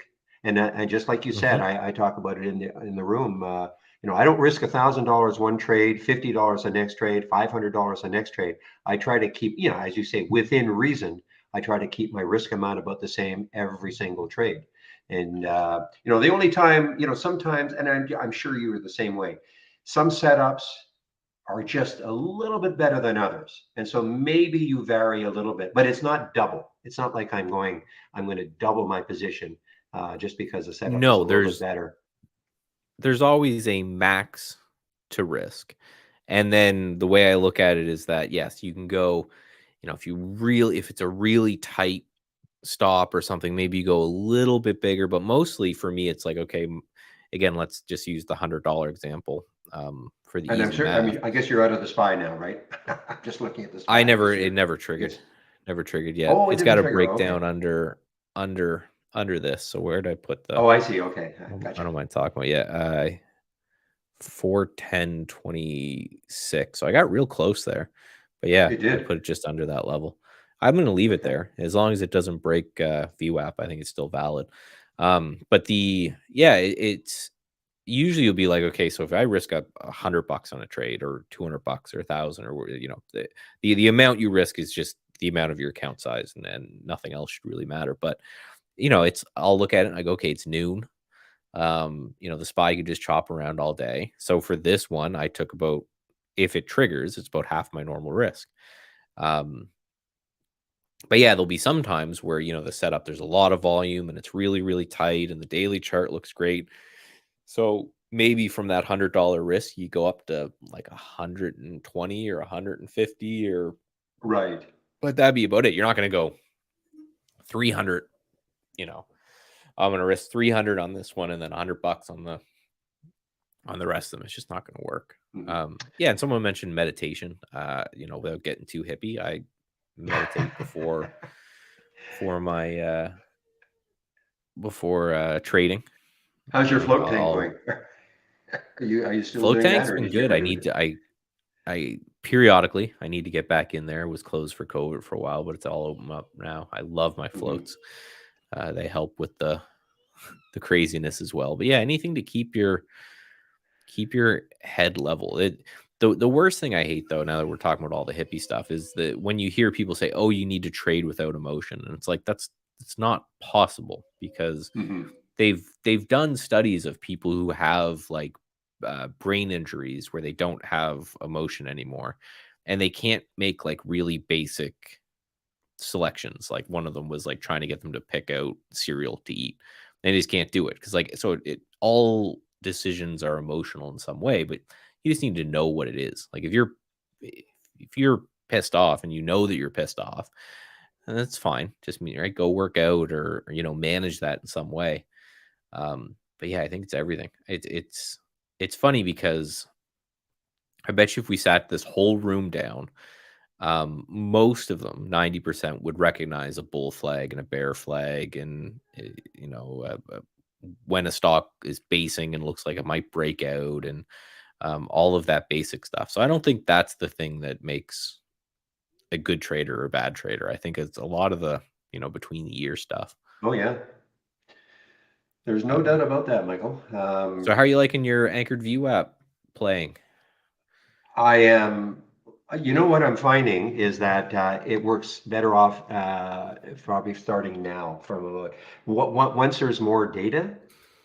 And I'm really, like, I know what you're talking, you know what I'm talking about, in terms of Yes. you're asking about the anchor. Okay.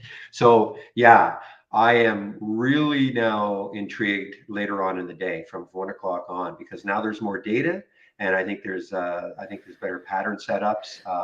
Some of the chop is not quite as ferocious. And I actually enjoy trading in the afternoon. I really do. And I've got some set up right now, and I'm just waiting for them to trigger. And you know what I'm talking about. So Well, and yeah. that's actually something I'd like to hear more when you start playing in the afternoon and some setups you're looking at, because that's something I've always considered as well. I do all my swing trading in the afternoon, and I'm like, man, if I could do my day trading in the afternoon as well. So yeah, now I'm Mhm. canceling the SPY order. I don't Yeah. want it now.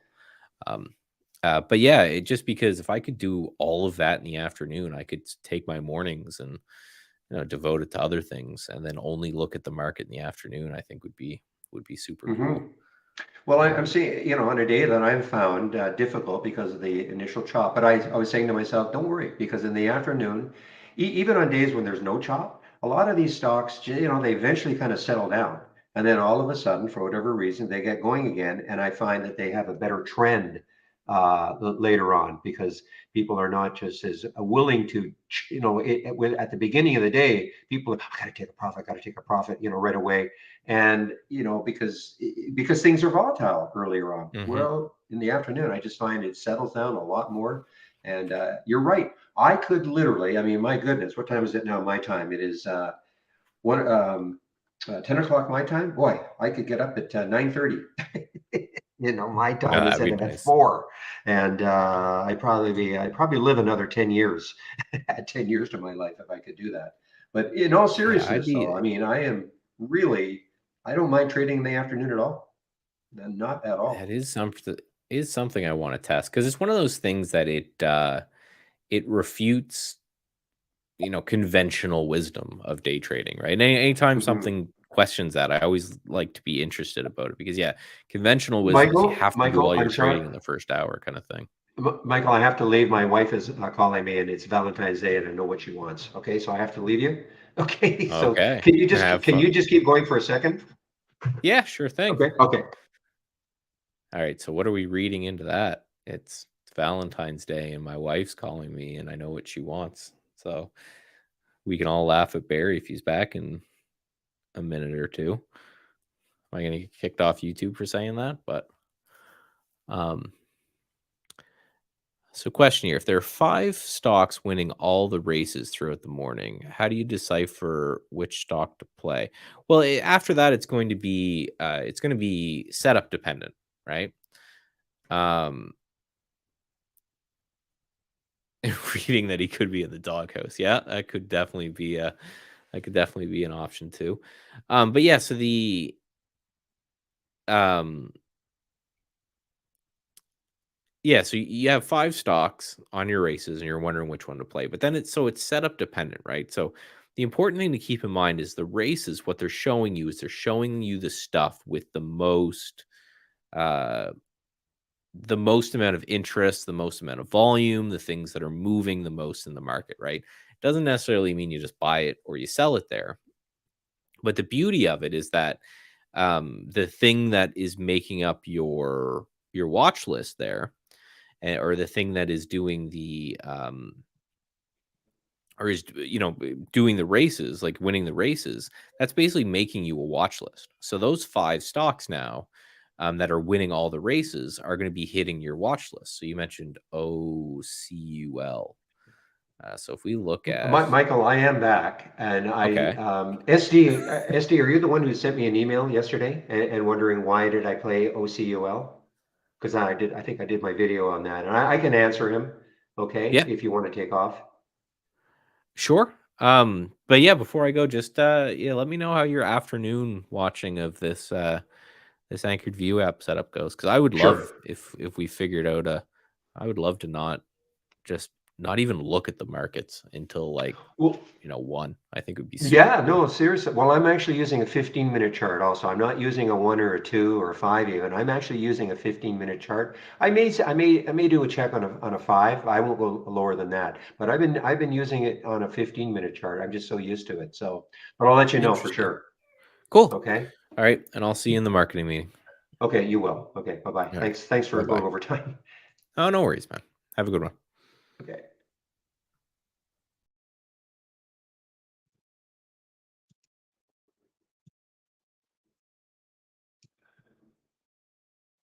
Okay, guys, I just have to get back into the other two rooms. Okay, guys, I'm back in here and I'm back in all the rooms now. Okay.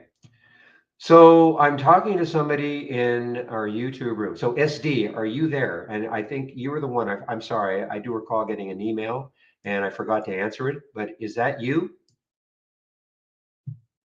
who asked why did I pick OCUL yesterday? I just need a response.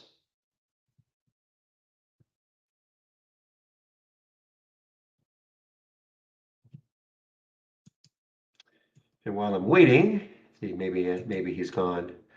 I'm gonna get my music going again. It's so lonely without music in my being piped in. Okay.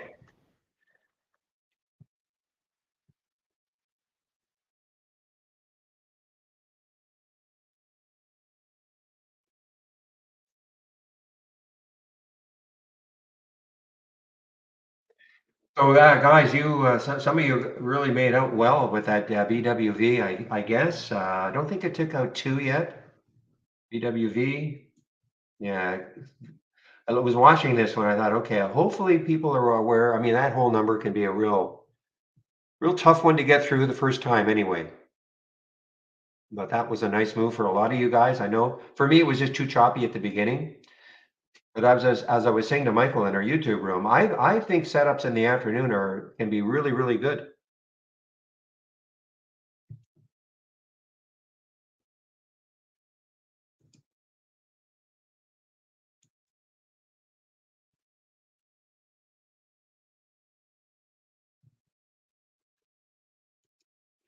Okay, maybe SD, you're not there anymore.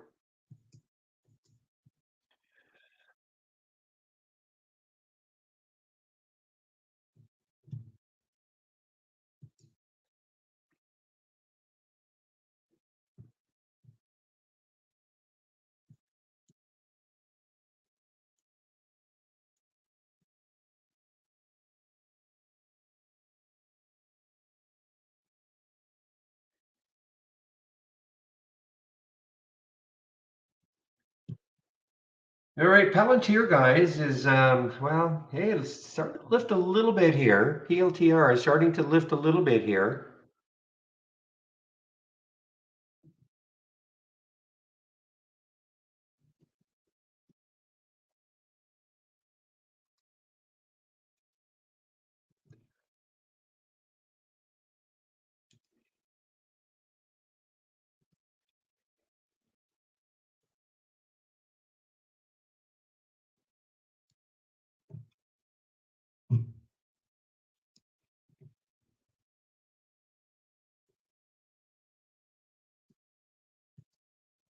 Okay, SG, just give me a moment, okay? You're still there? Okay, I can answer your question. Was that you though? Was that you who sent me the email? And I do apologize. I recall getting something from somebody wanting to know about why did I hit on OCUL yesterday, and I forgot to answer. I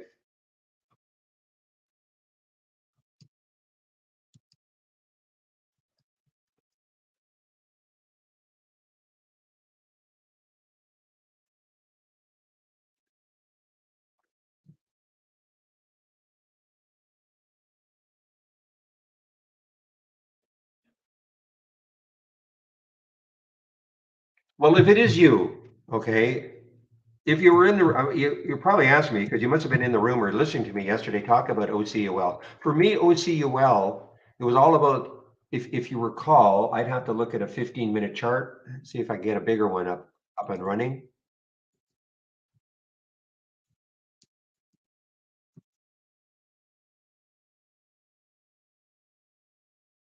Okay, first of all, you had to be looking left, okay? So there was this big gap, and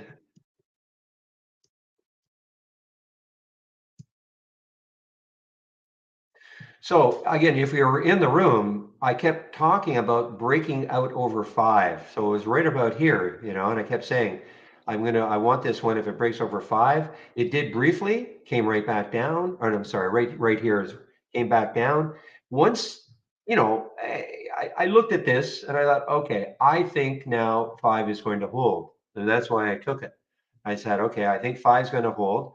I mean, again, if you were in the room, but it was more than that because looking left, it had room. Now it had room to 540, it had room to I think 544 or so, and I was wondering if that was going to block it, but it just tore right through that. And actually this was the next high. So that was my thought process. Okay. I mean, it had news, it had it had a big upgrade by the Bank of America. So I figured that once it got rolling through five is a pretty psychological number for a stock to get through. The 5, 10, 25 numbers like that are pretty psychological to get through. And I think for cheap stocks, especially the five. So that's why I did it. Okay. That's basically why I was really, really focused on it yesterday. Now, does it always work like this? Of course not. Of course not.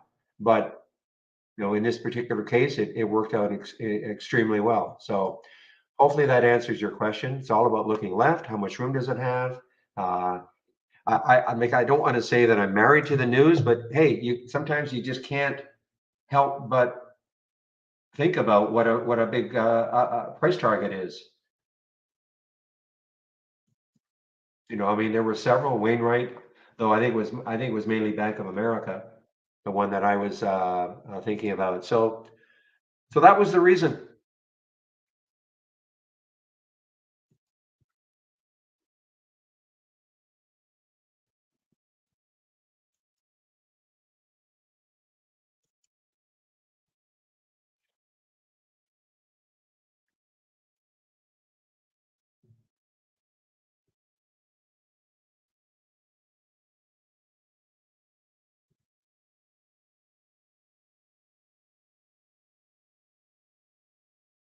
All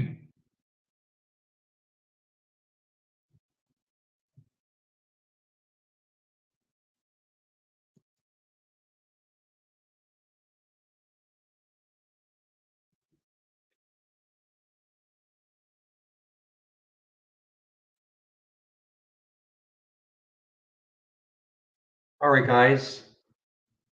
You talk about a whippy one. Look at, when I was on my break, look at SI, what it did. My goodness, it just had an extreme. That was all green all the way up here, 1735. Pulls all the way back down a dollar. It's come right back up. So you're going to trade these, try to trade them intraday. You have to have wide stops. But boy, what a another, after that move at 9 o'clock in the pre-market, then the market opens and it was all the way down to 14. But that was right when I was taking my break, right at noon. There's that noon 15-minute candle, almost straight up from whatever price that was, 1535, without any sort of a pullback up to 1690. If you could have taken advantage of that.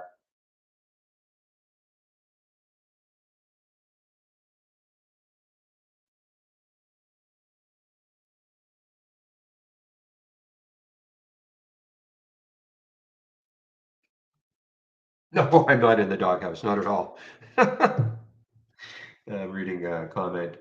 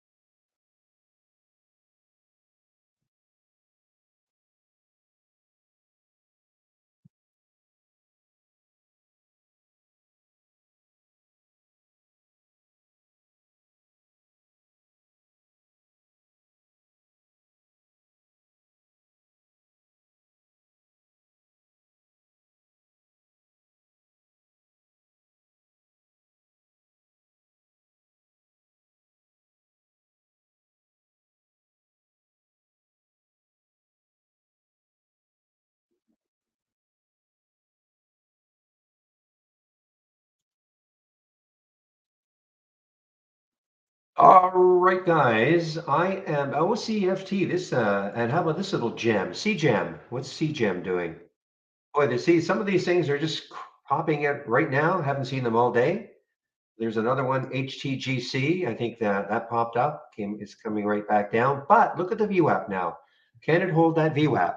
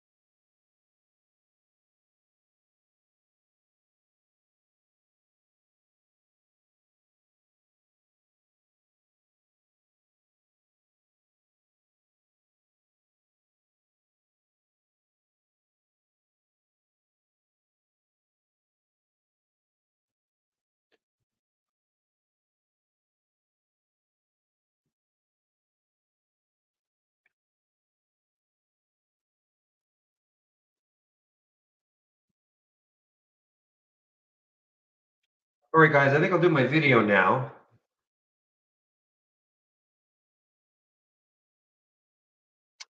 Yeah, I think I'm going to do my video right now. I do have a marketing meeting at 2. So if I do my video now, that should give me a, I won't be on mute that long or that consecutively long. So let me just get that done.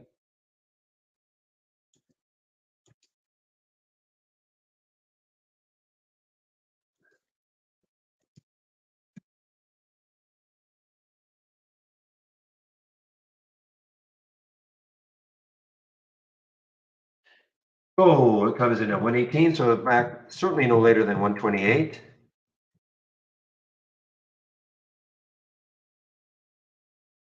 All right, so I'm going to mute myself right now.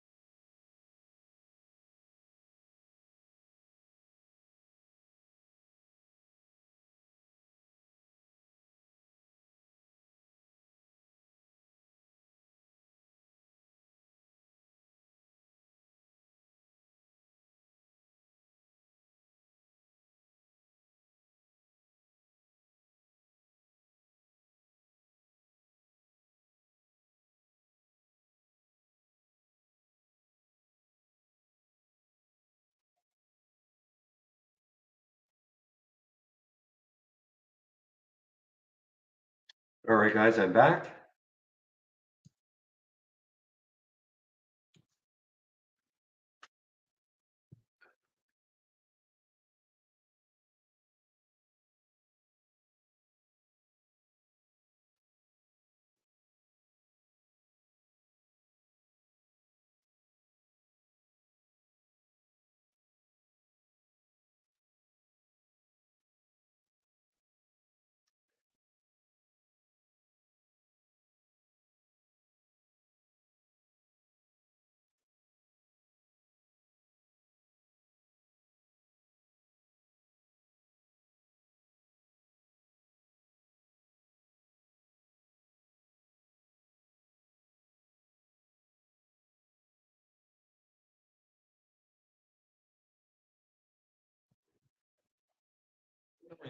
Let's see. I may be interrupted again. I'm going to have to check on this, and I do have that marketing meeting at 2.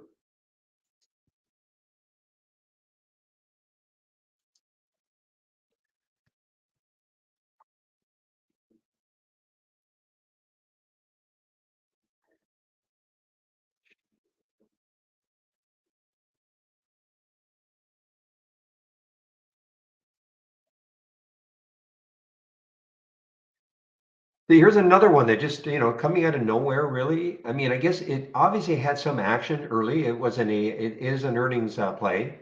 NRT, didn't see it. Probably the volume. Yeah, the volume is still light. That's the problem. Sometimes these late day alerts I'm getting, the volume is still pretty light on some of these. I mean, there is sort of room. 1556 is the next, or 1557. 1557 is the 200-day moving average. So, I mean, it's got room on a percentage basis, but I don't know. It's just the volume is not great and the spread is not great. 1511, 1520. Now, here's one that's starting to move. Look at this Peabody BTU. What a move from 27 to 28, almost 29.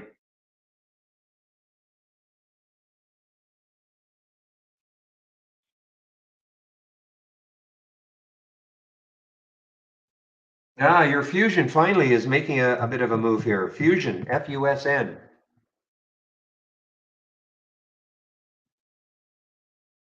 I think it gets through this 466. I think it might have a run. 506 is the high in the pre-market. After hours high yesterday was 530.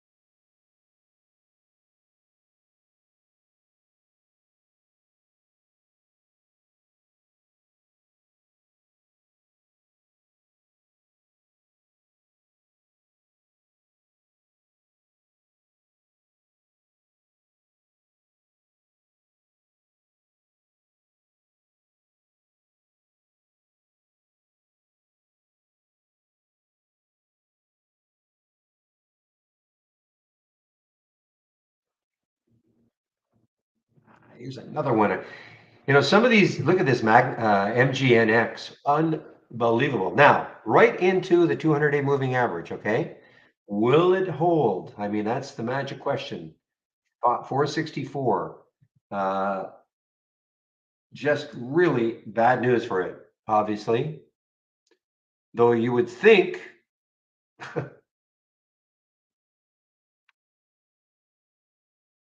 this was after hours.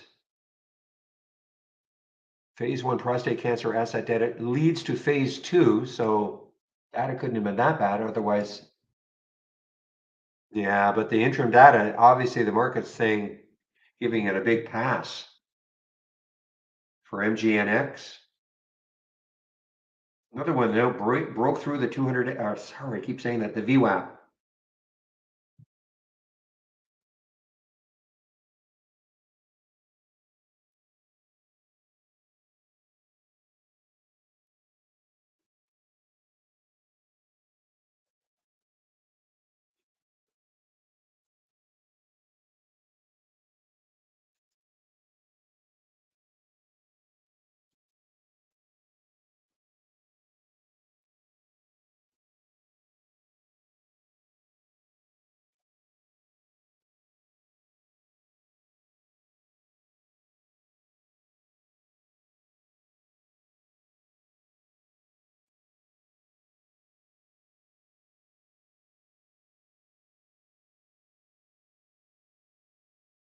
All right, guys, let's see, what is IREN, is this doing anything right now?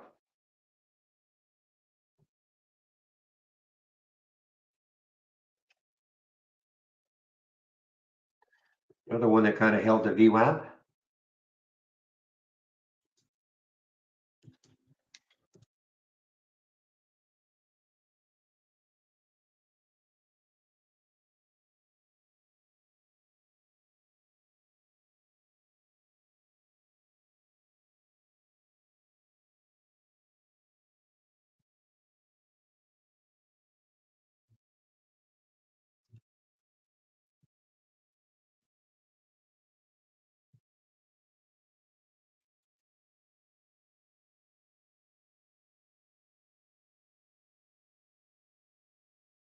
Here's another one, guys, a SECO, you can SCCO, just underneath the VWAP, 360, 357, it's just underneath the VWAP.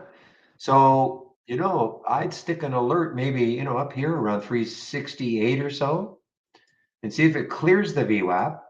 Very, very low float, 300,000 in the float, but you never know. Maybe that gets it going late in the afternoon. It did hit almost $4 in the pre-market.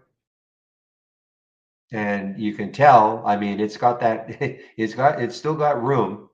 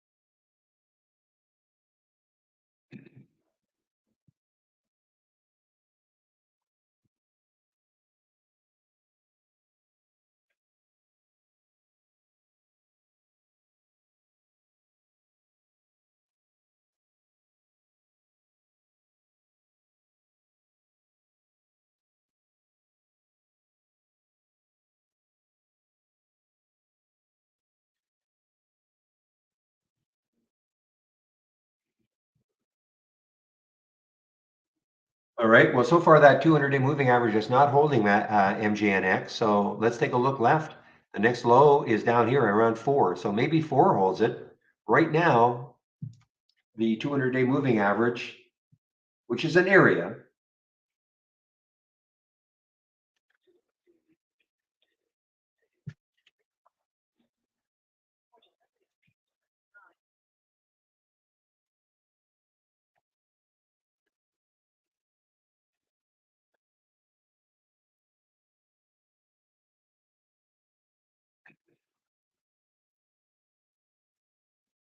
I didn't bring Boeing up. I know somebody said they was it India took a lot of took some planes this morning, delivered. Yeah, I see that. I know somebody posted that in the room way earlier, delivered 38 planes.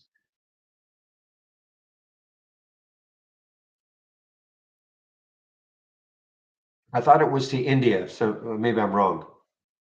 I don't see India in here.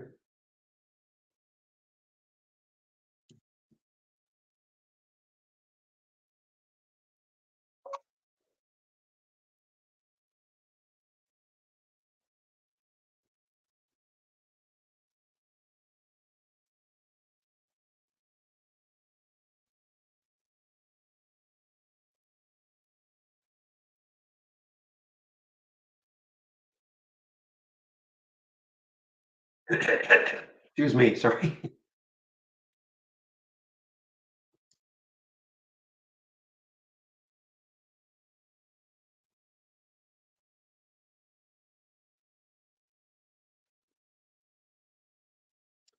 This next pawn is still not, I mean, it's the best I can say is that the trend is up. So these bottoming tails and topping tails, the trend is up on the 15. The high yesterday was 407, I think, 407. So it's close to that. The next high looking left looks around 424.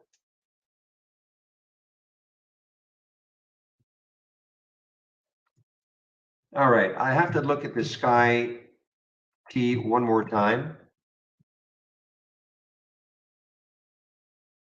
What's the spread like? 1498, 1505. So it's not terrible. This is another one that had a run right at right before I took my break, 11:45, and then up from 14 all the way up to 1532 before it pulled back somewhat.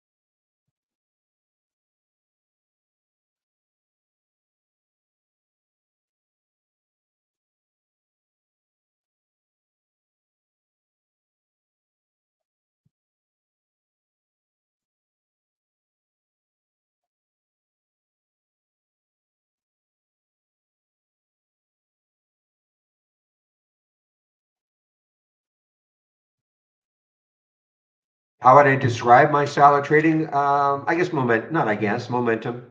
I'm a momentum trader. I like to see stocks that are obviously high relative volume, excuse me, meaning they're trading abnormally. I'm not a huge pullback player. I mean, there are nothing wrong with that, but I'm more of a momentum type trader. So something breaking out I don't mean I will chase something that's up, 10 5-minute candles in a row up, but like this, and I'd seen this a little bit earlier. There's a nice break out of here, is making a new high, something like that.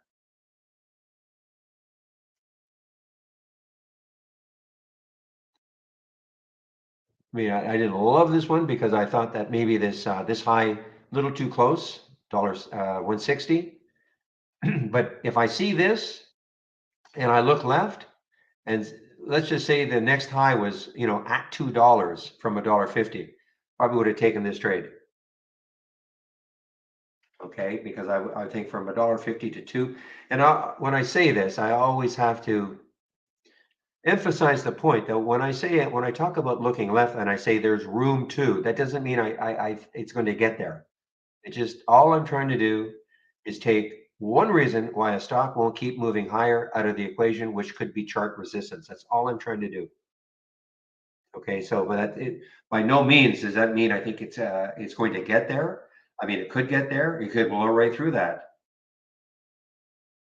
But I don't want it so again, if I to take this trade right now, I wouldn't do it because I look at the daily chart. Next high is a dollar 58, $1.60. So even if I see it hear it from 150 to $1.60 is not enough for me. For me, it depends where I'm going to put my stop. The stop would have had to been down here. So I mean, in theory, okay, a nickel stop, 5-cent stop, getting it at 150. So in theory, a 2-to-1 would have been 160, but it's just too tight for me. Now, when you say newly, are you saying you are a new trader, Brenda? Well, 15-minute charts. I mean, if I can only, I mean, I'm always looking at a daily, weekly. Once I get my idea from Trade Ideas, okay. So my favorite time frame is a 15 on an intraday basis. Is a 15-minute chart. That's mine. Others will it could be a 5 minute chart. Some, if you don't mind the volatility, it could be a 2 minute chart. But that's just me. Okay. Everybody has to. I mean, I wasn't a 15-minute chart person early on. In fact, all I had was 2 minute charts. That's it. But I just find the 15-minute chart for me, for my style of trading, even though I'm a momentum trader, I just find the 15-minute chart serves me the best.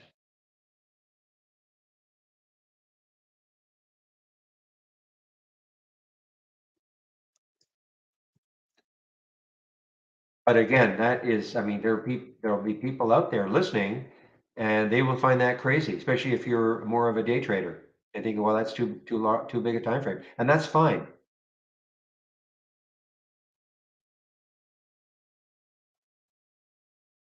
And the other thing is, yeah, I am definitely, I'll call myself an intraday trader. I'm definitely not a swing trader.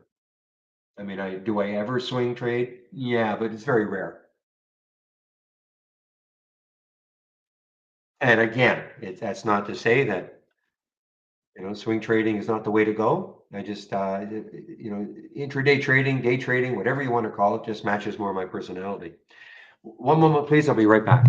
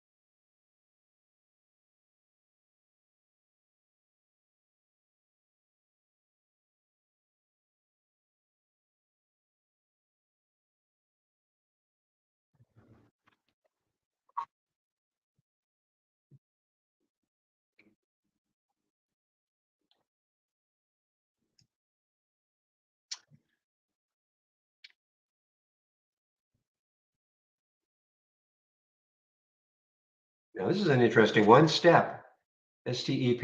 Again, the volume's a little bit light.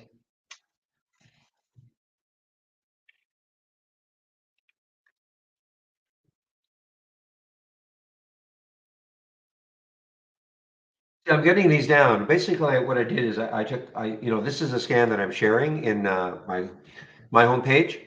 It's called Momo. I just flipped it. Okay, so now this is where I'm getting some of my short ideas from the momentum down. And, I do have a minimum share volume of 200,000 shares, but I would hope that by 141 Eastern time, it would be a lot more by now. The reason why I don't put more like a million is because I want to catch some of these ones early and they could be building up. At the beginning of the day, they could be 300,000 building up to the million. And so that's why I haven't upped the volume. I could, of course, do that, have another one that just with, say, 500,000 or something like that, run them side by side and just see what the difference would be.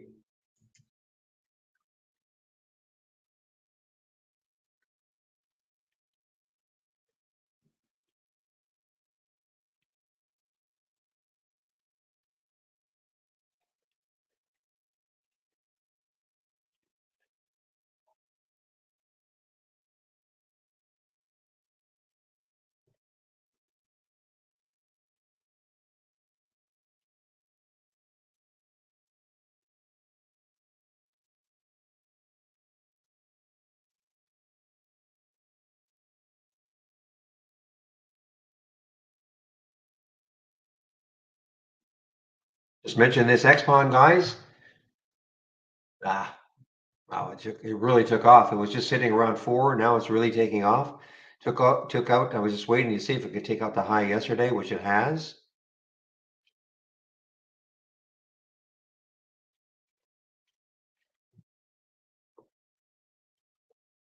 Yeah, Peter, the only SMA I pay attention to is the 200-day moving average. That's it. I saw your question. There's no right or wrong. People use SMAs, and if you can use SMAs moving down or through or a certain SMA and it works for you, great. I'm totally aware what the 200-day moving average is because that is sort of one of those universal data points I think virtually everybody uses or is aware of. But other than that, and that's only on the daily chart.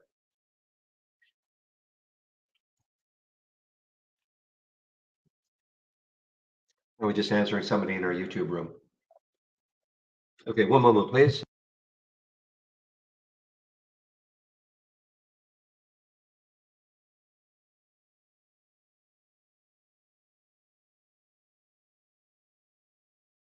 Okay, guys, I'm going to be about maybe 5 or 10 minutes. Okay, so I'm just going to put myself on mute for that length of time.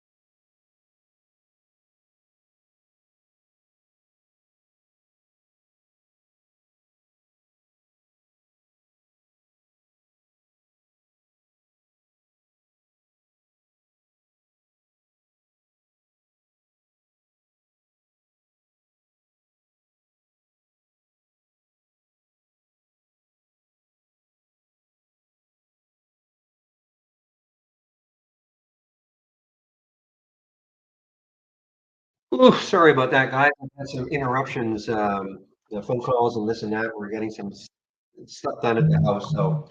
And now, unfortunately, I have to go and get into this marketing meeting. So I'm going to have myself on mute still and in a meeting.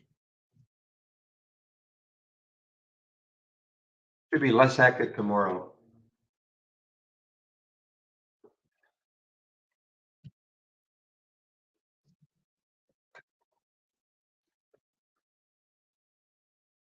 Okay, so I'm sorry. So I will put myself on mute. Hopefully, this meeting will not be that long.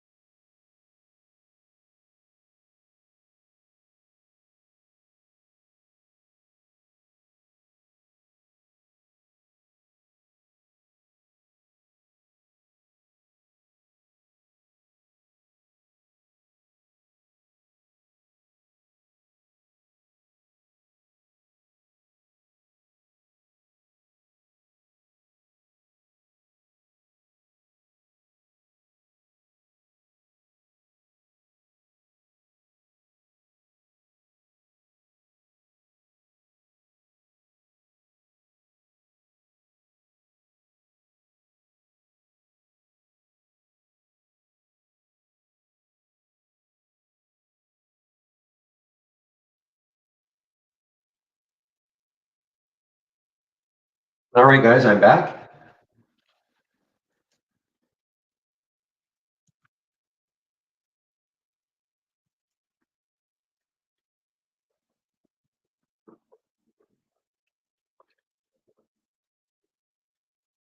Well, old Ding Dong, that crazy trader yesterday, guys, look at this thing go. I mean, this was a crazy trader yesterday, had earnings in the pre-market, DDL, looked really good. And I'm not talking about the earnings, I'm just talking about the reaction to earnings looked really good. If you don't recall, so this is the reaction right here. This is pre-market, okay? Pre-market got all the way up to, I don't know, 581. Market opens, it gets up to 617, and then look what happened. Just basically sold off the entire day.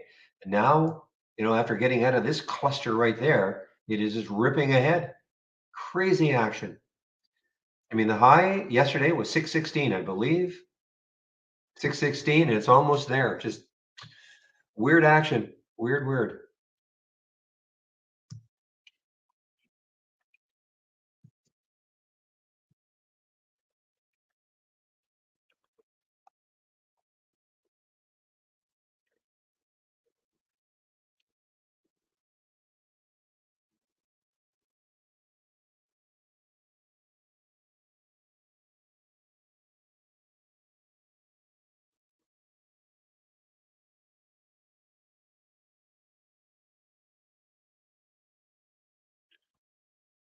Well, there's a nice break on SSI, SSY. What a nice break at a consolidation. Now, it hasn't moved that much. It's only 6 cents. This has got some room, guys. 128 is the next high looking left. It's above that. And the next high is 165. And then after that, 210. Again, not saying it's going to get there, but it's interesting little action on the daily chart. And then breaking out. It's probably a low float. Yeah. And it has earnings tomorrow, February 15th.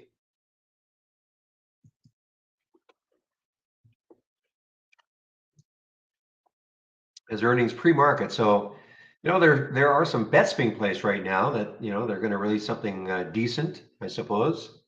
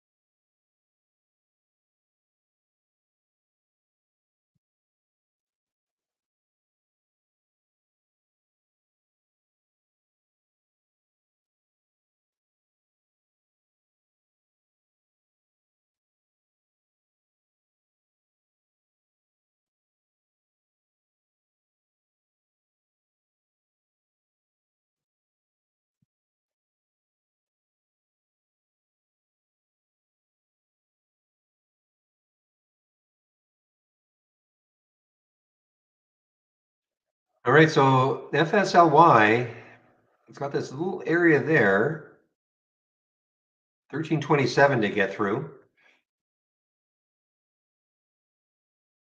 And then after that, 1442. So this has still got some room to run. Big day yesterday. I think this is the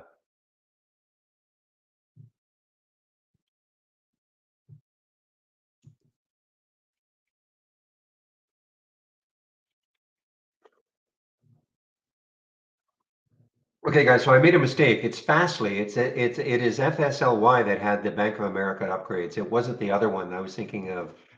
Okay, so it was Bank of America that had a couple of upgrades for FSLY yesterday. I think that is, no, well, that, and I think that is the reason for that run.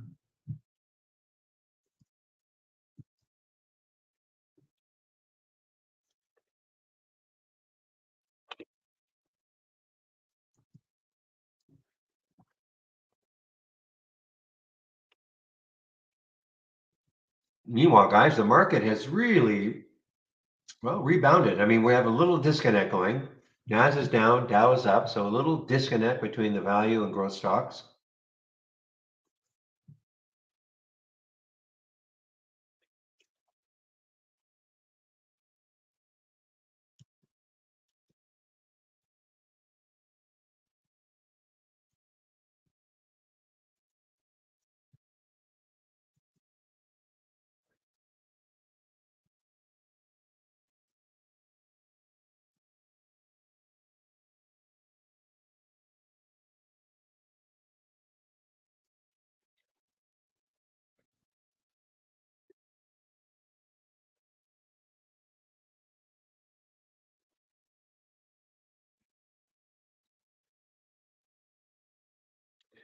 Take a look at this AHH, guys. This has been a nice little mover. AHH. Saw this one. I think we talked, at least I'm sure I talked about this one right around here on that 1320 breaking out. And when you look left, it had the room. 1348 was the next high. It's above that now. The next high is 14.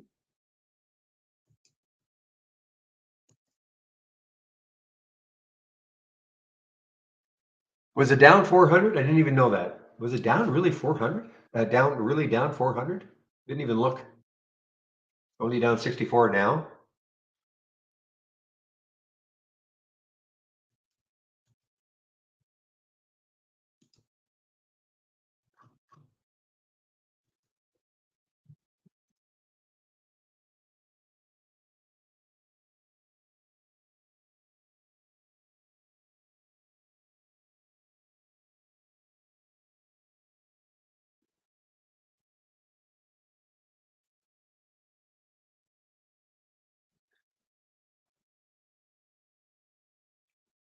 You know, guys, those of you heard Michael and I talk in YouTube between 12 and 1, probably about from 12:45 to 1 o'clock.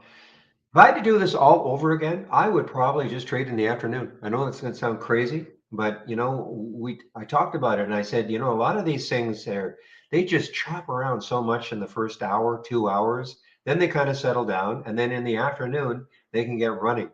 And I'm not obviously there are stocks that at the beginning of the day they keep going, going, going. I get it, but I've just seen so many like this. I mean, I'm not. I mean, I'll use this as an example. Look at AHH, chop, chop, chop, chop, chop, chop, chop, and all of a sudden, 145. Look out! I'm not saying every stock does this. Of course not. But it's almost as if it takes takes four hours or so to get rid of the froth, and then all of a sudden, some of these things just want to go. And I am, that means I could get up at 10 o'clock my time instead of 4. I told Michael.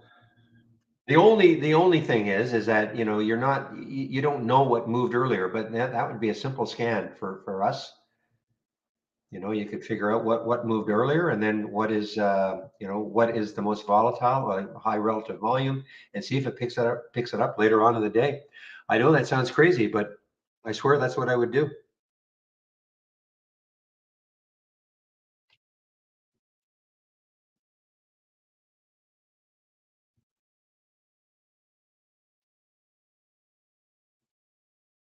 I mean, look at Palantir now. I mean, I'm not again, we're picking some of these off, but some of these I have thumbnailed, so I'm aware of them.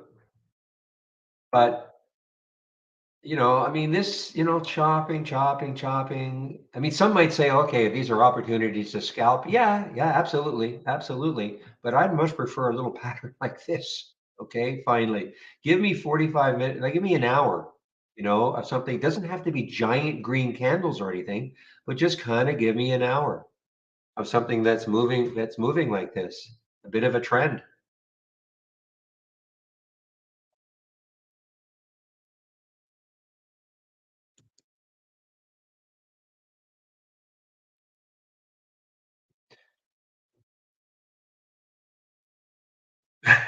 Yeah, David, I'm serious. I'm talking.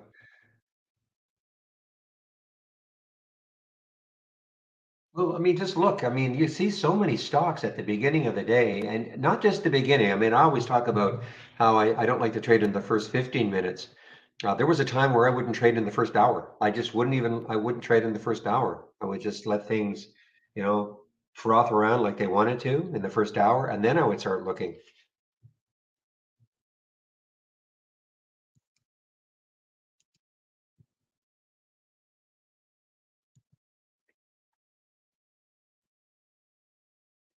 And if you use something like this momentum scan that I've got, you start to see stocks that were, I don't know, maybe CVV did something back here, okay? But all of a sudden, and what time is it now? 2:49. All of a sudden, here we go.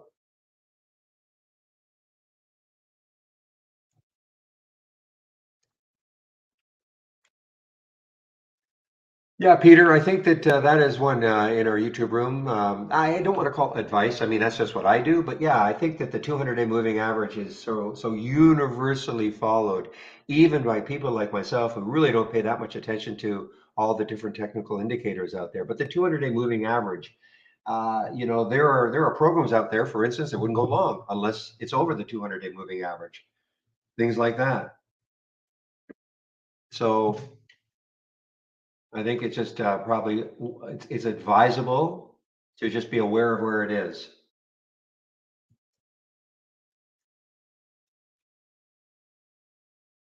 And I would put it, Peter, if you're using our charts, I would put it on the daily chart. Okay, I would put the line. Excuse me. I would add the 200-day onto your daily chart. So now you have a visual representation of it as well as the numerical.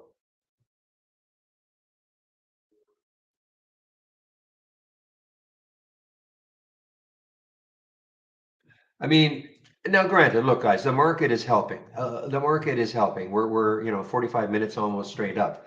But I'm looking at OCUL as an example. Chop, chop, chop, chop, chop, chop, chop. Okay, now we have a little move. And again, that market may be helping a little bit, but it's just amazing. I mean, how many times do you hear me say earlier today, this is a real choppy market? And of course, look at the SPY. It's early, but some of these shouldn't be that affected by the SPY, is what I'm saying. These are stocks that are typically under the radar. So Peter, do you know how to add the 200-day moving average onto your daily chart so you have it visually?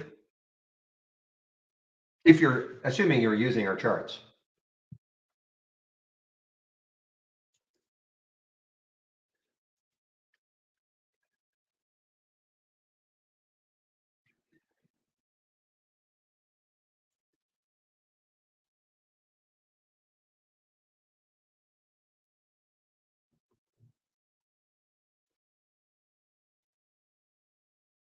I'm actually, I'm going to be watching FSLY. I want to see if it wants to break out a little bit more. Now this one, is still kind of chopping around. Again, there's nothing. It's not that every single stock, but it is above yesterday's high, which I think is crucial. Above yesterday's high. But Peter, are you able to add that 200-day moving average to your daily chart?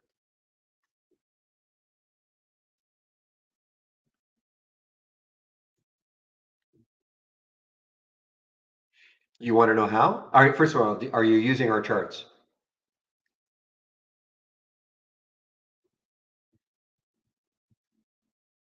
And in fact, I don't even have to, I can just give it to you if you want, because I can share this with you.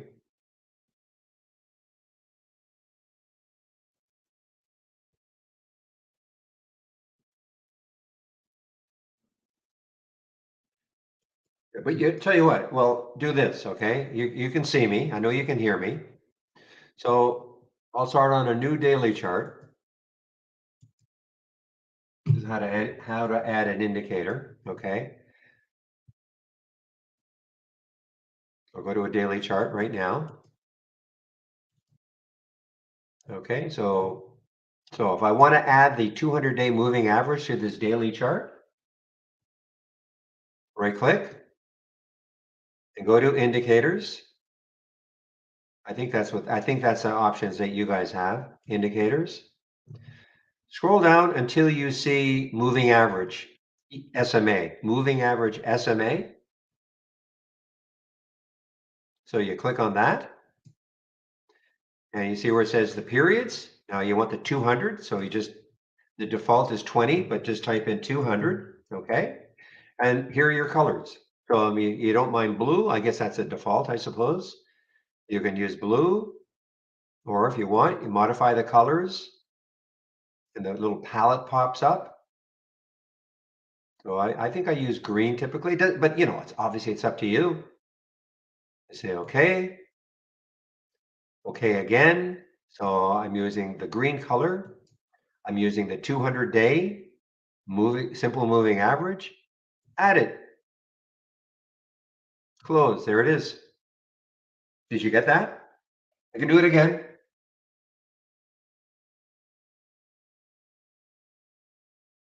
Now you've got this nice visual representation as well as a numerical.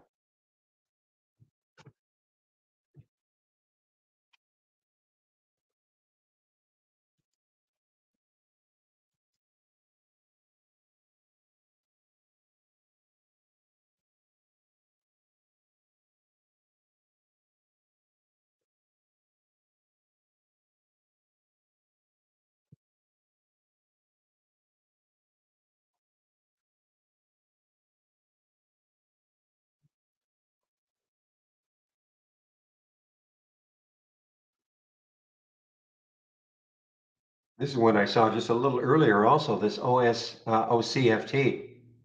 A little bit choppy, but still tremendous trend up. And, has room still. It literally still has room. 949 is the next high.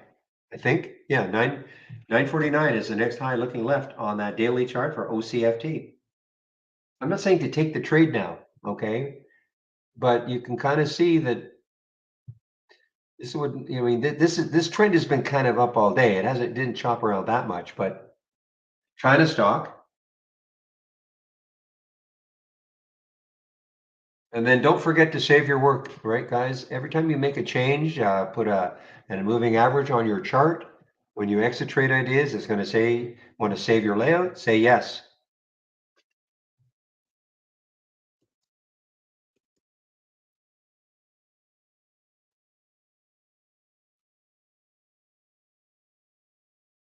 I mean, look at AI as an example. AI was a horrible one, in my opinion. Anyway, I mean, look at how choppy this was. Then it took up the VWAP. I said about 215, and some little topping tails, but nothing like just not okay. And I don't know how long this is going to last. I mean, this is 45 minutes now straight up.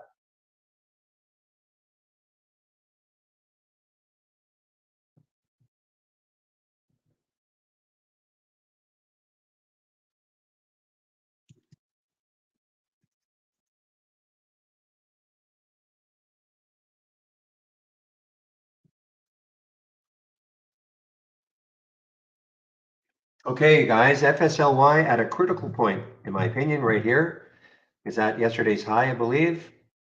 Yesterday's high was 1308, so it's at 1310. Can it hold there and move from there?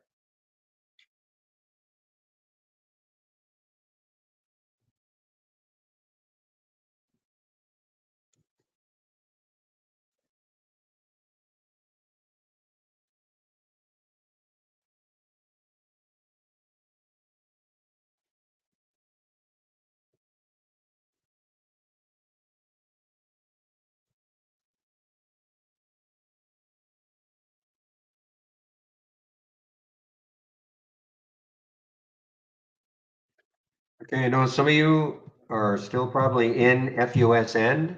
It's been a kind of a snoozer for quite a while, but yeah, I mean, look at this. I mean, but you never know. I mean, if this breaks out over 465, this could get rocking. It's not been, I don't think, it's nothing I was interested in unless it takes this out. but you can kind of just see maybe, but you need some volume. There's no volume yet.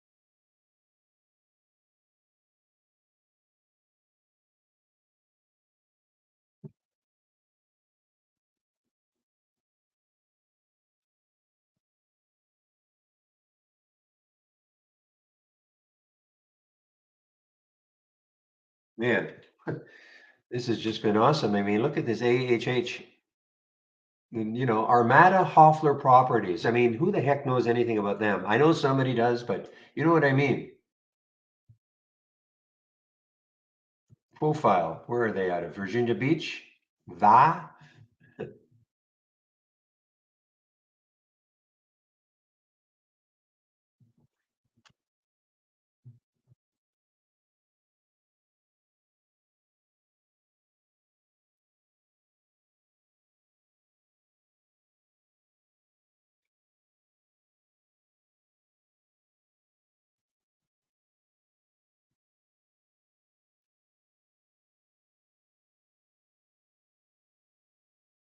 Well, guys, because I was on the phone so much and a lot of interruptions, I think I'll stick around to 3:30.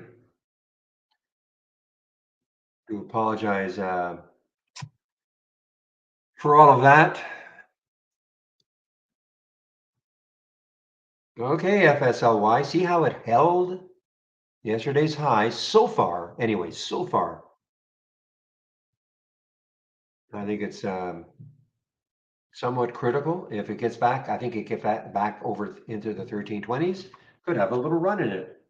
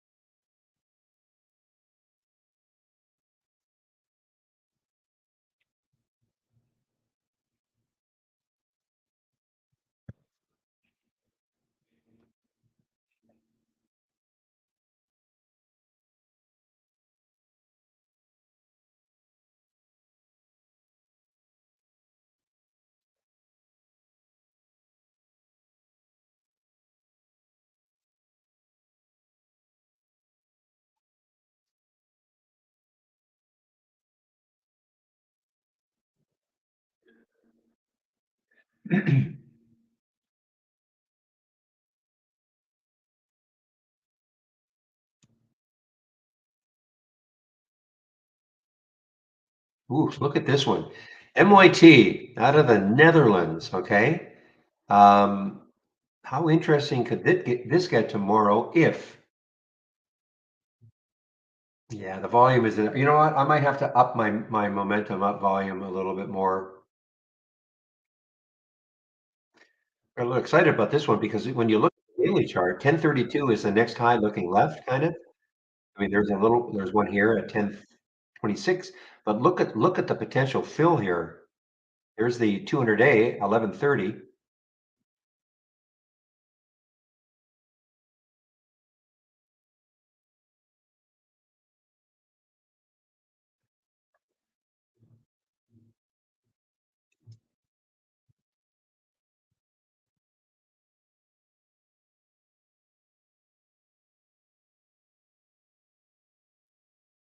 Just like to see some volume, William. You see, look at the volume for the FUSN.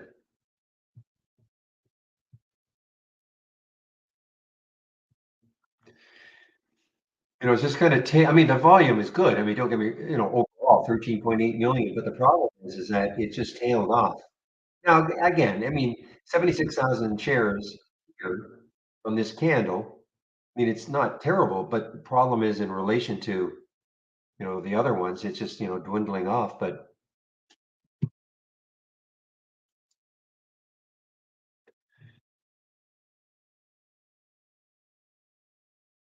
if you can imagine, if we just get a little volume surge here, takes out this 466, this could get it running, and sort of an end of day run.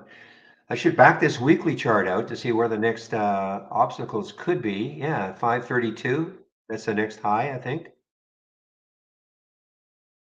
534 is the next high in the weekly. So, it's got room. Takes out this 466 with some volume. It's got some room.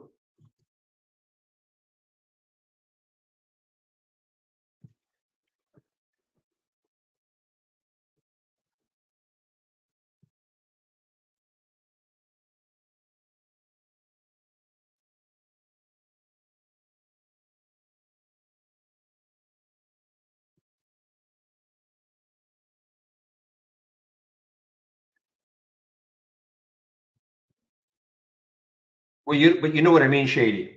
You know what I mean. I'm not. Yeah, I mean the overall volume is huge.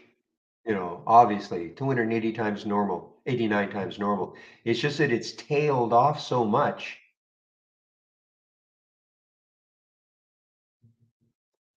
And you're right. I mean, if I think if it popped through there,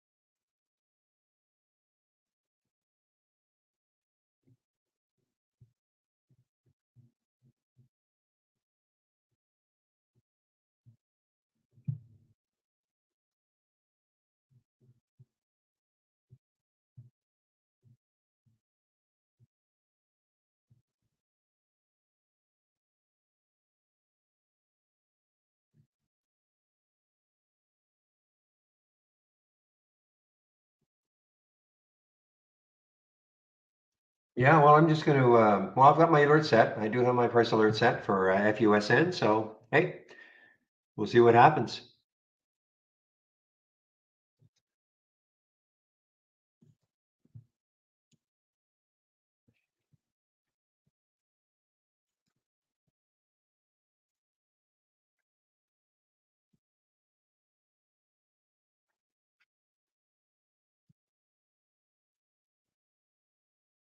HPCO. Let's take a look at HPCO from DAC. I mean Adam. Um, wow, look at yeah. What a move this has had.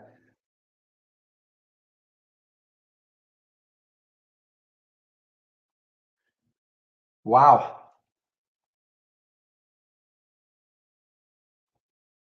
Didn't really see this one. I don't know why. Let's take a look.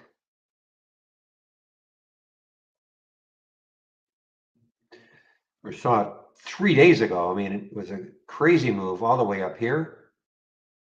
I think this was can't remember. It had obviously it had some news. I just can't remember what it was. But then it just collapsed.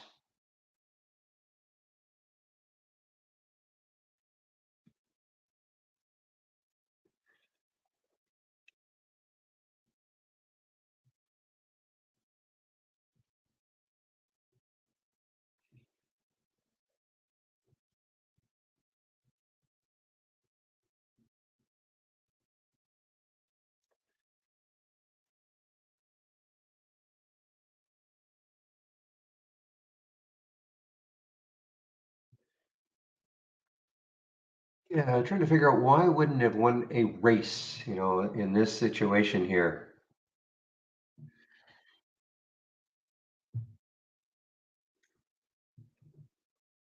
Certainly the volume's there, the relative volume's there. It's up at least 2%. Interesting.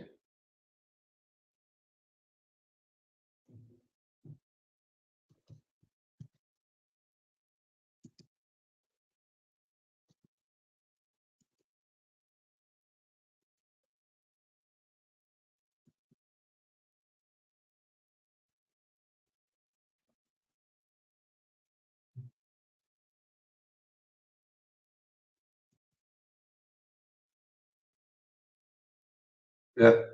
The hype about this one, hyperfine, AI, AI PR from yesterday.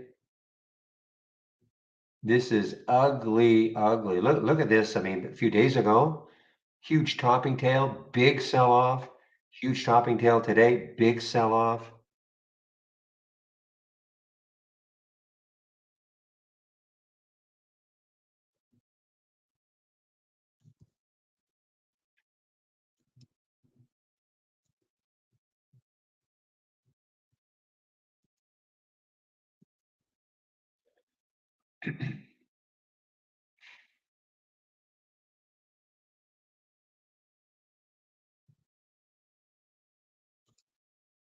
So, guys, got another about 20 minutes left in the room.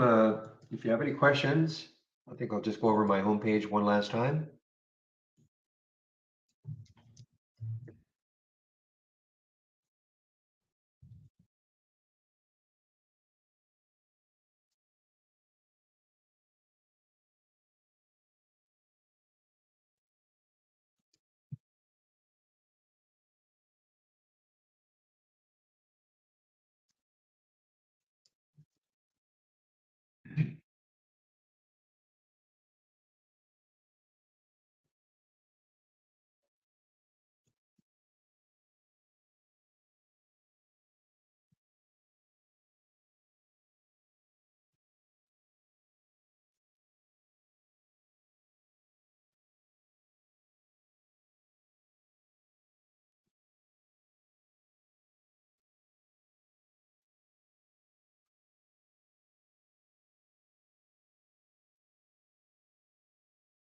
Sorry, just give me a moment, please.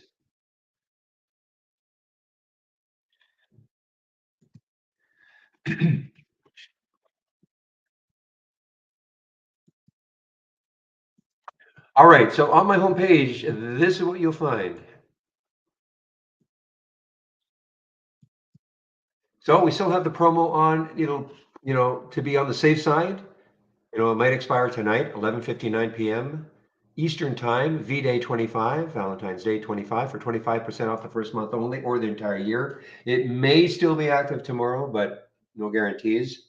So if you do want to take advantage of the 25% off, it could expire tonight, 11:59 p.m. Eastern Time. If you do take out a subscription, please do the Let's Get Started. Take you about 30 minutes to go through those 10 short videos. If you're brand new to trading, Trading 101, this is for you. Okay, free. Michael Noss, if anybody was listening to Michael between 12 and 1 in our YouTube room, he put this together. Okay. Stock of the day video, I've already done it. You can sign up for it, free of course. Trade of the week is sent to you before the market opens every Monday morning. And it is free also. Now, if you subscribe to the trade of the week and you don't feel you're getting it, please check your spam folders. And also, if you have Google or Gmail, check your promotional folders. Education, all the education is here. Got a great, I think I've basically tried to assemble most of the things that people are interested in regarding education, including their user guide and scans. Here are my scans that I'm sharing. Probably get this question the most. What do you use in the pre-market? This is what I use in the pre-market. Pre-market actives up and down. I've been using this for years. The two races that you see, the breakouts and the breakdowns, the halts and resumes that you can see on my screen. Okay, I have some other scans that I'm sharing. So if you do take out a subscription, appreciate it if you would use my homepage link and then use the V-Day right from my homepage. The room gets credit, I get some credit. And also, if you save my link, you can take a look at my scans anytime you want, plus this education section.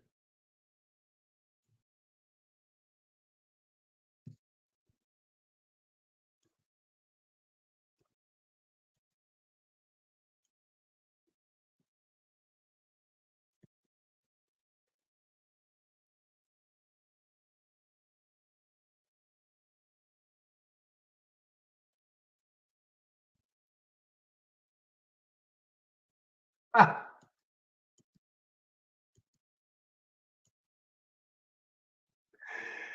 oh my goodness.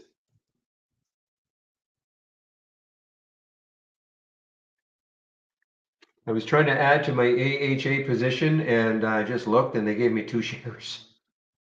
This was a while back. They gave me two shares. Couldn't figure out why I had this, well, two shares in addition to what I had. I don't often do that, you know. I don't often add to my positions, but I just sort of, well, once it took out this right there, that 1328. I'm sorry, right here, the 1348.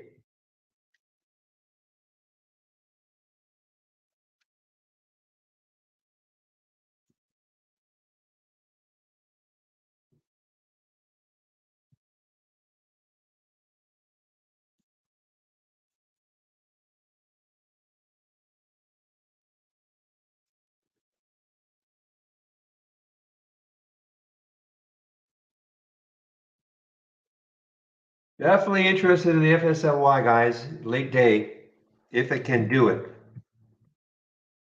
If it can just get into the 20s again and see if it can have a run. Here's my alert set up here around 1324. That will be my area that I'll be very interested. It has 1442 on the weekly chart, so it will have some room if it can take that out. Not telling anybody to do the same thing, but I'm just showing you what I'm looking at.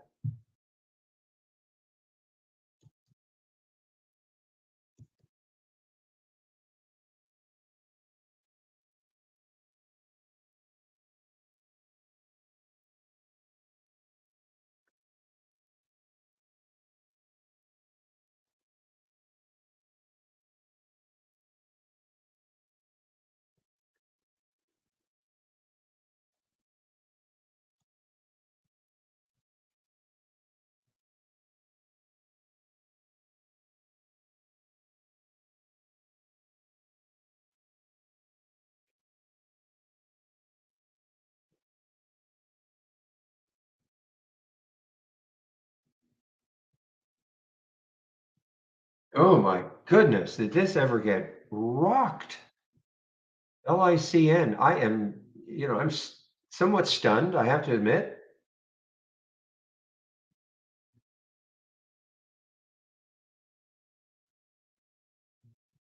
I am somewhat stunned on this one, LICN. This looked, I mean, this is a massive sell-off, guys. Not shortable for me, of course, at Interactive Brokers, but wow. I mean, this got up to 725 in the pre-market, 718 in the pre-market. Boy, these poor people up here. Something's got to be up with this. I mean, that doesn't make any sense to me. Well, something's got to be down with this. Makes no sense to me.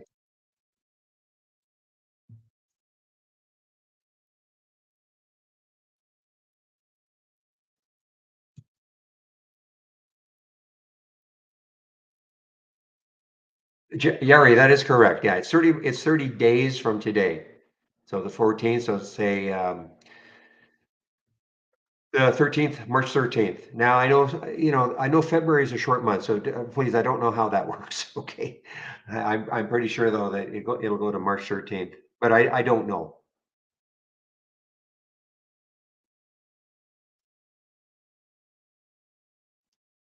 But definitely not to the end of the month. No.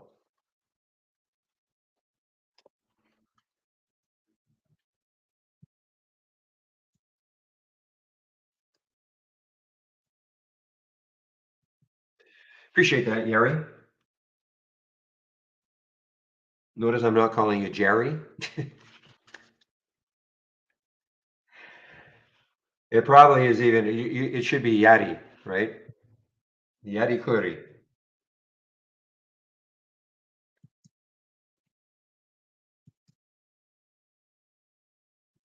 All right, guys. Well, here we go. Let's see. Let's see if it has a run now.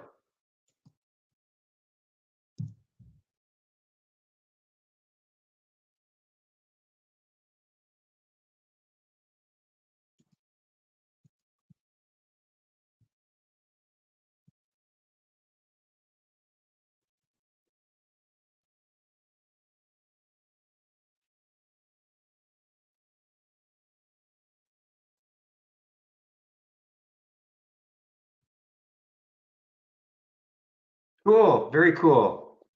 Very cool. Yaddy. I figured you were finished. Well, we're sort of, oh, Anderson, of course, is well, not of course, but it's Icelandic. So we're in sort of in the same neck of the woods.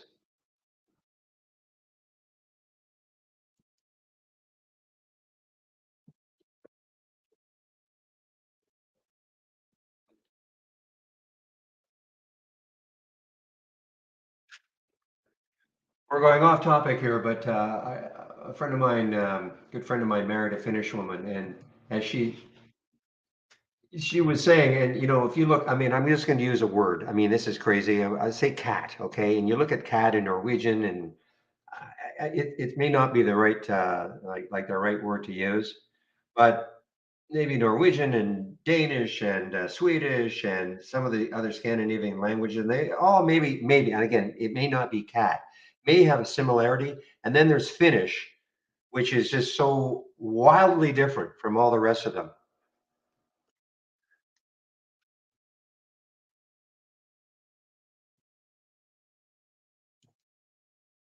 Totally different. That's right, isn't it? Yeah, totally different.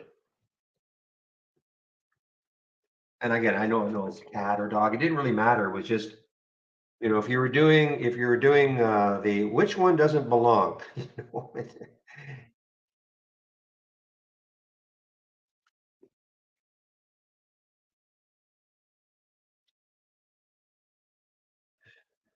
All right, guys, we're getting close to the end here. As I said, I will stick around to 3:30.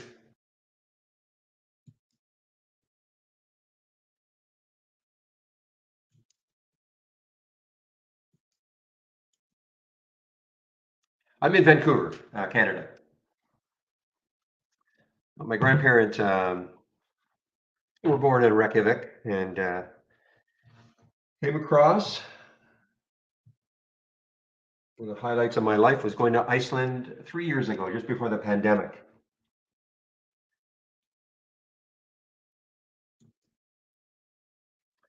And seeing the lady at who was processing our passports and all, and she said, "Mr. Anderson, welcome back." The first time in my entire life that anybody has pronounced my name correctly the first time. It brought a tear to my eyes. You know?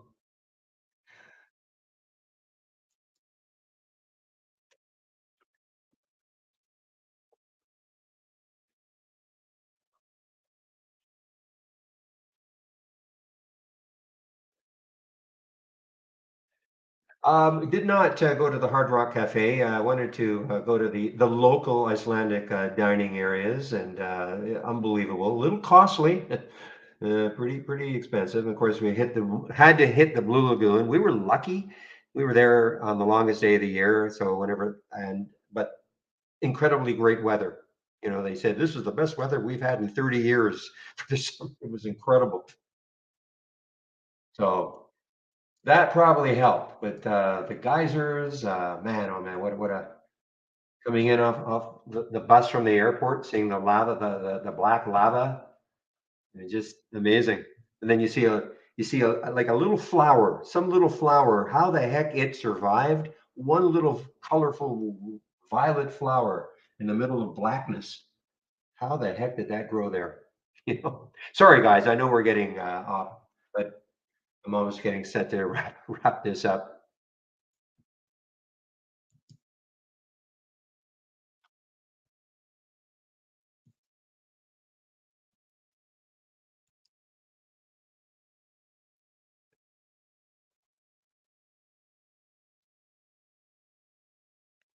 Yeah, you guys on the East Coast of the States. I remember when I lived in Boston for that year. Boy, I mean, it took nothing to get to Iceland. They had flights, lots and lots of flights, and very hardly took any time. Yeah, thanks, Larry. I mean, I some people get very upset, get emails. Why did you do this? And I rarely deviate.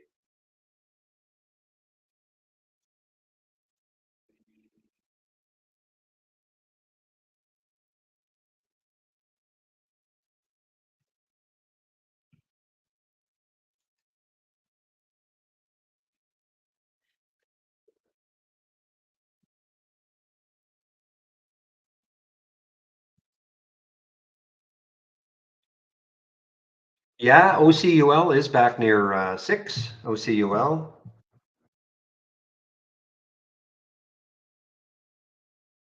There's the high yesterday. Well, you know what, guys? Just stick an alert there. Put a price alert at the high yesterday. It may not take it out today, but if it does tomorrow, this could have another run in it.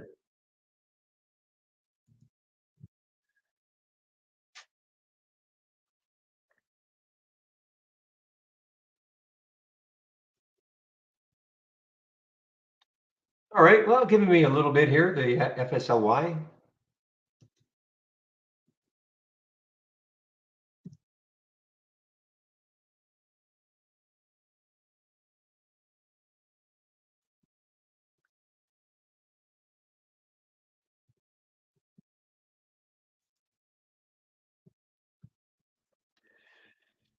Yeah, is it ever breaking the high of the day? AI. Look at that. What a crazy day for it. But you're right. There's the high of the day right there at 2271. Yeah. So that'll probably show up in some of my scans now that it's breaking the high of the day.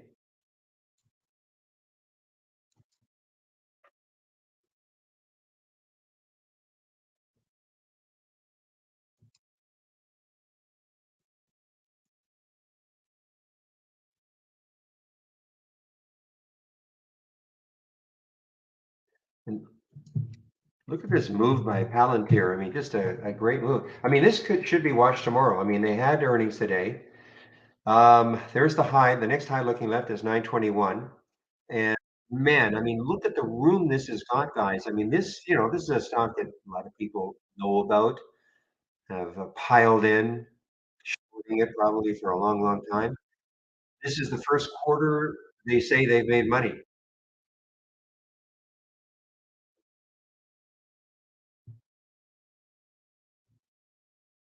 It's an earnings play, and I think that's what I read. First quarter they made money.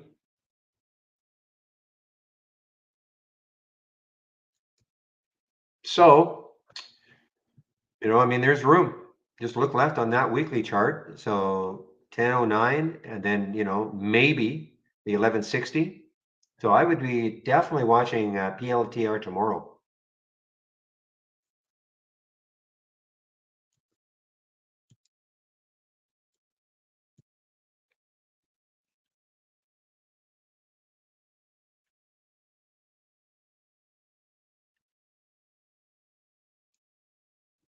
All right, guys, I think I'll wrap this up right now. Thanks a lot.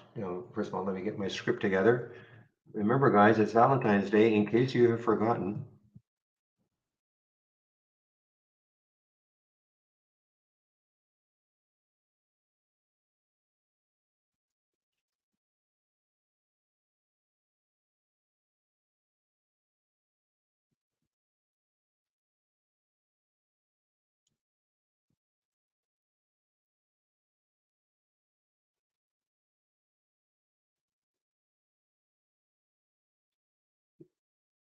Okay, guys, I think we'll wrap this up right now. So thanks a lot for all the help. We'll open the room tomorrow at 8 o'clock Eastern Time. Well, have a great evening, and we shall see you then. Bye-bye.